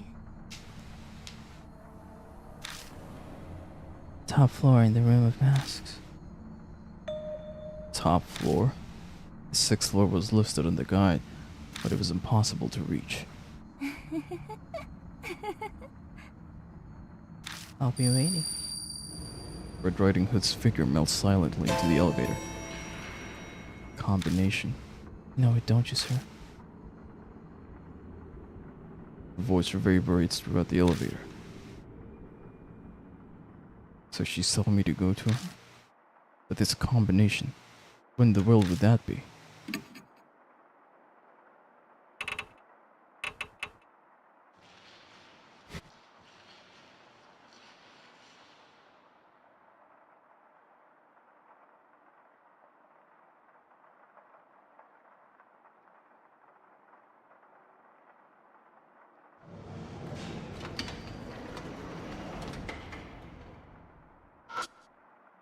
Spirit vanished into the elevator. I must be able to use the elevator to get to the top floor then. On and off erratically. Is that some kind of hint? That word she used. Combination. Stare at the elevator buttons. Maybe I'm supposed to push these in a combination. If I press the floor buttons in a certain order, I might be able to get to the 6th floor.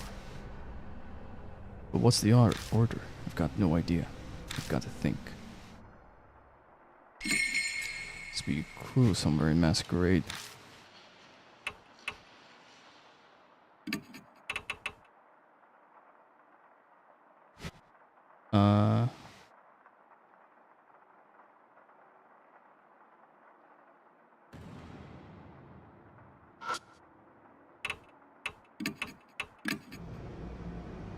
Alright, let's take a look, shall we?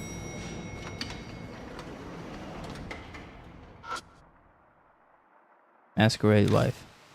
Picture of a masked girl running down the trail. Masked girl.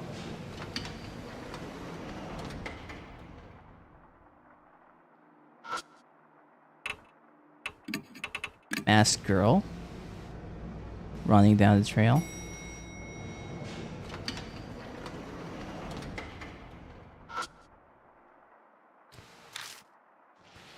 Masked wife holding hands with a child. Masked girl, running down the trail, holding hands with a child.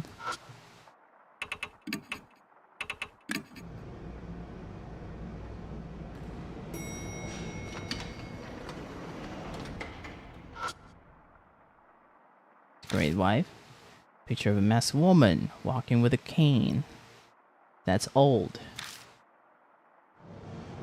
So is it kind of like the morning 3 hands in the morning 4 hands in the morning, 2 in the noon, and 3 in the evening. Kind of deal. So far it's 4, 5, 3.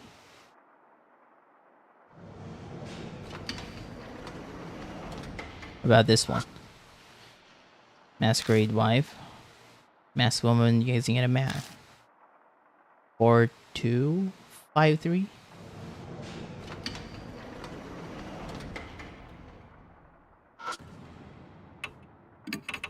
What about the first floor again? 4, 2, 5, 3.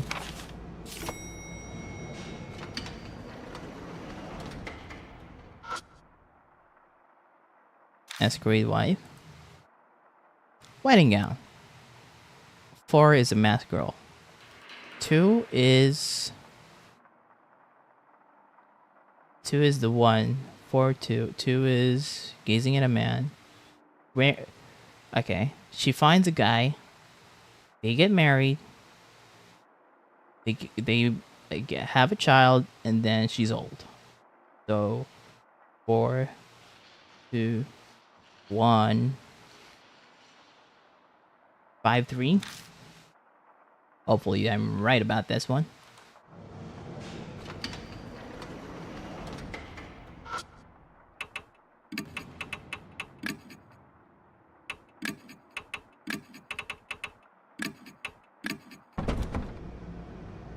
Hopefully I'm right.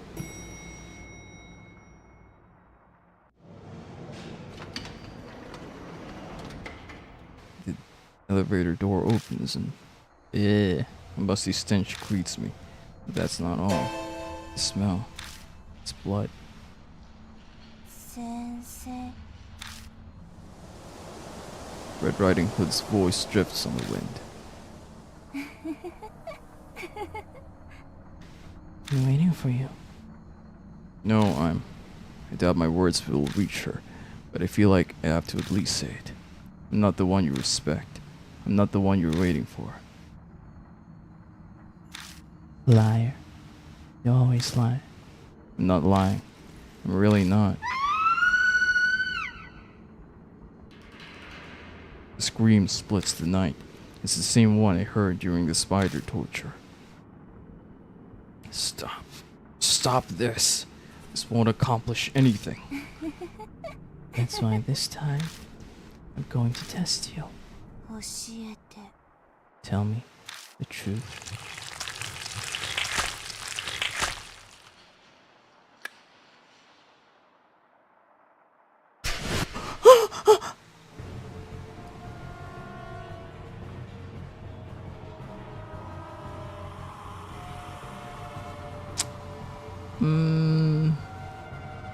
Honestly,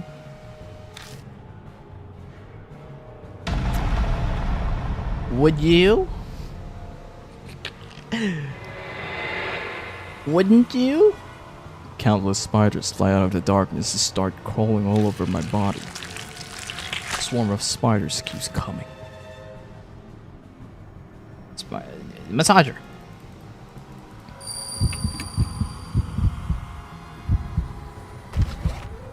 Shoot. Take the massager out of my bag, hold it against my body, and hit the switch. It's worked before. Spiders start acting strangely. They all scramble away. Yeah. Red Riding Hood lets out a gusty sigh. Glittering white threads fly through the air from her mouth. She's trying to use her spider silk. Yeah, that's fine. What's this about the log or the wood piece of wood? I hold the horse head over mine as protection. Strangely enough, this thread seemed drawn to it and only wrap around the horse's head. Ah, that's good.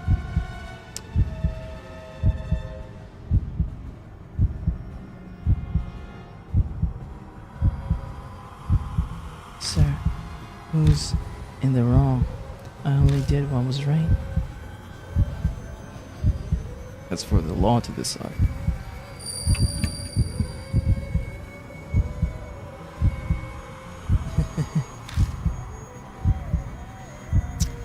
Red Riding Hood is staring at me. Sir, come with me. The only thing that matters is your life. No, it is not. Yeah. How do you know a person's worth?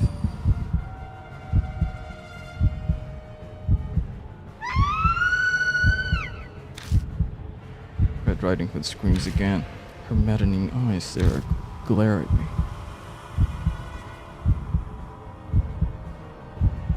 I don't mind. I like it. Sir, how do I look to you?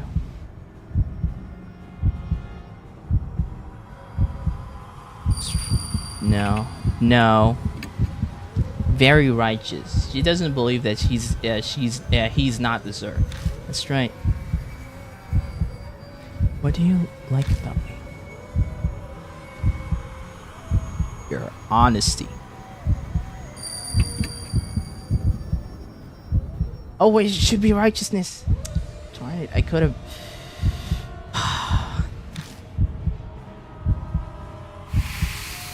Oh, I'm safe? Okay, that's good. Ah, yes. I have survived. ありがとう。一緒に。 Red Riding Hood's figure wavers then smashes through the window and off into the night. Did she just jump? The bustling city can be heard out the window.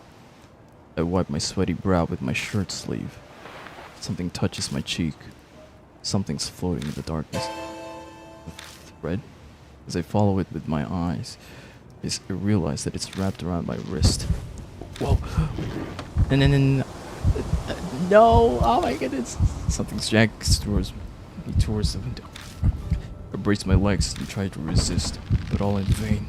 I'm thrown out into the night sky. Oh no! I scream as I plummet. No, I should be rushing toward the ground. Just as I give up all hope. Oh! A strong jolt makes me look up. A man struggles to hold onto my arm, his teeth gritting with effort. このバカ野郎が Well, I do appreciate the save there. Mashita! Shut up and give me your other arm. Hurry up! Grab onto me! Right.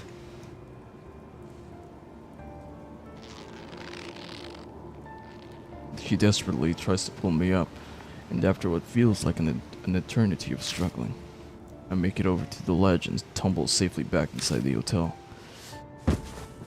Whew. The only sound that can be heard is our gasps for breath.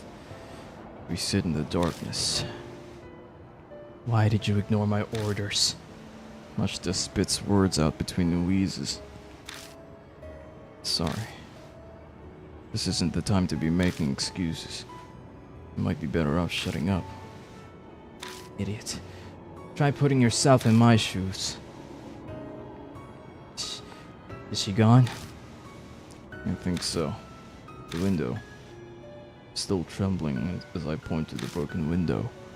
She threw herself out of it. She might have been trying to take me with her. No, not you. That Sir person. Yeah. I suppose you're right. Can you walk? Then let's go. Mashita slowly stands and looks at me. Nicely done. That wasn't bad work for an amateur like you. Can we check the bathroom though? Or is it all done? It stopped raining. Cool wind on my cheek hints at autumn. I'm going to drop by and see Daima. I'd like to see how the others are doing. Yeah. What? Hand me the car key. No, I can drive. Have you completely gone mad? Look at your hands. I glance down at them. only to suddenly realize they're still shaking. You just face down a spirit.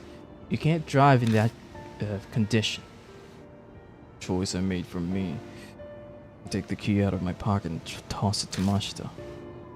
Corner parking lot. Right. You rest here. His figure melts into the darkness. As I watch him go, I notice something down the wet asphalt. It's Is that like symbolic that it's finally done?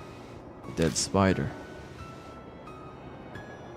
It lay there, legs all curled up, almost as if it was desperately trying to hold on to something. 気が済んだか。さあ、帰ろう。Gently pick the spider up, wrap it in my handkerchief, and put it in my pocket.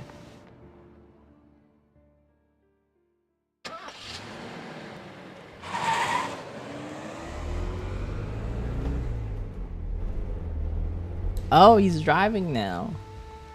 The car ride back is a blur. I sat and let Mashita's voice wash over me like some background radio noise. I remember wondering if Red Riding Hood might have stolen a part of my soul. Before the investigation today, Moe tipped us off on that testimony, remember? That helped me connect the dots. I realized the teacher was wrapped up in the case. A teacher from a school near the hotel was arrested for breaking the law. What does that have to do with anything? There was an odd part in Ako's testimony. They were scared they'd be reported, but nothing ever happened. In other words, Sako never went to the police after tattling to the teacher. Or maybe more, she couldn't go. I frown as I try to put the pieces together. I think I'm too spaced out as it's not making sense. The teacher was in on it. He'd never make it as a detective. Can't he just drop that? I don't plan on becoming one anyway. There's only one possible answer. The Sir person Sako trusted so deeply was one of Masquerade's customers. I feel like I've been hit up the side of the head, not with a pillow, more like a lead pipe. The one she sought salvation from ended up being a criminal. Definition of irony. Mashita glances out the window and chuckles dryly. The bitter sound fits both of her moods. It was the teacher Nakamura. The one mentioned in Atsuko's testimony. Aiko. I saw a photo of him. He was thin, tall, the type popular with students. Well, I suppose. He glances back at me through the mirror. You might say he wasn't too unlike you. Mashita suddenly tosses a file at me. Those are the research results. Look over them if you want to know more. Results? I flip through the thick bundle of paper. There were a set of very well organized documents. It would have taken a lot of time to gather this amount of information. Then it hits me. Wait a second. Mashita just said that he connected the dots with the help of Moe's testimony. Which means he knew all of this before he started our investigation tonight. He knew everything. I just said I put it all together when I heard the testimony. But I decided not to tell you just in case. Why? If I had known, I could have. What? What would you have done? His tone turns mocking as he laughs. You would have just sympathized too much and let down your guard. You should be careful I didn't. Wow, okay. Wow, what a piece of detective guy. Mashita leaves me with the research file and heads to Diamond's hospital. Now that I'm alone, I can't keep my 3 hospitalized friends out of my mind. There's nothing I can do for them right now. I've done everything I can. I bolster myself with that information. I spread Mashita's documents out on the table. I'm exhausted, but I feel like I need to go through them today. Who in the world was Red Riding Hood? If Mashita was right, Truth should be right in front of me.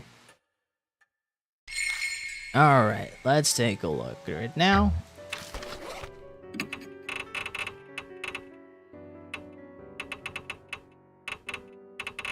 There's nothing in here.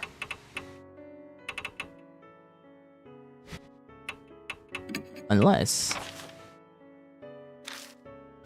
Ah, there she is. She kind of looks nice if you put, like, your head upside down, right? I think so. Red Riding Hood waited for me. I managed to drive her back, but she nearly takes me with her, until Mashita saves me at the last second. He's furious at me for disobeying his orders, given his research file on the hotel. This is what it says. Esko tattling to her room teacher Nakamura about the job is what started it all. And Mura proposed to Esko that they gather evidence first. They managed to meet at Masquerade that night. But the only thing waiting for Esko was utter betrayal by the teacher she was in love with. It turned out Mura himself was one of Masquerade's customers. No one knows what exactly happened to Esko. She was found wandering the streets in her red raincoat and immediately admitted to a facility. Unfortunately, her mental state was too far gone already, and she committed the self-word by throwing herself from a 6th floor window of the hospital. The night she died was cold and rainy, just like today. The report has info and more as well. When he was arrested for other illegal activities, he ended up testifying about Masquerade as well. Having your partner wear all red was code that you were planning to use the deluxe suite of the hotel. That could be the reason Esko wore that red raincoat that night. Not long after the trial, Mura apparently hung in jail. Wow, that's a thing. At the end, is there gonna be more? Is there gonna be more? Oh my goodness, I'm very interested. Is there gonna be more? And so the case surrounding Masquerade quietly comes to a close, leaving an invisible scar on that dark street. The lives lost there will never return, and neither will their trampled dignity. The only thing that saves that disaster is that my friend survived. Hiro, Banshee, and Joe all regained consciousness after that.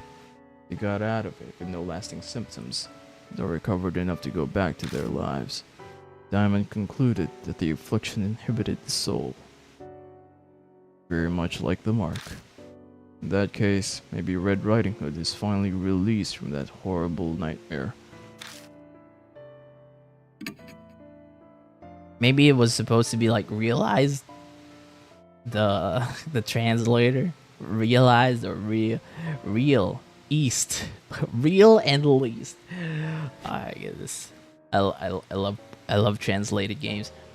It's like the spirits that gave people the mark. If anything good came out of it because of this case, then that would be it. A week later. 邪魔するぞ。 Mashita suddenly shows up on my doorstep.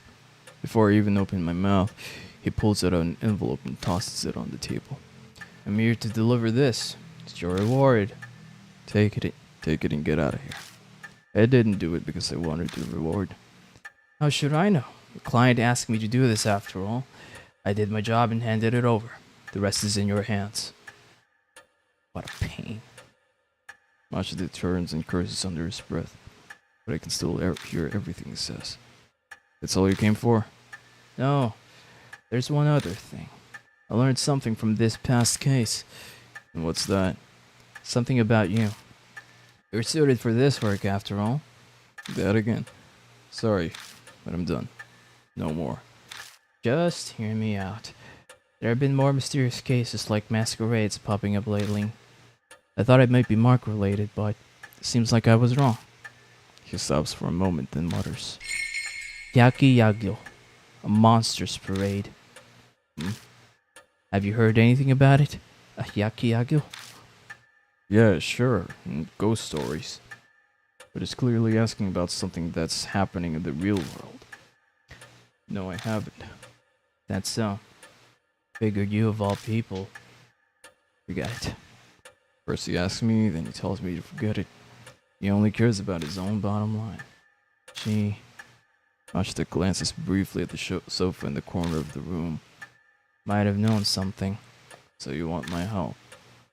The old lady, Yasuoka, seems to think you could do some good. I do too. That's all I wanted to say.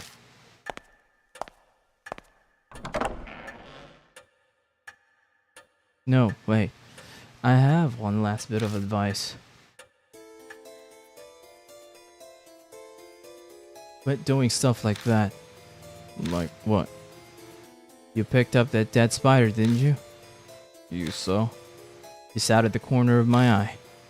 That's why darkness follows you. Your ancestors probably had pity on her too. The living and the dead can't coexist. If you try to accept their feelings, you'll just end up getting pulled in.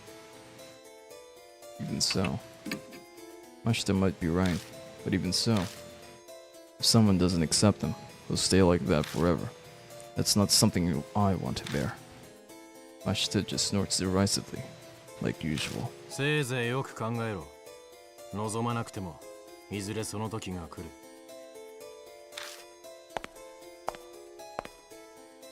He leaves, closing the door behind him.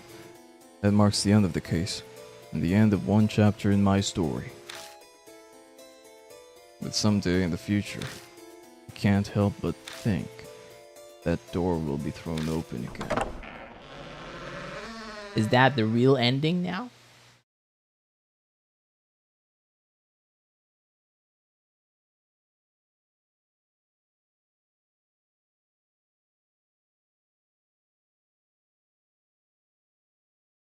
Gallery has been unlocked. Cleared. I've cleared Deathmark. Are you serious? Everything's done.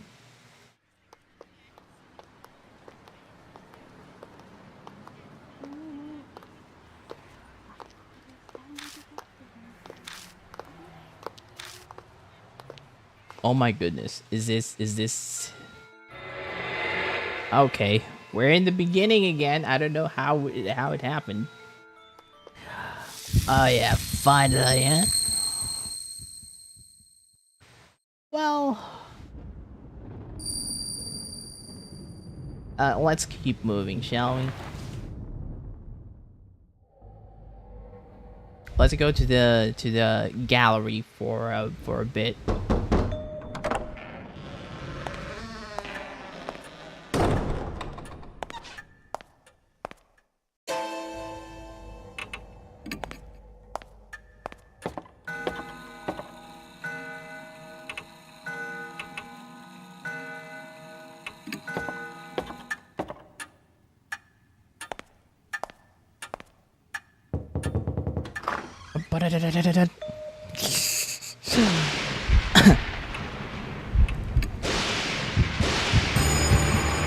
Yep.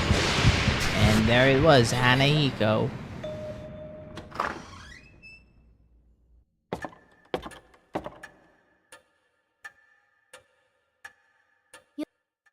Yep. There's the evil doll.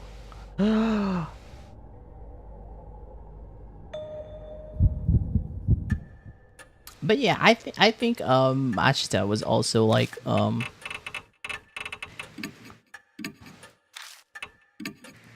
Kazuko Yasuki, huh? Anyway, I think Mashita was very on point. I mean, who would be more qualified than the guy who said yeah, who would be more qualified to take on spiritual cases or supernatural cases than the guy who just saved like a lot of people with you know, from 5 different spirits, or in this case 6.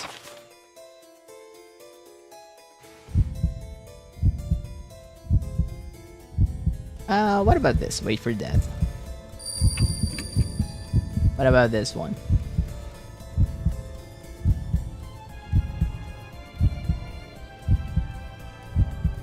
Accept death.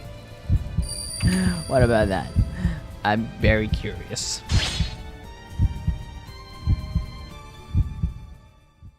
すみなさいませ。 Good night. All right, I can't. All right, fine.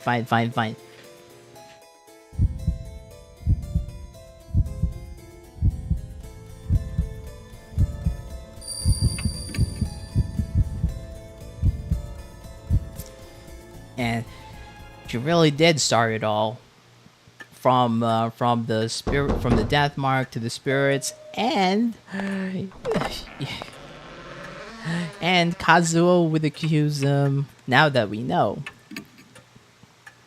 Older brother, your eyes still look kind of similar. Oh, there you go. But yeah. What was I saying? Yeah, she was the one who started. Well, technically, she was the cause of it, but yeah, she was the one who kickstarted Kazuo with accuse. Detective career. Spiritual detective career. Supernatural detective career. Career of the supernatural. You know, ghost hunter.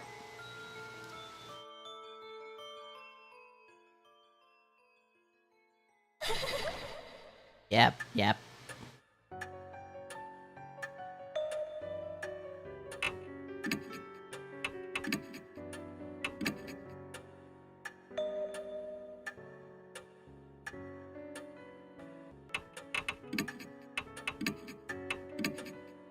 Once we're able to quit, I'm gonna do that. I'm gonna go do that.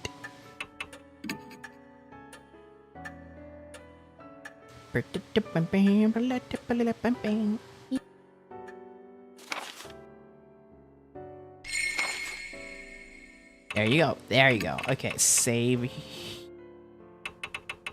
Save here. In the new data. And then let's take a look. Ooh, we got a star. That means I finished everything. Anyway, let's oh no. Bag and then end. Here we are. Oh, the gallery is now available. Event. Oh, will you look at that? Are there any missing events though? No, nothing. Oh, we got some fine stuff here, huh? Like, oh, look at this. Look at this. Oh, look at that. Then this one. And then this one. Oh, I like this art. These look very nice. Oh, it's Hanahiko. And this is them. This is behind you, Kazuo with a Q and Core State. What else is there? Oh, I think this is concept art. At least I think it is. Oh my goodness. Wait, these people. Oh no, Suzu, why are you there? Machita. Show. Moe. I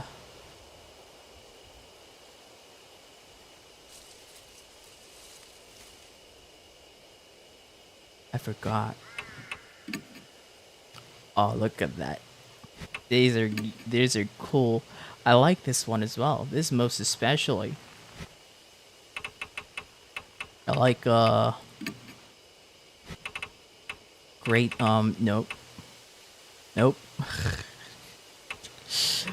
A lot of these are pretty not good to see. Not safe for work and stuff. Yep. Not safe for work. This one is super creepy. From yeah. From Mary. Oh, look at that. Here they is. Oh, the Red Riding Hood. Why does he look like he wet his pants? Man, alright. What about the Spirito?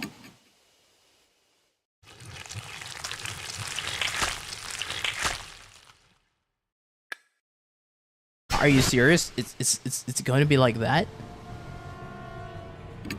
Oh my goodness. Okay. Wow, they even actually thought of something like this, huh?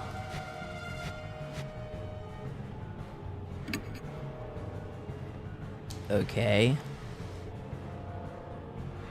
Is that it? And then end. Okay, okay. I'm not gonna do anything like that anymore. But yes, that is the gallery. So, yeah. Now that we've finished the whole entire Deathmark game,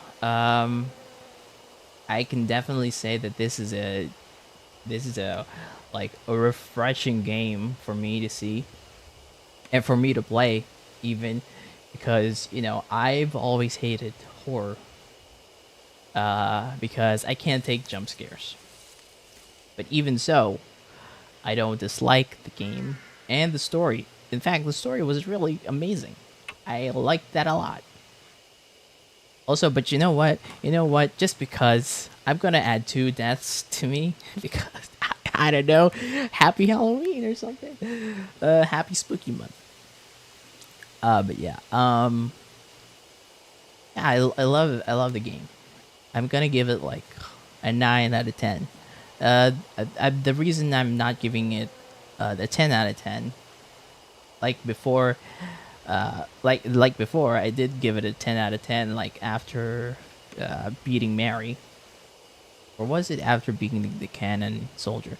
But yeah, before I was like, I was into it, and then after beating the game, I was like, I felt something. Some things were missing. The translations were definitely, small things, and I also even like read Madame Yasuoka being from Giza instead of Ginza, and that was like the first part. So I was like, is she really from Ginza or Giza? I wanted to make sure, but yeah. Aside from the translation, I also disliked some of the jump scares. The Cannon Soldier and the Red Riding Hood jump scares were very well done, but the faces, I don't appreciate those because they were like, where was the hype, or like where was the tension in that? And we're just faces suddenly, and yeah, I kind of there was no reason for those. What else was there? Nothing, honestly. The other jump scares, especially the ones in the first part with Hanahiko, with the faces and the sudden sounds in whenever I was examining like part of the place, that was very well done. I loved it. The story as well. It was a little bit hard to like follow some of the times. For each of the cases, especially the ones with Shimio, with the dried root and the plant root. I didn't know that the dried root was like the same as the plant root, but significantly weaker because it's not as fresh. But maybe that's on my part because I wasn't reading a lot of it much, or like skimming through it. But yeah, a story, wonderful. I didn't know that it all comes back to Mary. And it's also like a prelude. The chapter 6 with the Red Riding Hood, it was a prelude to what is to come, which is we're probably going to see a lot more of Kazuo. Well, yeah, I'm Kazuo in the future for the Spirit Hunter series, because as of right now, Spirit Hunter Deathmark 2 is out. Sorry about that. And I happen to remember that Kazuo is the protagonist and the playable character on that one as well. Spirit Hunter NG is kind of like a spin-off, but still. I'm excited to play those two for for Spooktober, and I really enjoyed playing this one. So thank you very much for stopping. Yeah, thank you very much for stopping by and accompanying me throughout this wonderful scary journey that I've just had. But yeah, yeah, I just want to like thank all the viewers and thank all the people who I've interacted with. Thank you very much, Brothers In. Thank you, Jumbo Scorpions. Thank you, Only Alteri. Thank you, Kuo. And thank you,